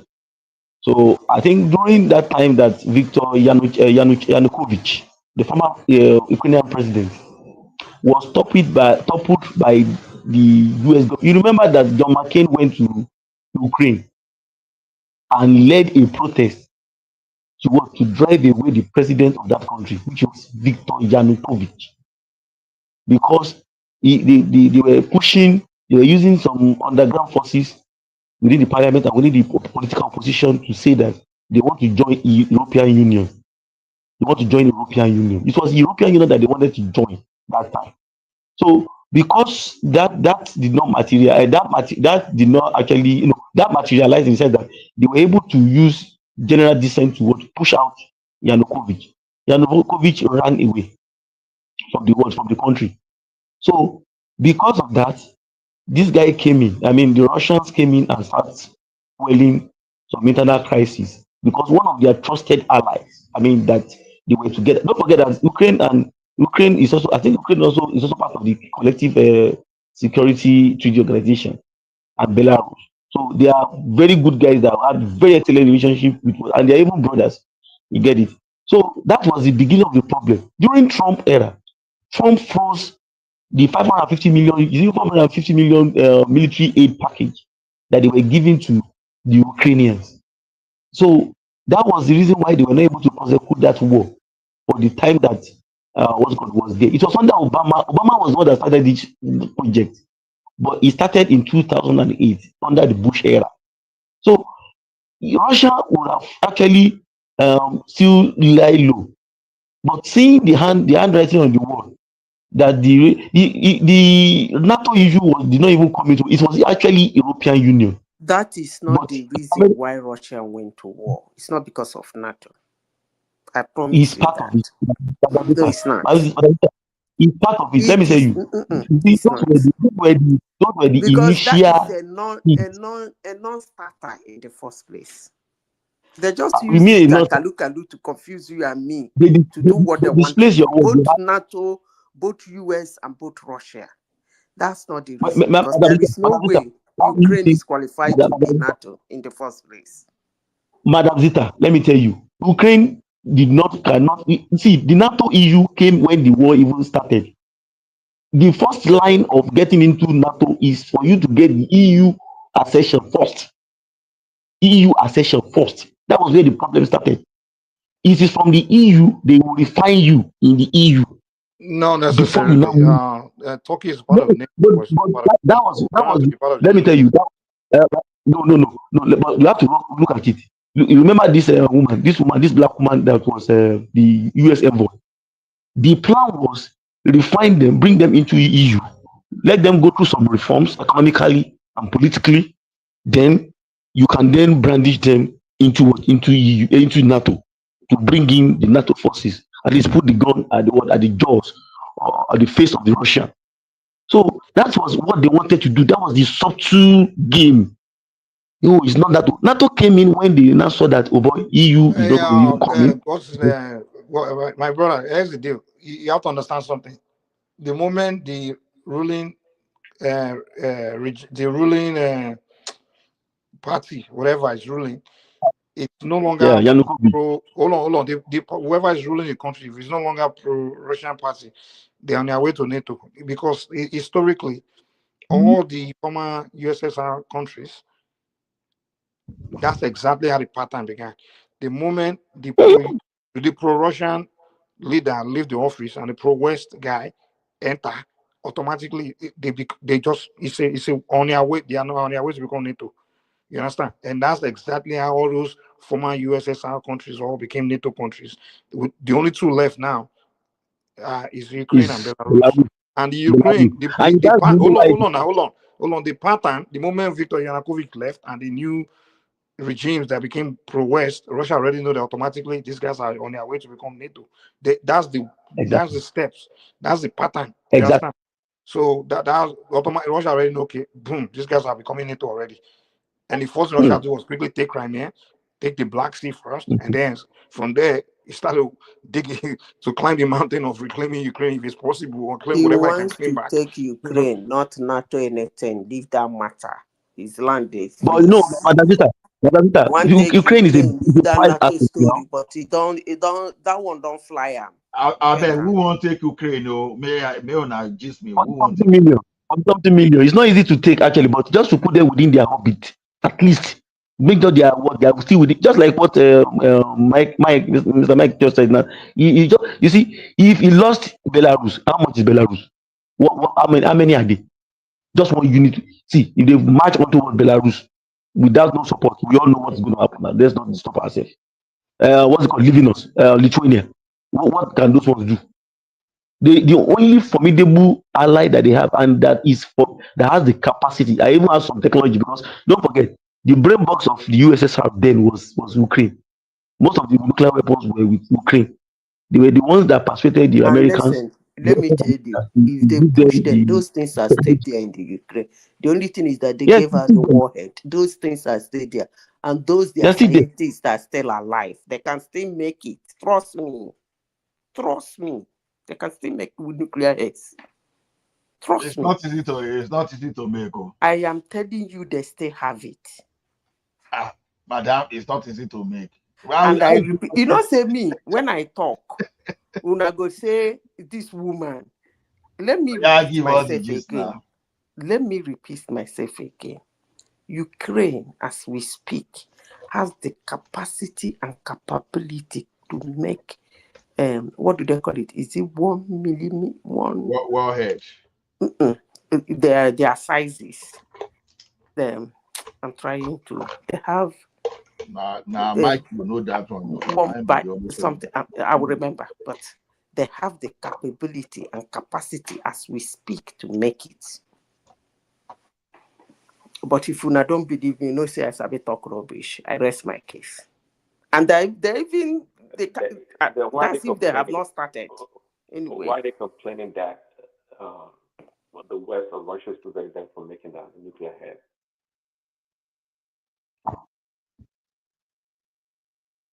Anyway, all this one now they talk. How come nobody they talk about this Kemi where he say he no want to now in his country again? Hey, Prince Daddy, do you think it might be a dangerous thing for Trump? With Trump right now, he's almost trying to give the victory straight to Russia, kind of, because right now that's not what he's doing. Hold on. I listened to his press secretary. He was addressing. That's not what he's saying. Wait, give me a second. Let me put in context. I listened to his press secretary speaking to the European Union, and he was telling them, he was making it clear the first deals he was already saying. They say NATO, say Ukraine, first of all, has to kill the NATO ambition. The NATO is not that's out of the table, and they also say the territory that Russia has already taken, that Ukraine should already give it up.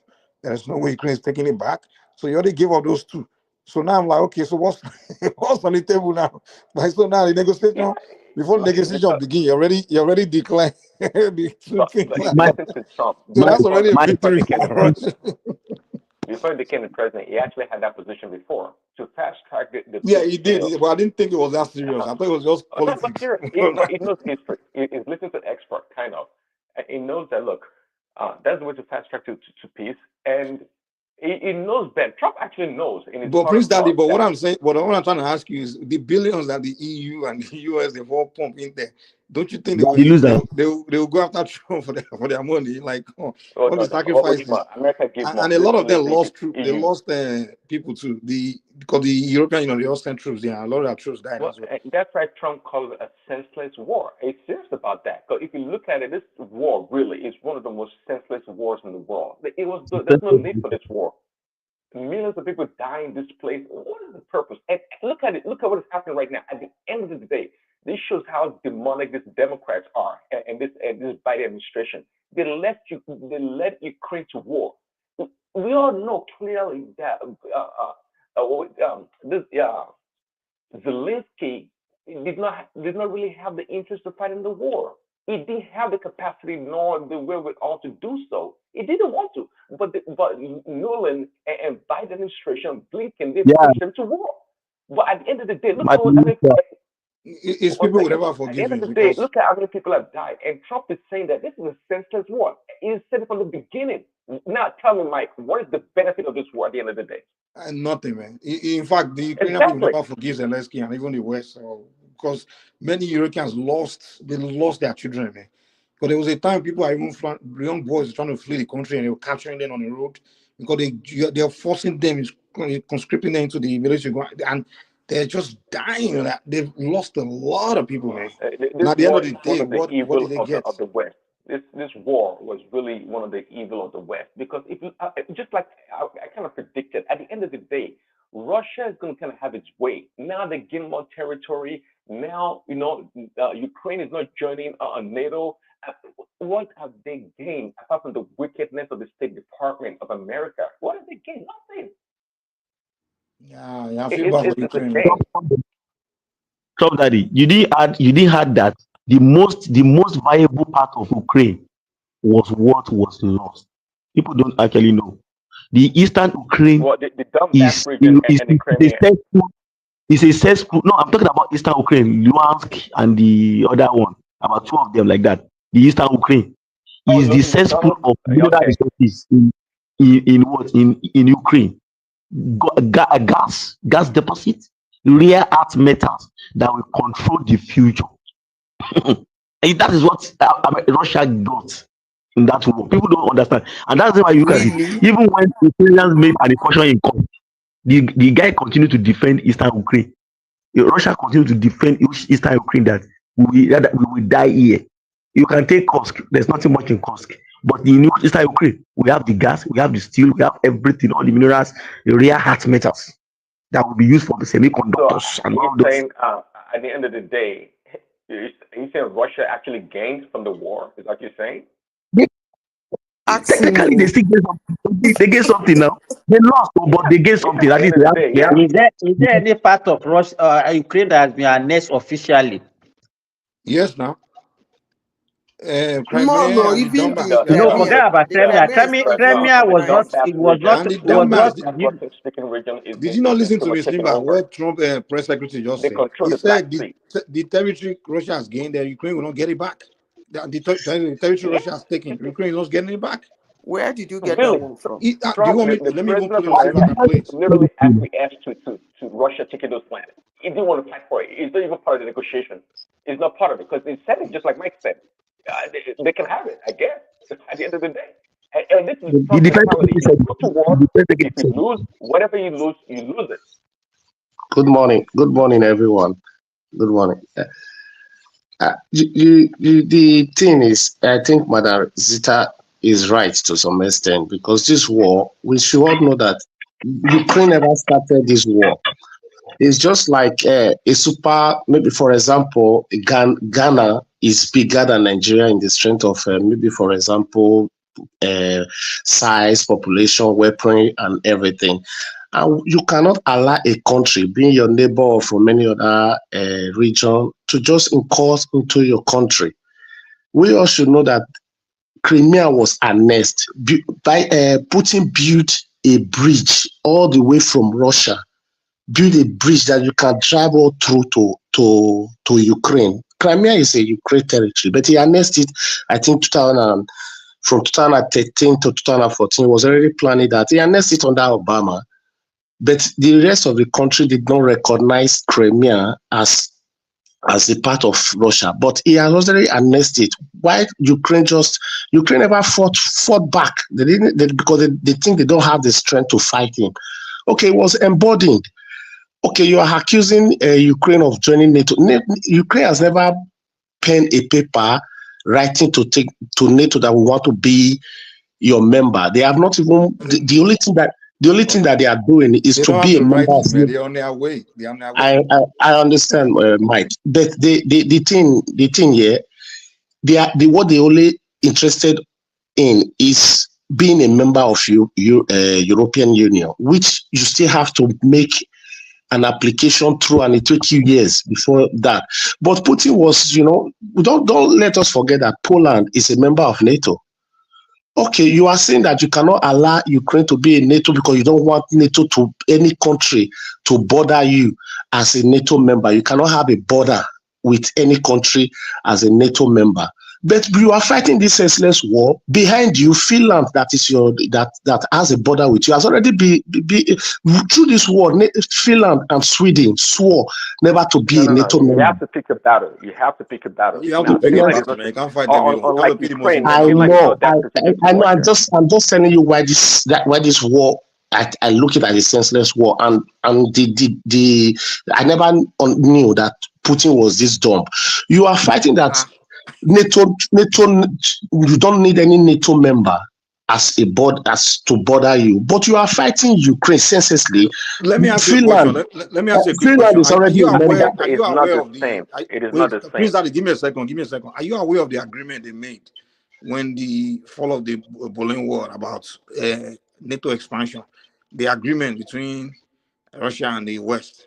I'm aware that they cannot expand it. They will not expand it more than that. So now if they constantly violate that agreement, and now they got to a point where, they're literally about to finish you by getting right to your border, where they can literally plant launching pad, where they can launch nuclear bomb, where within seconds, where they can strike. But they never cross. Hold on. If you're in a position of Russia, you will sit down, just keep looking, right? No, because all these things that you are accusing the West of doing or the NATO's doing, they never do it beyond Poland. Don't mind them. They never did it beyond Poland. Poland is already a member of NATO. Ask Mike from Poland. How many seconds do you think it will take to launch a nuclear weapon to Russia from there? At the end of the day, they violate an agreement. So. That is not the reason. NATO is not the That's reason. Not the reason. How can you not believe that NATO is serious?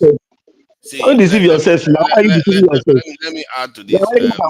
I'll bring you gun to your house. Who are you talking? Even Nigeria, are we not fighting? Are we not almost going into war with the Nigeria Republic? Were we not almost going? Let me greet people now that are here. Greetings, everyone. This thing to say that NATO is not doing what they are doing deliberately, you are mistaken, because Obama himself was the one that charged the CIA to destabilize Ukraine. Go and check the reports. I think there's a video of Sachs actually stating this. I don't know what's his name. Trump actually shared that video on his tweet. By giving them he charged the CIA years. By giving them Hold on. He charged the CIA years before it actually happened that they should dethrone the pro-Russian leader of Ukraine.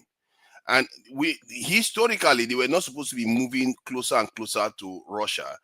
But because they know that if they don't contain Russia, sooner or later, Russia might become a superpower, or at least from that region, a country like China, through Russia, will become a superpower. Remember, America is across the ocean. America is not in Europe, the landmass. It's not in that landmass.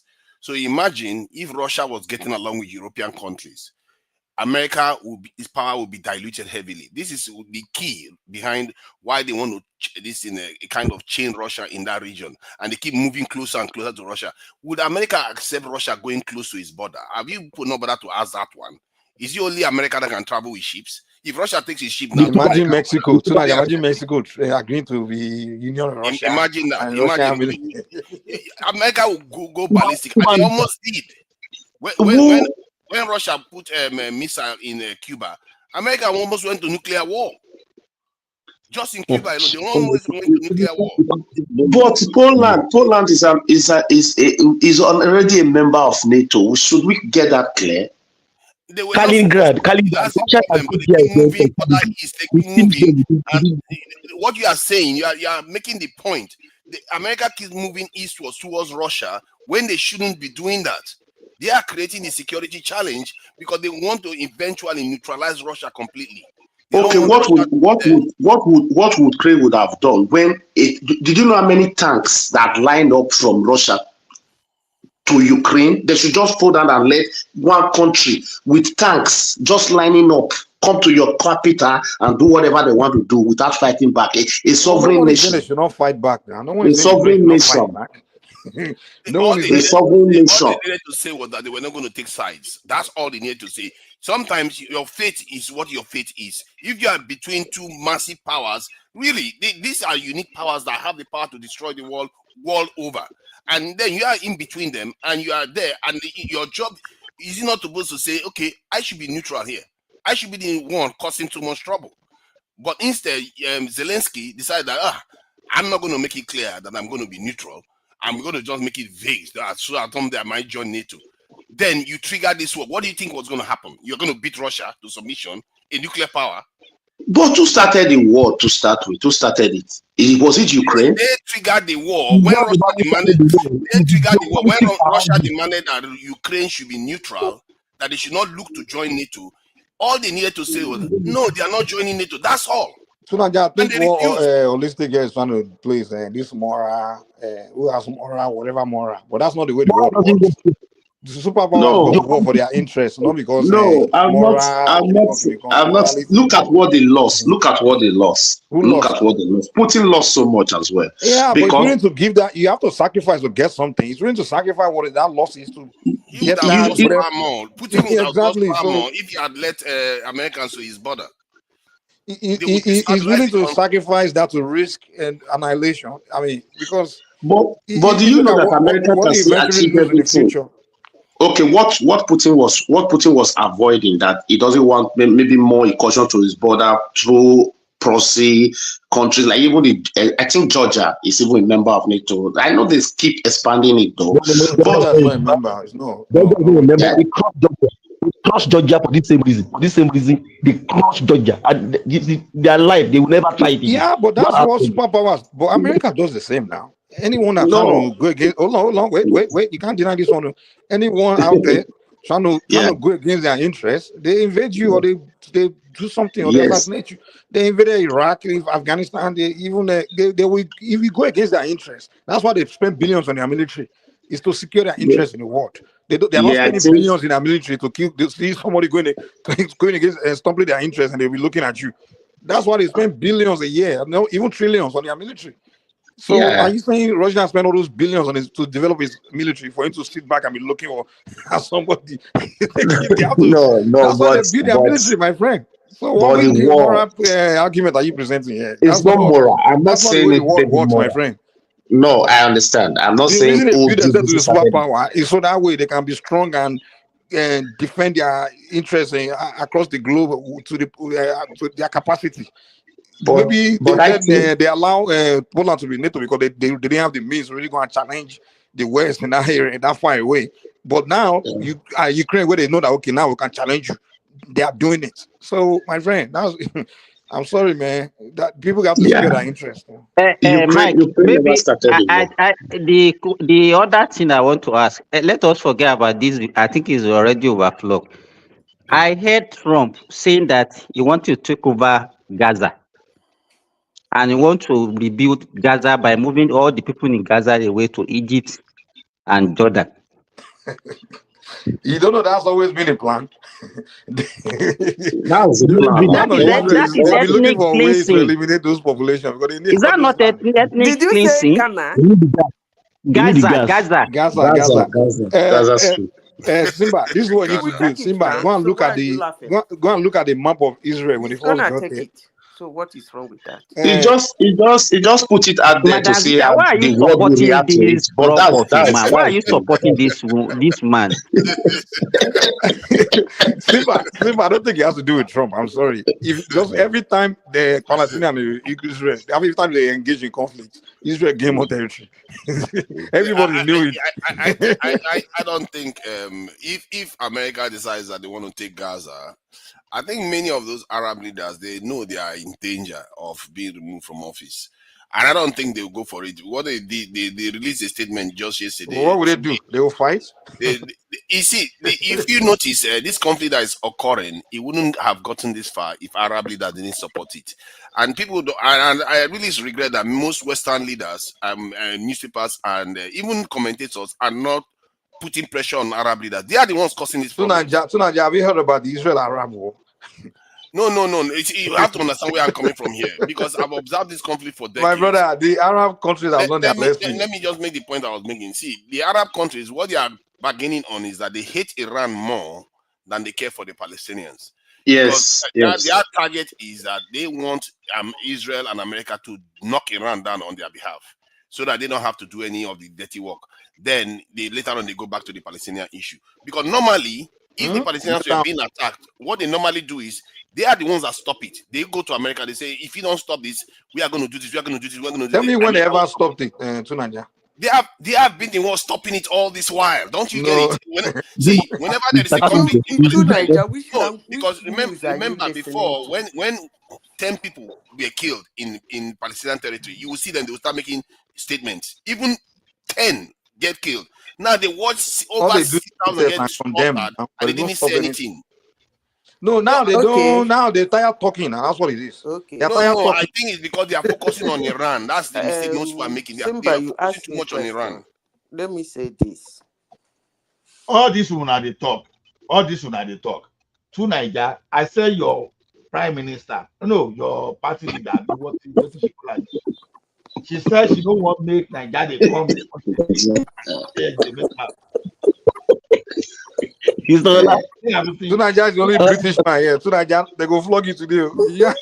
Flog what? You have to explain your prime minister to us today. What did he do now? One man is here too. Because all these British people. How can someone an immigrant all of a sudden you just go begging for all other immigrants that are coming? Eh?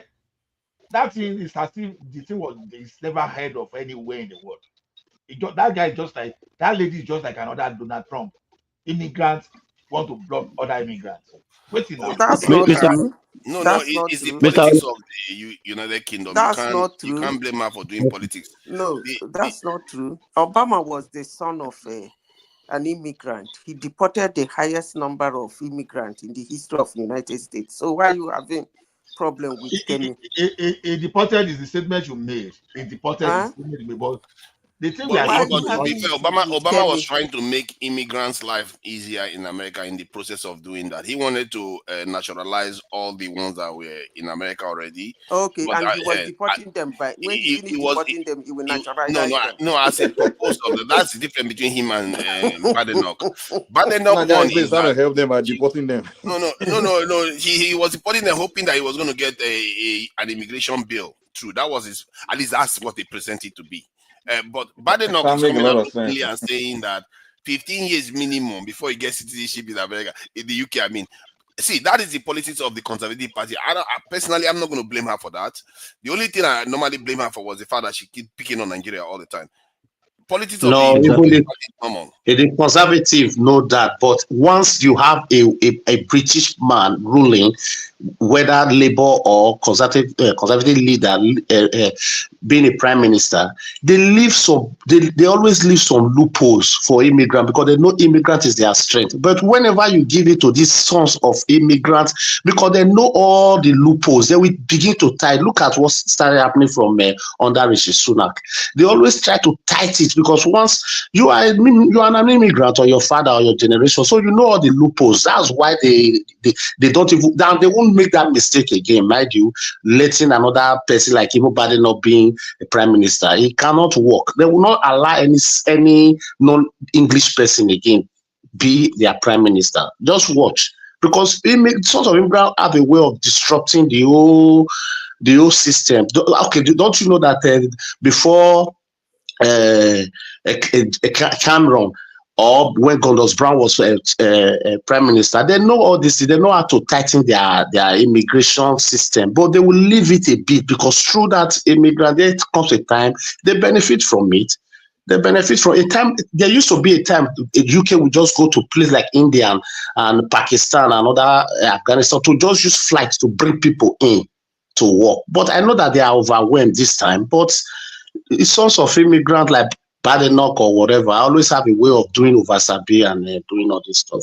It's not the overwhelming. It's the fact that people's lives are not gotten better in the UK.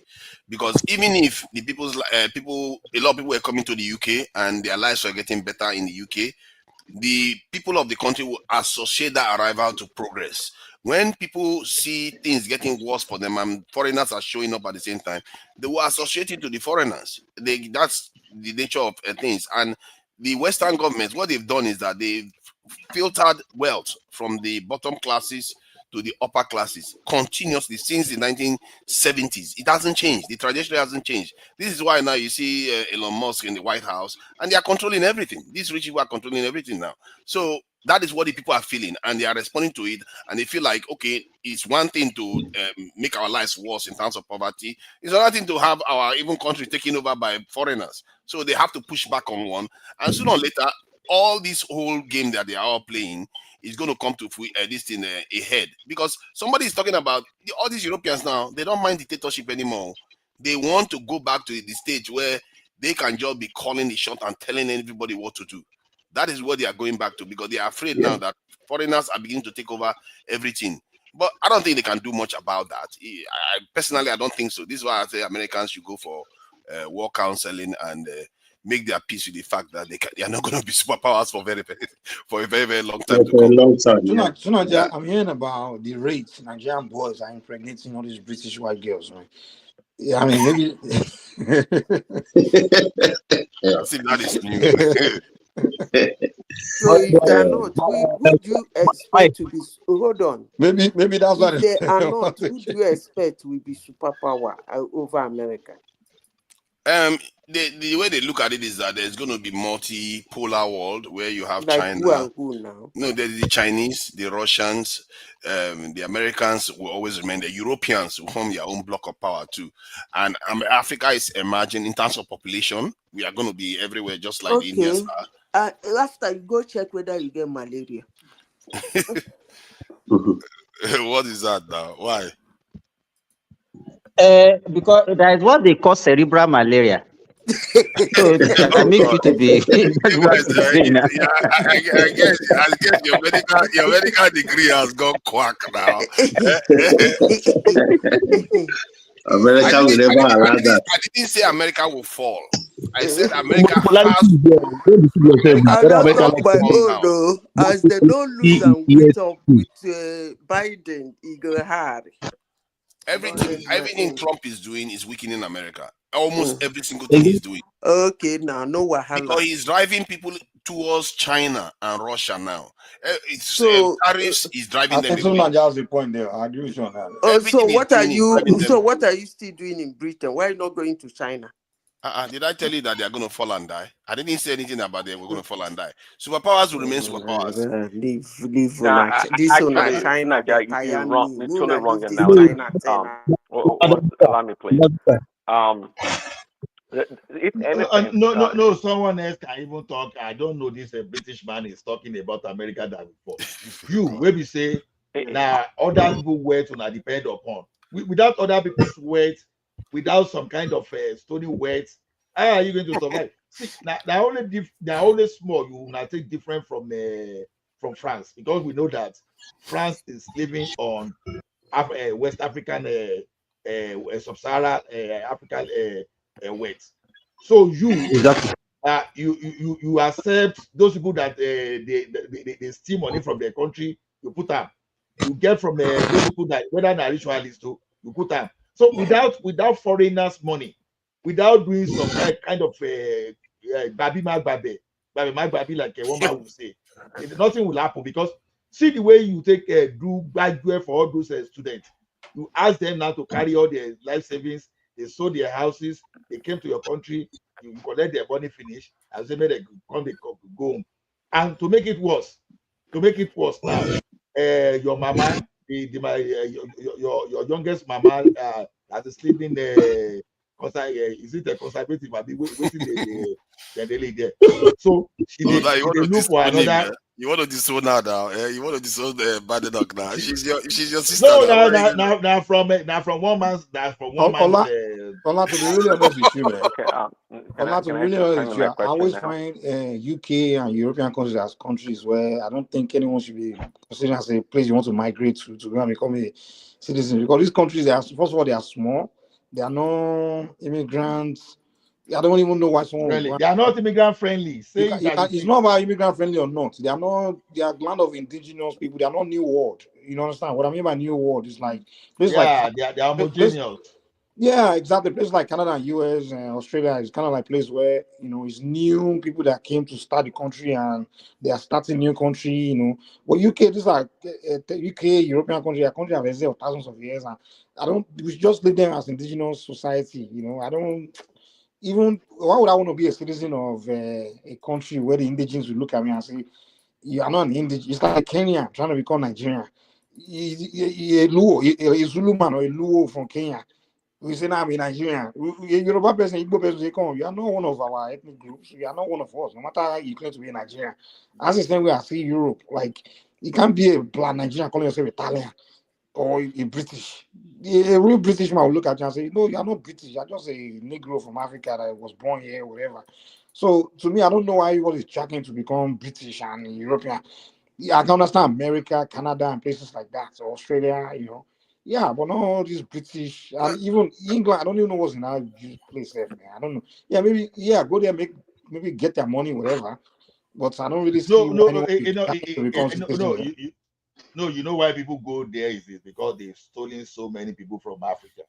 So those people stolen from Africa, they don't even know where to go back. So and maybe those people that still know them, they still manage to trace their route to that place, and it has gone. It has been going on like that. So I understand you. You understand. If you ask a person like two Nigerian now, you understand. It's odd among us anyway. When you look at, we are majorly North American, so a person like What do two you mean Nigerian is odd?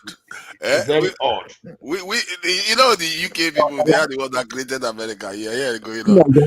No, America. UK didn't create America. Many Yeah, they did. They were the ones that colonized that place and gave They power. didn't. As a matter of fact, technically they still own that country. As a matter of fact, you mean US America? chased them away. Technically, the UK still owns the powers that created America. Still owns. It still belongs to the UK. They call still in the UK. United States belong to who? See, I don't know what. Yeah, maybe that's what they're telling you. That place, they're lying to you. It's the Anglo-Saxon this thing. Have you heard of the five eyes? America is not Hey, come on, man, make your peace with it. Why do you think they are trying to fight Russia? They are trying to fight Russia because of European tribalism. This is not Russia is part of the European race, but yeah, they are fighting them. Why do you think they're fighting them? If it wasn't US, you'll be speaking German in UK right now. What are you talking about? But that's the point. So what are you talking about? You own US when it was US that came to rescue you, and US make you surrender your colony to America. Do you know that the reason America is so wealthy is because all the things that belong to the empires, British claim to be their empire, all those places they expand to. America made UK surrender everything. Yes, but the US but America defend them against Russia and Germany. Because Germany was already Mike, they already ran over France. There's no need to make the point. Hold on now, bros. So they are not UK like to trying to brainwash their citizens to believe they are still this British empire. Imagine if Yoruba and they own America, they own anywhere they speak English. Calm down. Imagine if the UK was speaking Yoruba and America was speaking Yoruba. What do you think? If America takes over the one and Europe, is it not the same? No. Maybe when your empire was your empire, maybe we cannot spread Yoruba during that time. But it doesn't now mean today because they are speaking Yoruba in America. I'll now be telling you that Nigeria own if dusty Nigeria that's not relevant, or your land that's not relevant today. I'll now be telling you that, or your own America. Are you kidding me? See, it is so relevant. It is so true that even what is happening today in the world is because of that European tribalism, not necessarily just only white supremacy. The European tribalism, that's why they don't like Russia. Don't you see that? This I reason why they don't don't think like so. I Russia think is because of it's European power game. It's tribalism. not tribalism. I don't know why you guys always mistake. Okay, what is it? They tell me, why do you think These they don't people, like you Russia? can't say these people don't like. You can't say someone will tell me Ukraine and Russia was tribalism. I'm like, dude, it doesn't make sense. They're fighting. These people are not done to say I'm just fighting because you sound different from me. No, it's interest. It's No, not Ukraine. I'm talking about the West. Why do you think the NATO West doesn't like Russia? The what? The NATO? The NATO West. Why do you think they don't like Russia? It's power now. Interest. Interest, power. No, but then how is it that they are okay with France? They are okay with the United Kingdom. Yeah, because they're okay with Spain. They're okay with all the others. Because France, you mean the rest of the European? Because France, they used to hate France. When France used to want to conquer them, it was so powerful. But France is weakening. All of them are all weakening. The only after World War II, they all became weak. The only power, the only mighty European country that was very powerful after World War II was Soviets. And that's why all of them got scared and had to team up with America to protect them. That's the way it works. Power game. Everybody want to be the most powerful. America forced them under their control, which is basically America did not force them. They went to America to beg America. In fact, when Germany was already whooping, like literally finishing them in World War II, that's when they all went to America to beg America to come and defend them. They see, and the Soviets were coming in too. Whenever a war is declared, I know many people normally downplay the role of Russia in that Second World War. People normally downplay the role of Russia played in that Second World War, because that war was. In the First World War, Russia was an ally of the West in the first one. So the second one, technically, they were allies of the West too, because they fought Hitler. I don't think there was more. But even after the war, they turned against them. This is what I'm telling you. Wait. Did you say Russia was ally of the Western world during the in the First and the Second World War? They were not allies. They were on their own. No. They Russia was the one that did most of the fighting. America was supplying them weapons. See, where do you think this word spam mail comes from? Because America was supplying the Russians with spam like corned beef. They were supplying them. America they were buying. They were no. They were supplying them. I'm telling you. America didn't enter into the Third World War, in the Second World War until they were conned into getting involved. So where did you get? They were conned. They were involved from the very beginning. It took them long time to get America involved. was not from the very beginning to now. I'm sorry. America was not involved. It may not seem like that to you, but if you look at the geopolitics of what was happening, America was allowing the Europeans to do that's Russians to do. Do you know that America was do you know that America was even funding Germany in the beginning? Do you know that? Okay, are you going to say America is not involved in Ukrainian war? No, I'm just telling you. Do you know America was even funding That is Germany how in the it beginning? was then. It's the same tactics they used then. That's what they all agree that they all play game. They all play tactics. Listen, they all play chess. You understand? Hold on for a second, please. It went from they were trying to tell you about the Second World War that America was not part of it. Okay, they switched to Ukraine war. America is not involved in Ukraine war. Well, what is the analogy or comparison there? True. It's well documented. Hold on, it's well documented that America initially, America may have been supporting Germany, actually, Nazi Germany, but eventually, they had. They were not supporting Nazi Germany. Yes. In the war, no, they were not. Not on the battlefield, but backing financially and politically. No, they were not. Actually, they said they were neutral, but hold on to that. That is, America actually did business. It actually is well documented. Prescott Bush, George Bush's grandfather, did business with Nazi Germany or Germany. They did. It's well documented. And yes. America did not have a negative disposition towards Germany during the Second World War. Actually, it was later down the line. It was later down the line that after they took over France and pretty much on the verge of destroying England and some other things that occurred before America kind of came to the war. And really, it was the Russian actually that took the brunt of the death in the Second World War, because they lost close to over 20 million people. 26 million. So it was the Red Army. It was truly the Red Army that defeated the Nazi Germany at the end of the day. So yes, but you things. Man, that's your mic. Something is really wrong with that. Your mic. I don't know who that is.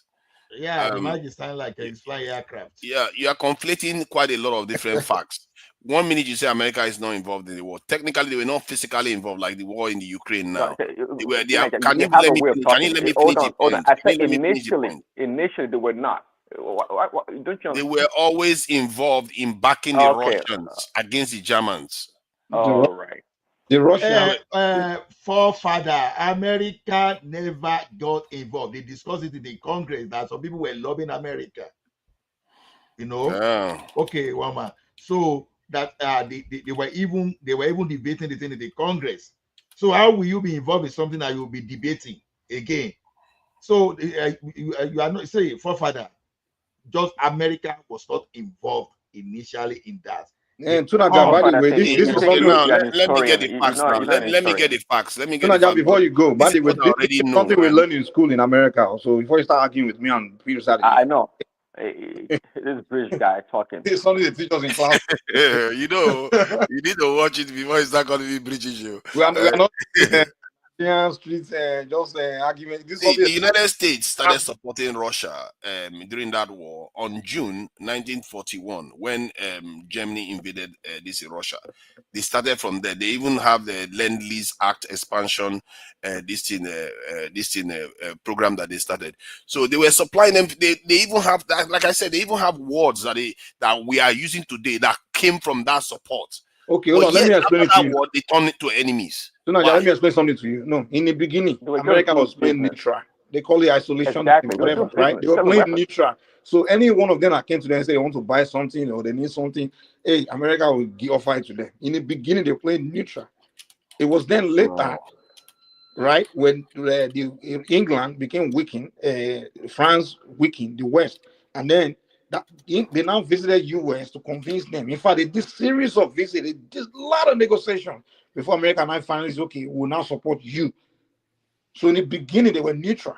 That's something we learned in school here. So I don't come here and that's what the US government. Hold on, Google. I want to argue this, not argue the US government. Do you know that the Nazi Germany actually advertised in the American newspaper during Second World War? Google it. New York Times. See, the idea, okay, let me make the point. I think maybe that's what everybody is trying to say. The idea was that in the early stages of the war, when it started, America was still doing this, what they call it, economic relationship. They were a kind of neutral then because the war hadn't gotten out of control. They were having a kind of economic. No, it was out of control. No. I think that's what you are trying to say. But that's what we are saying all along. That's what we're saying all along. What I was saying, even France already dead. Russia, oh my goodness, Russia was not in the war Too then. many voices, one voice at a time, Joe. I was referring to Russia. Russia wasn't in the war. When Russia got involved in the war, America started supporting Russia immediately. That's the point I'm telling you. And the original point was that why is America against Russia now? Why is it that the UK is against Russia? Because they've been against Russia since even before the First World War. That is why that Mackinder theory was written, and that stuff governs what they do. Even an American top brass, I think it was in the military, wrote a book. He said the reason why they went to the First and Second World War was because of this Mackinder thesis. They don't want Russia to expand out of the region. Pardon? Okay.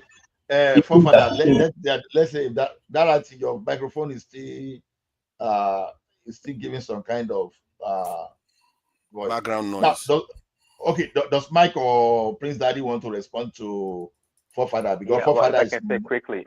Is spying history. I think I have a kind of an idea what you're talking about too, Niger. But again, during that war, okay, look.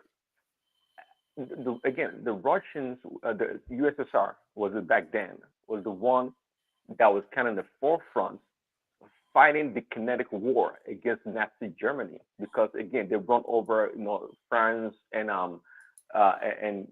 the United Kingdom. I think they didn't defeat United Kingdom. United Kingdom remains undefeated.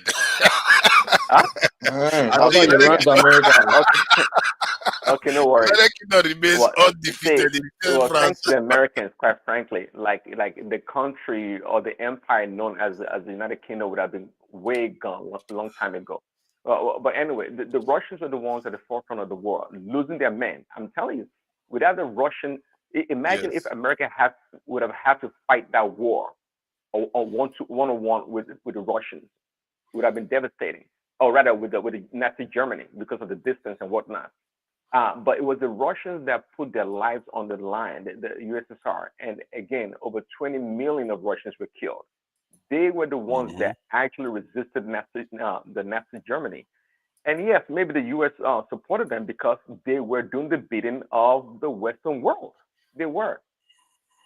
You know, and this and is that's the why reason I why. think. And to your question, Okay, hold on, Prince 10 Daddy. seconds. To your At question what about point? 1 second. To your question Okay. about why the West is so against the Russians. You know, there's many facets to that question. One question for sure, or one response, or answer for sure is that look, in order to keep the military-industrial complex going, there has to be an enemy, and I think it's well documented among the American historians. Russia actually over the years kind of begged to be part of the West, but the United States resisted Russia. They don't want Russia to be part of the West because if Russia became part of the West, then who's going to be that boogeyman enemy that we have to talk about, that we have to make movies about, and that we have to make people be afraid of? No one. So it's economically based, the reason why they don't want Russia to be friends, and they try to isolate Russia as much as possible. And that's remained a doctrine kind of for a very long time for the military experts in American in America. Other than that, Russia, right after the collapse of the Soviet Union, they kind of gave up. They really did. They came to America. You can say literally came on their knees to beg. Say, okay, we kind of give up. We'd rather be friends than enemies. But American, you know, I don't know if you want to call them the politicians or the insiders, like, nah, we don't want you. We'd rather have you on that side and let us be on this side. Did the Russian admit to be subservient to the US, like to be beneath them, underneath them? Well, in a sense, they did. Nah, I think that was the missing part. And also, no, hold on. They wanted to. You have been talking now. Let some other person talk. See, the thing is, let me talk. Let me finish. You guys talk all the time. Hold on. Wait. Wait, let me coordinate you. Wait. Oh yeah, Prince Daddy, Randolph, and I saw another person will talk. Oh yeah.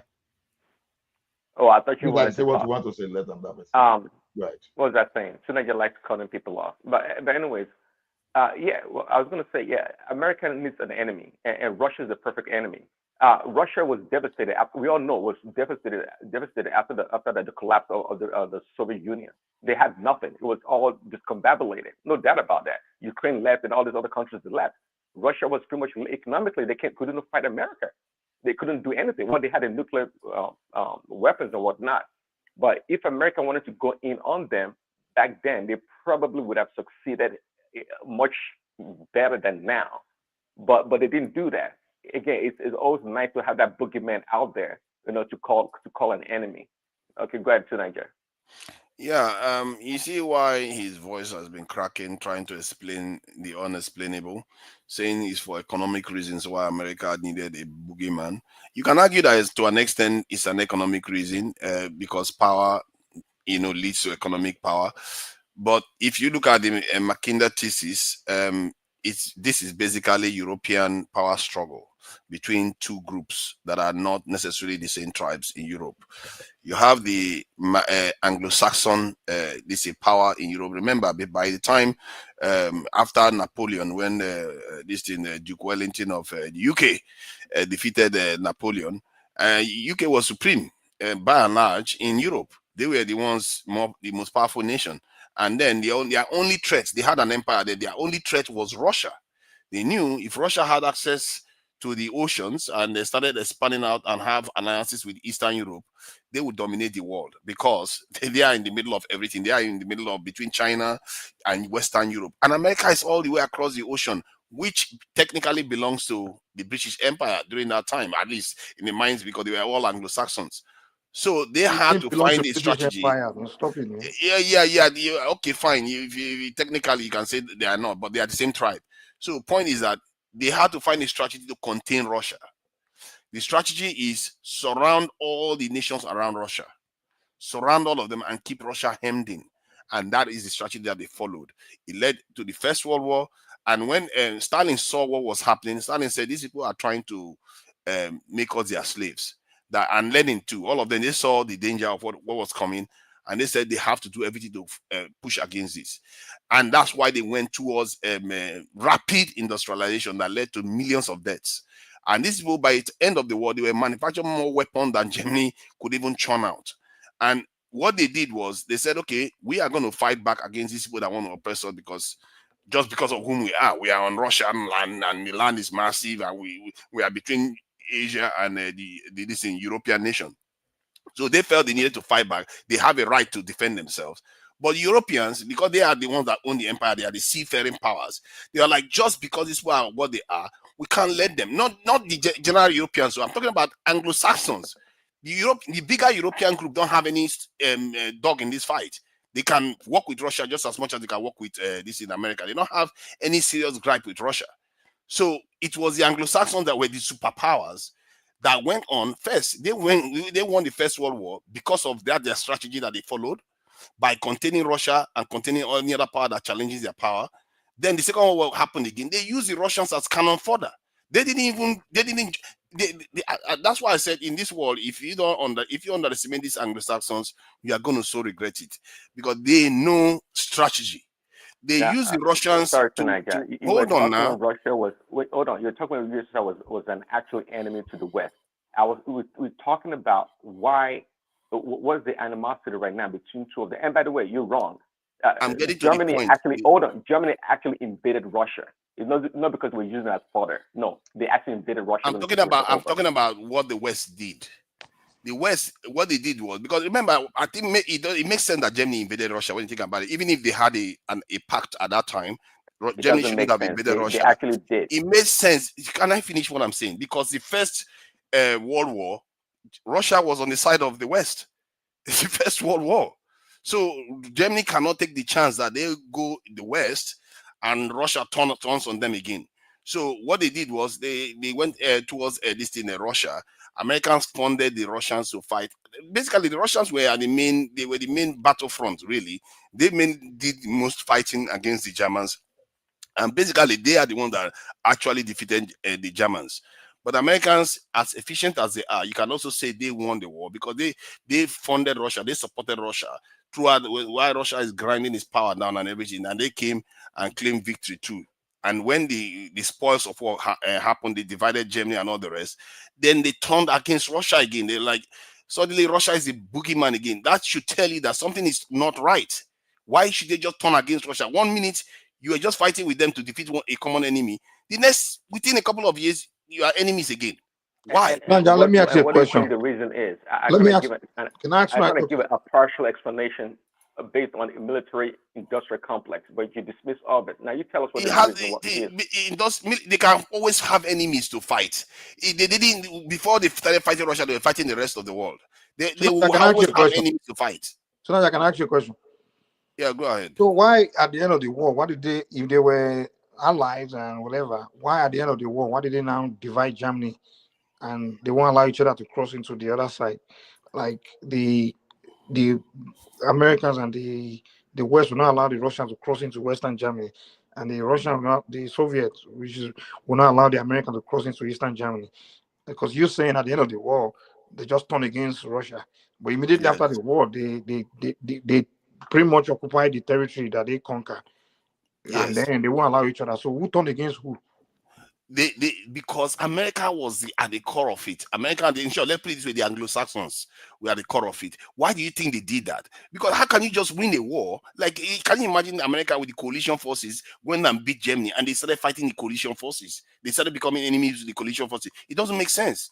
The only reason that happened is because of this Mackinder thesis, because they don't want Russia to be friends with the rest of Western Europe. And if Russia is friends with Western Europe, Russia will be the superpower in the world by de facto, because America is across the ocean. Like I said, how can America influence Europe anymore if Russia is there? Tonight, Russia did is you just know as Russia powerful as wanted to America. join NATO? Did you know that? Pardon? Yeah, Russia wanted Did you to know that join Russia NATO, wanted to join NATO? and guess who rejected it the most? It was still the same Western Anglo-Saxons, not the French. Okay, That were Tunaja, who you the define as Western ambivalent. Europe? Tunaja, Pardon? are you talking about the Western Europe? Are you talking about the Western Europe you're describing? Is it the present day Western Europe? Yes, Germany, Okay. France, all of them. Holland. Yeah, all of them. There's no reason why Wait, Russia is hold enemies with them. on. Wait. Do you know some of the countries that are part of Western Europe today? They were part of the Soviet before. Some of them, yes. Right after at the end of the war. To be technically, they are still Eastern Europe, but they are now part of the European Union. They are Slavic. To Nigeria, they are Slavic people. Slavic, Yes. that those people within that area. What Nigeria is actually saying is partially right because the Anglo-Saxons, look at it now till date. Even when everybody is tired in this Ukrainian war, look at it. You see that Britain was at the core, at the center. That no, we fight on, we die here. Continue. Yeah. Let's go on with this fight. You saw it now. You should not continue it. You should not, as even an immigrant, that his father did not have. Did not have anything to in this fight. He did not know anything about this history that we're talking about. He should not have to continue, or else, or he knows what is there for him politically. So the Anglo-Saxons, they were the ones that were actually most powerful around that time. So, and they have been powerful for a long time. So they definitely have to keep Russia. What made them where they are. powerful? What made them so powerful? Empire now. The Colonialism. Is it not the British, the Germans, the Polish, and some of the Polish guys, and were they not the ones that moved to America to crush the Red Indians and some other guys that set up their thing. Colonial past is what made them give them more relevance. More relevant. That's it. And they want to maintain that grip. That grip must be maintained. One other thing that is disturbing the West significantly now is because of global climate change. The North Sea waterway is beginning to melt. Because one of the problems of Russia was that they didn't have proper access to the ocean, so they were not a proper ocean-faring power. But if the North Sea starts melting and they start moving freely, now Russia will become an ocean-faring power, and that amplifies their power greatly, and that may have informed the urgency with which they are going towards Russia at the moment. And you can see Russia did not have access to waterways. Or what are you talking about tonight? They were not an ocean-faring race. They have to defeat other countries to get access to the ocean. So you're saying they have access now, but they didn't have it before. Is that what you're saying? No. Yes, the waters are beginning to be more navigable in the North Sea, and that's why they have tensions with America. That's why. Why do you think America wants Greenland? This is why they are talking about Greenland.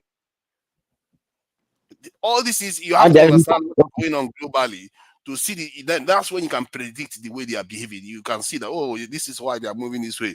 This is why they are moving. Why do you think America wants to go so close to Russia? They already contain it to an extent, but they keep wanting to go more because they really want to suffocate that country before it comes out of there. But personally, I don't know what is going to be. Another thing that people don't understand is this.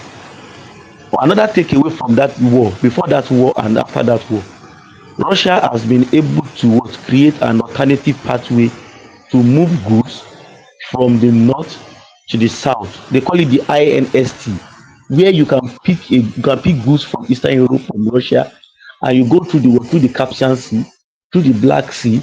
You navigate to enter Iran. From Iran, you get to India Ocean, and of course, you'll be able to access the whole of the the wind for the ice would melt. Hold on. So looking at the map of Russia has so many waterways access, from the Bering Sea in the north all the way to Alaska. They have access to the Black Sea. Okay. They have access to, many other waterways. So you're talking, what? What you are talking about is not North Pole. This is what I just talked about. They are talking about the other side of the world. They have to travel. Where the real action in the world is going on is the Pacific Ocean, Atlantic Ocean. That's where the stuff, not the North Sea, or towards the Arctic. That's not where the action is. And that's why Russia didn't colonize many countries. Why do you think they didn't? You have to Russia understand was it. never And part besides, of the why Russia do you was think? never part of the No, colonial let me empire. give you another example. Why do you think the South in Nigeria, like the Southeast, when they want to go through, get to the ocean, they have to go through the South? Because most of the areas that Russia, if they want to come out, they have to go What through is your that country. argument? Because Russia, until maybe recently, was one of the strongest submarine nations in the world. Okay, what are you talking about? They've always, when it comes to maritime war or navigation, the Russians or the Soviets, they've always been great. So what is your argument? No, Huh? they have never been a sea power. Yes, they have submarines. Of course, I didn't say they don't have access to the ocean.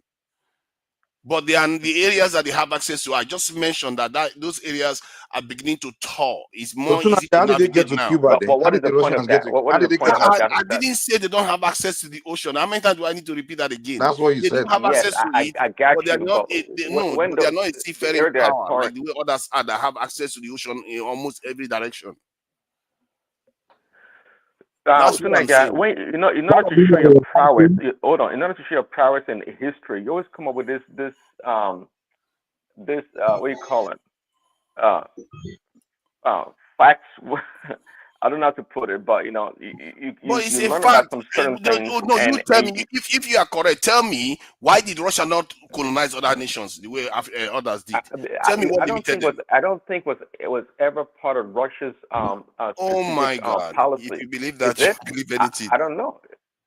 Then tell me Is how their come they didn't access colonize. to the ocean? It's not that they don't have access to these oceans where the action is taking place. They don't. At least they have. I'm not saying they don't have access to it, but they don't have ready access to it compared to the others. The So what others, you can say is the I they are said it will right take there. proximity. long time. Proximity. Yes, Compared it to takes But them you can't say longer. they don't It have takes them access. longer. That's what I'm it saying. takes It takes longer. them longer. It's very, very hard for them. It's not as while the Europeans No, will just I see it don't like they buy are in that. Africa.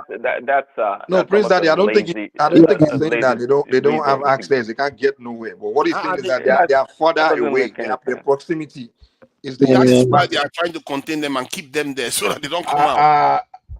Prince Daddy, to some extent, and the first time in about 2 years, I think two Niger ChatGPT told him Oh something no! close to the truth. Wow! First time in 2 years. Naja, you say you are for the first time. Wow!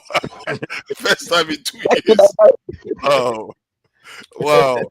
It took 2 years for that to happen. See, Naja, that's a compliment too. yeah, that's the compliment. What am I going to do? I will take it now. Hold on to Nigeria. Russia all the way. When it was former USSR, all the way. This is big old freaking land. They actually have access to the Pacific Ocean. Actually, they do. They do have No, access to the Pacific. It's harder for them. Jeez.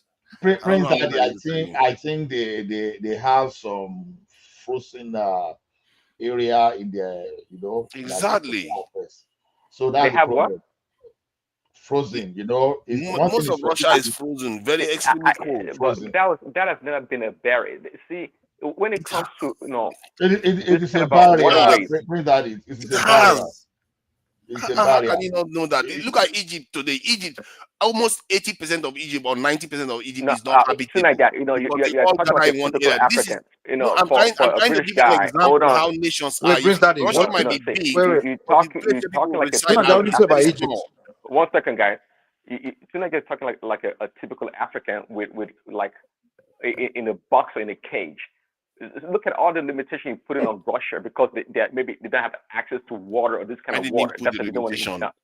It's Oh, just God hold that on. did it. I didn't do it. No, So see, don't put it on me. it's just like you making an argument like Japan never had natural resources. That's why they never developed, and we know that's trash. That's garbage. What? Okay, it's like you making an argument that Japan never had natural resources compared to their counterparts, and that's why they never developed. And we know that's a lie because Japan, with very limited natural resources, became the second biggest economy in the world for a very long time. So your lazy argument because Russia did not have access to the waterways that's so palatable, so to speak. That's why they did not colonize some nations That's a lazy argument. I don't I know. don't think it was part of that In doctrine. your mind, I don't think it was. I don't think it was ever Japan part of does that have strategic resources. I doctrine. don't know why you're saying they don't have any. Maybe they don't have modern kind of resources compared to other places, but they don't have zero resources. They must need something to survive. I didn't say. You know, see, That's not the I think I argument. said it before. You like to take what people say and No, try but to you're twist saying it to your own you are making understanding to comment that make your point. this in Japan doesn't have resources, so that's why they I cannot said, develop. well, That's not what he's saying to Naja. see, What somebody, is he I'm glad saying somebody then? has Because heard me. I don't know what You is need the to point learn he's to making? Why did listen. he bring Yeah, Germany into it? He's saying okay. Let me qualify it. he's not arguing about Japan. He's just trying to tell you that you can't be using these African excuses of why something cannot be done. So he's just Oh kind of saying, no! I didn't make it up. History has already happened. So there are certain things you can't argue with. You see my point? Russia is not because they didn't try. It was just harder for them. Most of Russia is inhabitable because of the way the landmass is. Most of the places is a frozen tundra. It's very, very hard to navigate and walk in those kind of environment. This is why many African countries that are like bordering the Sahara Desert, most of the people inhabit about 10% of the landmass. The okay, same thing so is are happening you to like Russia. telling us that was the reason Russia couldn't get to the other part of the world? Yes, all those things limited them. They are But always they fighting still got against there, the though. tide. But did they still Pardon? get there? Did they still get to the other part of the Oh world? no! Yeah, of course they do Okay, do so travel they around. got there. They got there. They figured a way to get there. So what's the argument But here? look at you. You see, It's so if hard you for want the to Russians to get to the other no. part of the world, but they went Please, to Daddy, they went to please, space, Daddy, hold on. Let me right? ask. Let me just make this clear so we can understand it. If you want to run 100 meters with other athletes, and somebody decides that by the time before you start the race, I'm going to tie 50 kg load on you. What are the chances that you're going to win that race? You won't. That is what Russia has to face. It's not because they cannot move, or like in the case of the running, they cannot move. They can move, but they can't run as fast as the others. That is what I'm trying to say. I didn't say that they don't have access to the sea. Sunaja, It's just do you harder know? for them. Okay. Let's use this. Do you know America is even further out away from the, let's say, the Africans and Asia than a lot of European countries, but America still dominate the markets there. So they're not giving excuses that hey, we are far out there, but then we dominate the markets. Not, they're still able to get there. When it comes to the ocean Sunaja, navigation, it's so hard for the Russians to get to Africa, but they went to space, right? Russia going to the States. What do you mean? Space. No, you are talking about Trump Daddy. You are talking about the year. Let's look at the year. If you look at it now, it's much more now from somebody that's moving from UK to Nigeria. Can we compare the person with somebody that's coming from Russia? Even from flight. There's noise from your background. There's a lot of noise from your background. I don't know what's going on. Sorry, I said for somebody that's moving from Nigeria to UK, you can easily move around 6 hours or so, 6 hours direct flight. So can you do that from here to Russia, in 6 hours? No. The fact is just that if you look at the way they arrange this argument, I don't know how to make no, this argument. I'm not making any sense to them. What I'm saying is that before you get to that spot, somebody is already there. And if you look at them, that was one of the reasons why, for I example, know, and I'm telling you that it's not an adequate reason. What you guys trying to build your case on, it's very weak. It's very weak. It has no legs. Okay, now let me clarify it again so that you understand. See, America is an ocean ferry race. The thing about ocean ferrying nations is that they can supply goods to each other more easily. Ocean, they don't exactly. Please, Can I just finish what I'm saying? I don't need that right now. Saying? No. You see, he won't let you talk now. The moment you get to this point, you know that somebody is No, because you don't have an argument. argument. Lost the argument, and they I don't think want you to need like 1,000 examples to explain what you're saying. I heard what you said. No, you've just finished I heard talking, it and I want clearly. to talk, and you want to stop me from talking. The It just limitation shows you of the lost the Hold argument. That's why you're doing that. The limitation of Russia being an hegemony was as a result of their limitation or lack of easy waterways to reach maybe other parts of the world that they could conquer. I think that's what you're trying to tell me. And the other person Darcy just said, oh well, if you're traveling from point A to point B, I get all that, but I'm making the argument that that's a lazy argument, and I don't think it holds water. I don't think so. I think overall, it's not the Russian or the USSR policy to expand around the Answer world, me like this that, simple like the question then. Western world. Answer me this simple question. Okay. Answer the No, simple wait. question. Hold on, No, Dorothy. Let me wait. answer the simple No, question. it's not Dorati. It's not Dorati. This is Sola. Okay. Wait, Naija. I want you to examine what Prince Daddy say. Why I say soul is this. That's why I want to ask him the question. Wait, China was the biggest ocean commanders.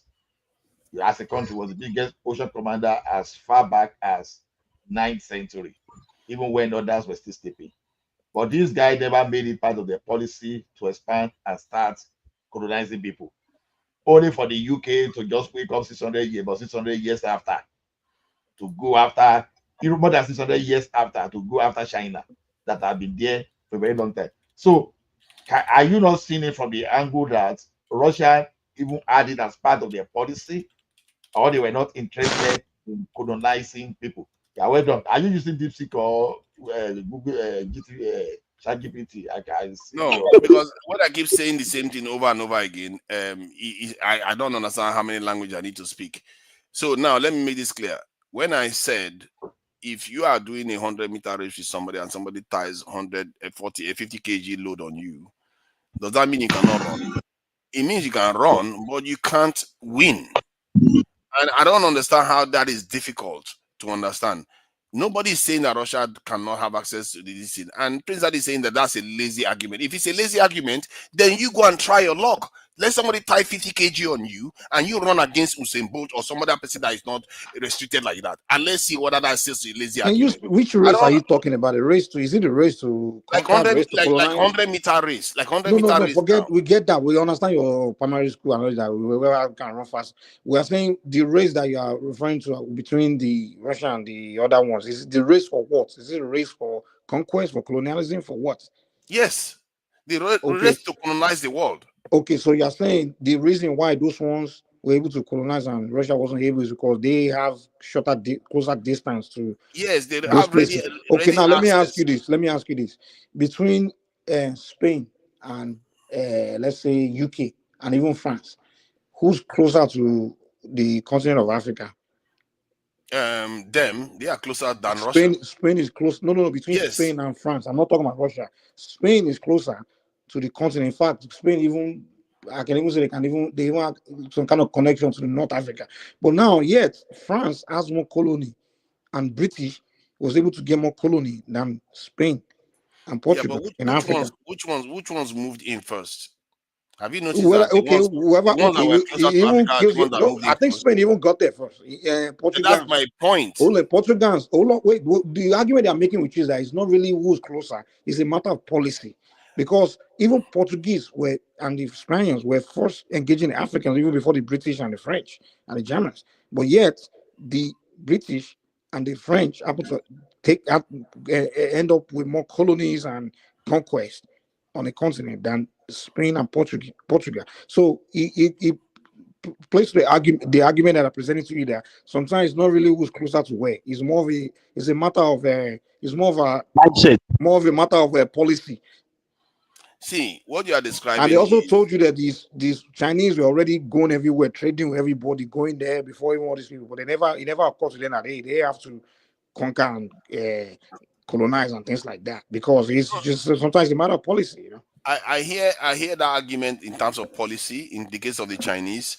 But the difference this time is that during that era of colonization, especially most European nations wanted to. Russia wanted to. They did try. They didn't just. They were not just that good at it because they were so far away. They were not always there to be able to respond to these threats to their territories. They did try. The Chinese didn't try. They had a policy of not doing it. So there's a slight difference there. In terms of the Spanish one and the this Portuguese, how the Portuguese seem to have managed to do emerge in Africa more. There was an interaction between Spain and Africa. We all know about the Moor Empire during when they were controlling part of Spain and some areas or other areas of Europe. So all that dynamics was going on during that time. While that was during that period when shipping and all those things started expanding, and the Portuguese they are right next door to the Spanish. They are not like that far. They are like next door to the Spanish. Then they just navigated to West Africa, and other parts of Africa, and they started doing trade. So it's the same thing. And the Spanish followed after that. Then the British followed. The French followed. All of them followed after that. Those two that were closest to Africa, you can say why, okay, the Arabs too were doing the same thing. They too were closest to Africa. They too were doing the same thing. So the closer you are, the more chances that you're able to, take advantage of stuff. Yeah, And the thing I know you like to beat a dead let me horse. finish So what I'm even saying. Let me finish. I Let think me you finish what finished. I'm We saying. got a gist. Let me finish. You're Now never you going to need to give up. You're stop not going to give up. interrupting. You need to You're going stop to argue to interrupting the me. end of the You're night actually about your being, position. see, Prince Daddy, And you are being a little bit childish for a daddy. Calm down. You need to stop. See, the point is that ocean faring races, they have this unique advantage. One, most of their territories, they tend to, if they are able to move around more easily, they can reach different areas. Like the Spain now, they can reach UK, they can travel to America, they can travel to, but Russia doesn't have that. It's like somebody having a passport that can travel to multiple countries. It makes it easier for them. And then they can also use that water, which has ocean current. If they don't have to do a lot of lifting, they don't have to build a lot of infrastructure to transport goods. All those things just works for them. But if you have okay, to do it you overground, you win. have to Okay, finish. so Let me finish now. has it occurred I to want to describe how long the you gonna actual. continue now? Let Oh, me come on. I interject. want to Come on. describe the logistics that actually gets things done. If you have to do it overland, you have to build pathways for it. You have to build rail tracks. You have to build all those things involve a lot of cost compared to using the water. Come on, man. This is why they have that advantage. Go ahead if you want to say something. So, Can I interject? as much as Can I the interject? Europeans they fought among themselves, is there a reason, or do you think the policy to exclude Russia in their hegemonistic plan plays a role? Because I can't remember the treaty they had where they kind of divided Africa somewhat amongst themselves, even though they shafted the Germans. The Germans were upset at the end of the day, and that they got shafted. Berlin Conference. The Berlin Conference. Okay, so I'm not sure what the Soviet Union's plan was then in terms of maybe taking part of Africa. I don't know, but again, unless maybe somebody tells me, I don't buy your argument because of the navigational challenges and their proximity to maybe some better waterways. That's why they did not conquer. It doesn't make any sense. If Russia can get to space before America and many other nations, I don't think it's going to be a problem for them, to travel around the damn world to go conquer some villages in Africa, wherever, if they choose to.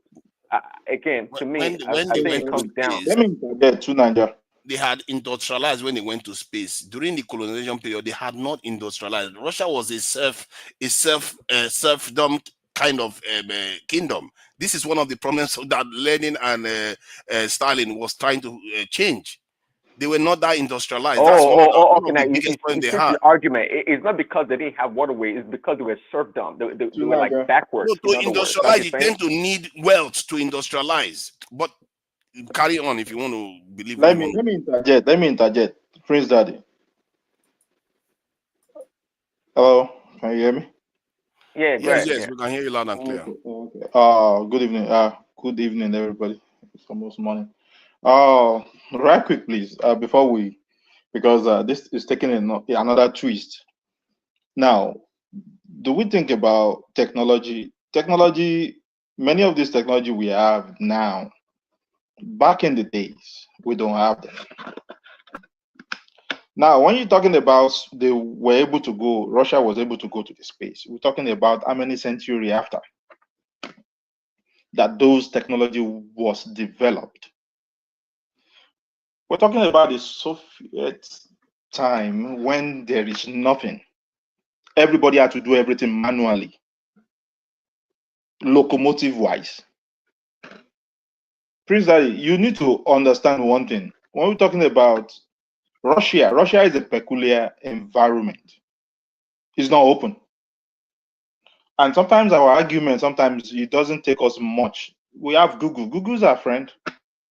Type those things there. It's history. Tunaja said something earlier. He said, history cannot, is not writing the new history. It's history of what had happened before now. That's what he's talking about. let's be open-minded when we have some of this discussion. It's an open book. While you guys were talking, I opened it up. All I did was search the limitation of Russia waterways navigation during the Soviet time. Everything is boldly written here. It's because of the frozen weather. They are a whole lot of issue boils down to freezing weather, the freezing condition they have there. A Okay, boat but will not sorry, before you flow. continue, A interjection. boat You will didn't not answer flow. the question. Please, Daddy, let someone finish. Let me finish. Let me finish my point before you don't cut me off. Don't cut me off. That's a sign of you giving in when you do that. Now, it's all written here. I'm not the one who wrote them. You can put it online. These things are listed here. And one problem is, even the plane will fly when the weather is bad. It flies on the air, they won't take off. If you don't have enough space to tax, your plane will not move. If the weather is bad, it's known, whatever it is, it will move. Let's not talk about a ship that is meant to flow on the water and is going on a war, maybe to go conquer. Remember how much load the vessel is going to carry. And it's frozen. They are bound for failure already.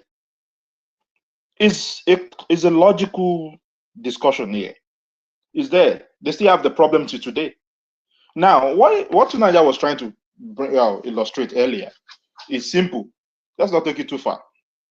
If you and I, someone from said, if you have to take off from UK to Nigeria, you get the ASAP.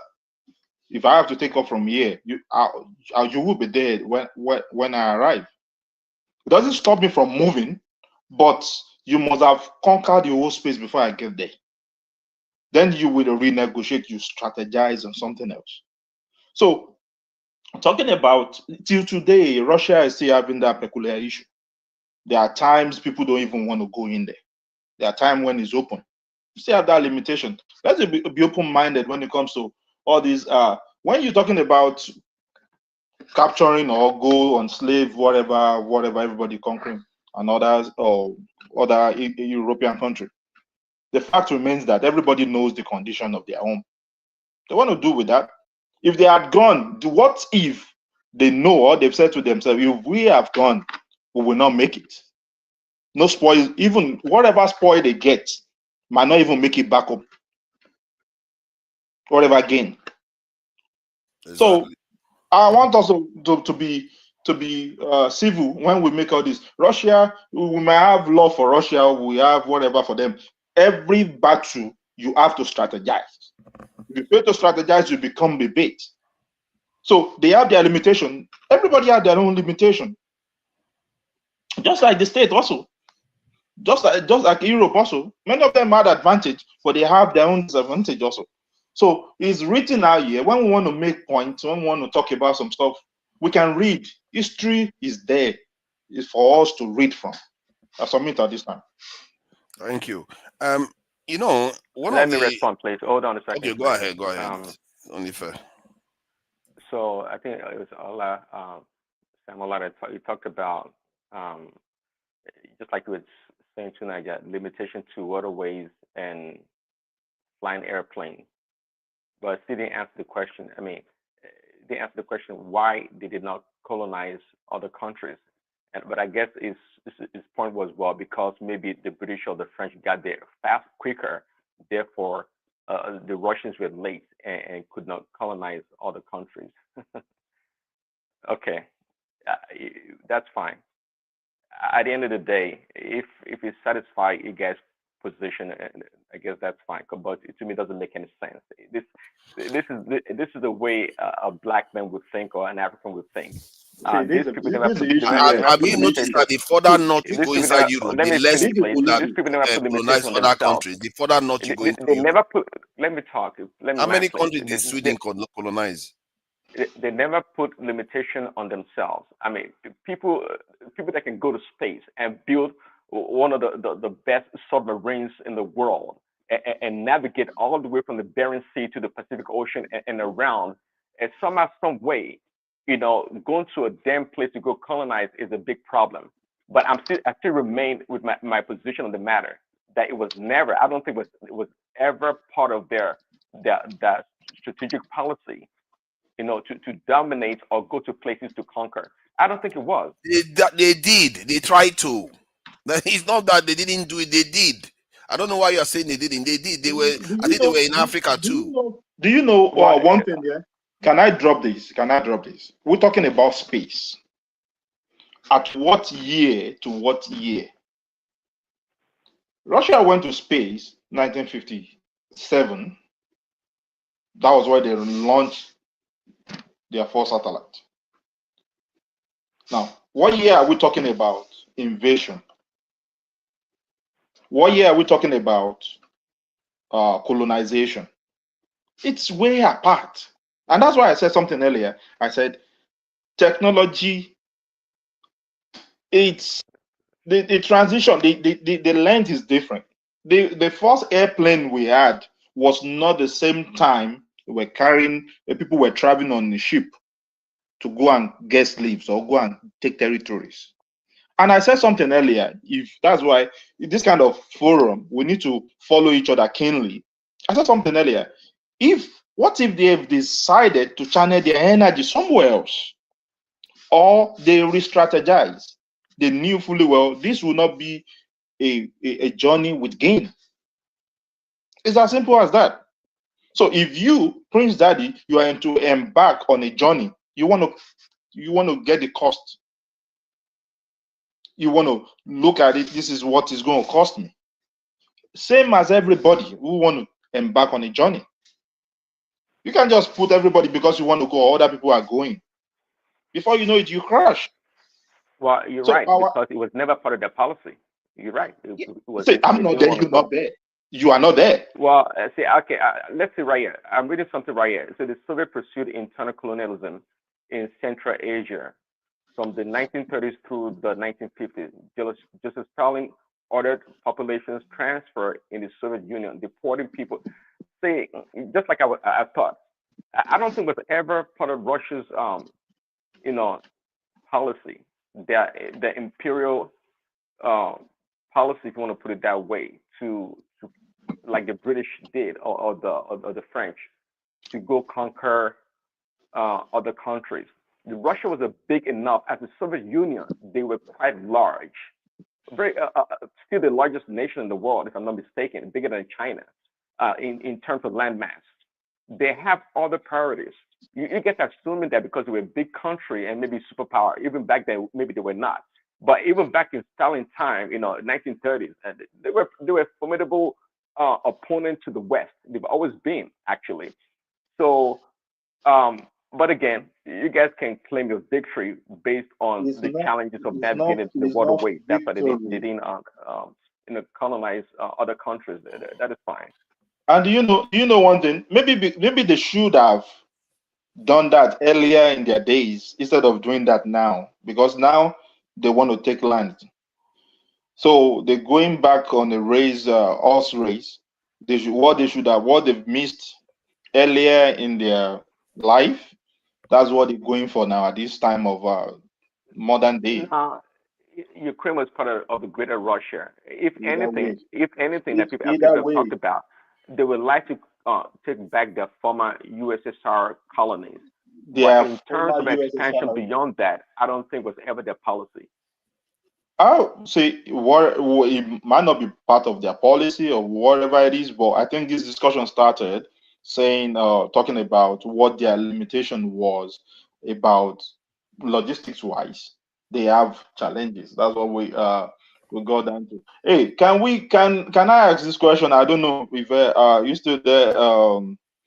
If Ola is still there, I don't know. Maybe you guys have already touched it. What is going on with is Ola there? Ola? It looks like he's not there because Kolata is crying backstage. He wants to come in. He wants to come in. Yeah. He's not here. He's not. Oh yeah, he's letting me now. Now, to Niger, you saw the video of our president and Elon and the son. What's going on here? I know Prince Daddy that's Prince Daddy's president. Well, I just want to. I don't know why people react badly to that. Personally, what I saw, what Elon Musk is saying, I don't know what is so wrong about it. It's just that people are so skeptical that he has ulterior motives. But what he said in that meeting, I don't see anything wrong with it. And the thing, people are not noticing Trump enough. People think Trump will just turn on Elon Musk. What I see in Trump when Elon Musk is talking is pride, like a father. And he may not turn on him. So people are. No, I'm not even talking about. I'm not talking about. No, I'm not even talking about what Elon was saying. You saw the clip of the little boy. Yeah. That walked up to Trump and said, "You are not the president. Get out of here," or something like that. Oh, he did that? I didn't know that too. I didn't know that. Jesus, you I'm missed not saying that. that. No, oh no! If that Is happened, that that really would be true? embarrassing. That would be embarrassing. I don't think it happened. I don't think it happened. No. Who says is that really true? She was send the link. Show us the video. We would like to I'm see just that. asking. I don't know about No, that. I'm just I'm serious. This is real. It's on a live.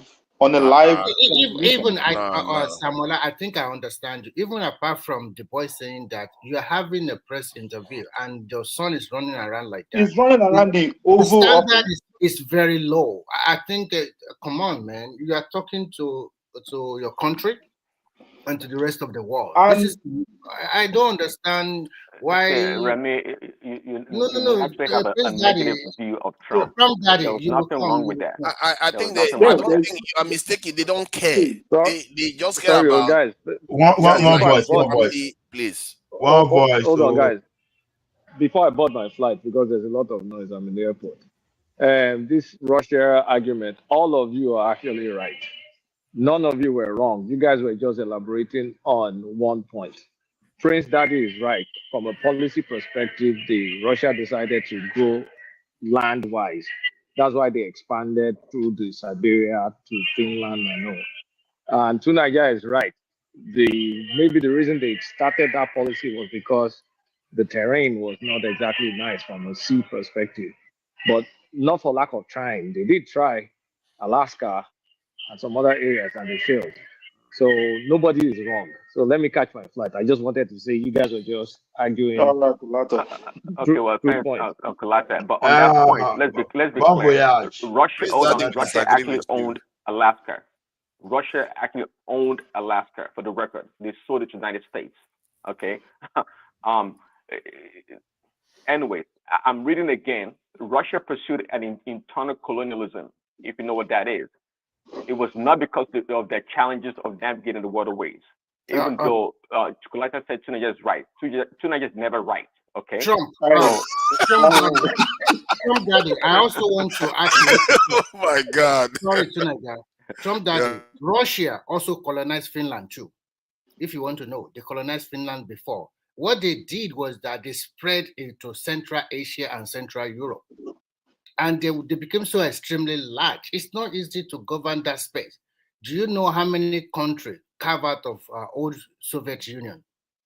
Even till today, you see the presence of Russia here. So you cannot say because they did not go to Africa, they don't have the power, or because of the natural resources that natural like ocean or whatever that stop them from doing that. No, they have their own ideology. I supported Prince Daddy on that. They know what they're doing. They became so extremely large, and to the extent that they started selling off some of their island, and that's why they sold that one to America. Exactly. They sold Alaska. Thank you. Even from the former Soviet Union, there are more than 12 or 14 countries carved out.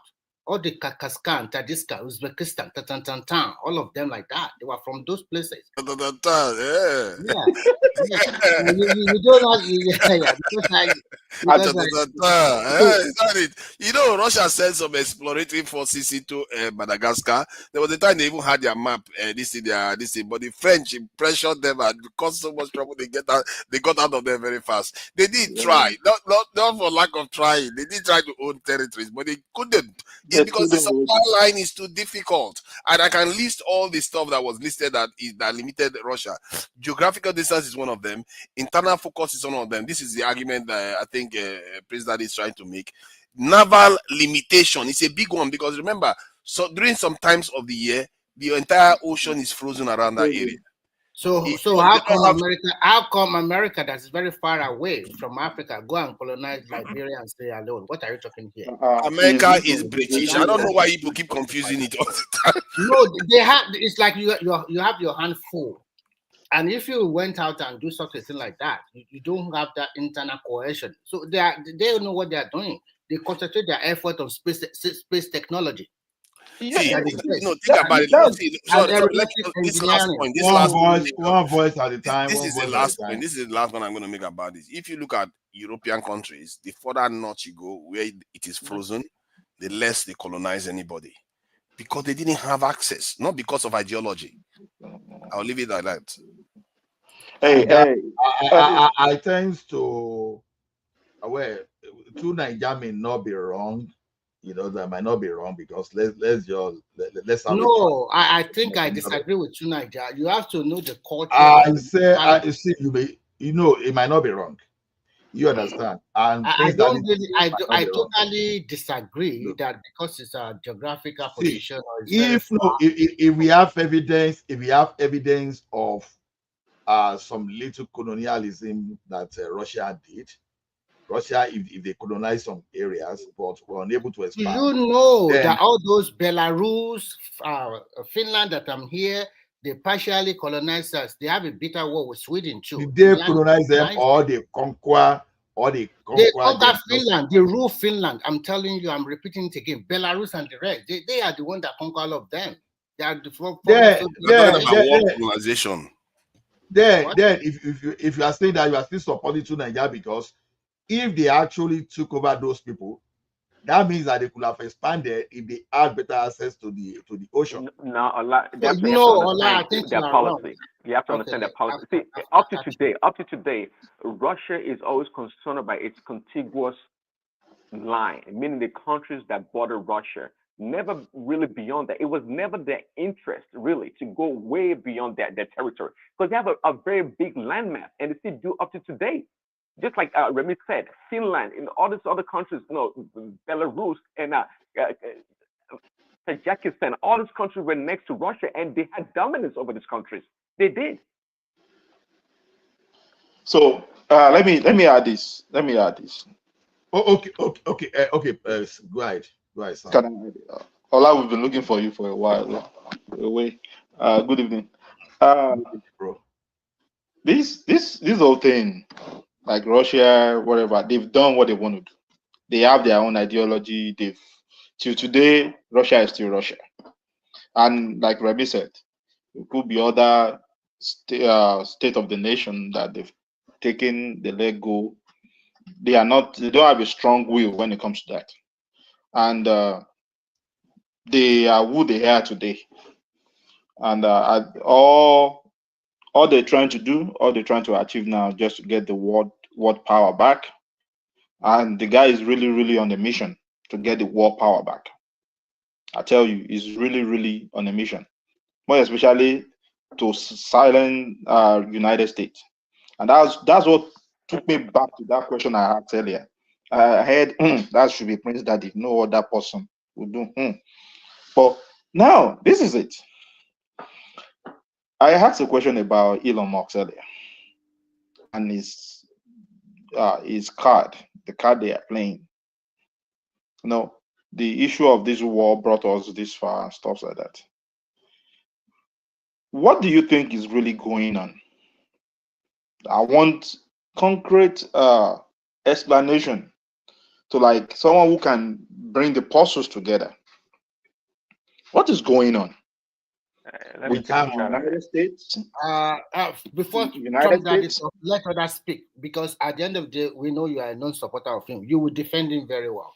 But in my own personal opinion, the Prince Daddy should not say anything for now. Let someone else speak on this issue. Just my own perspective. Yes, sir. Yes, sir. I got it. Just my own perspective. Quickly, because I so step away from the screen, but I'm going to drop the link.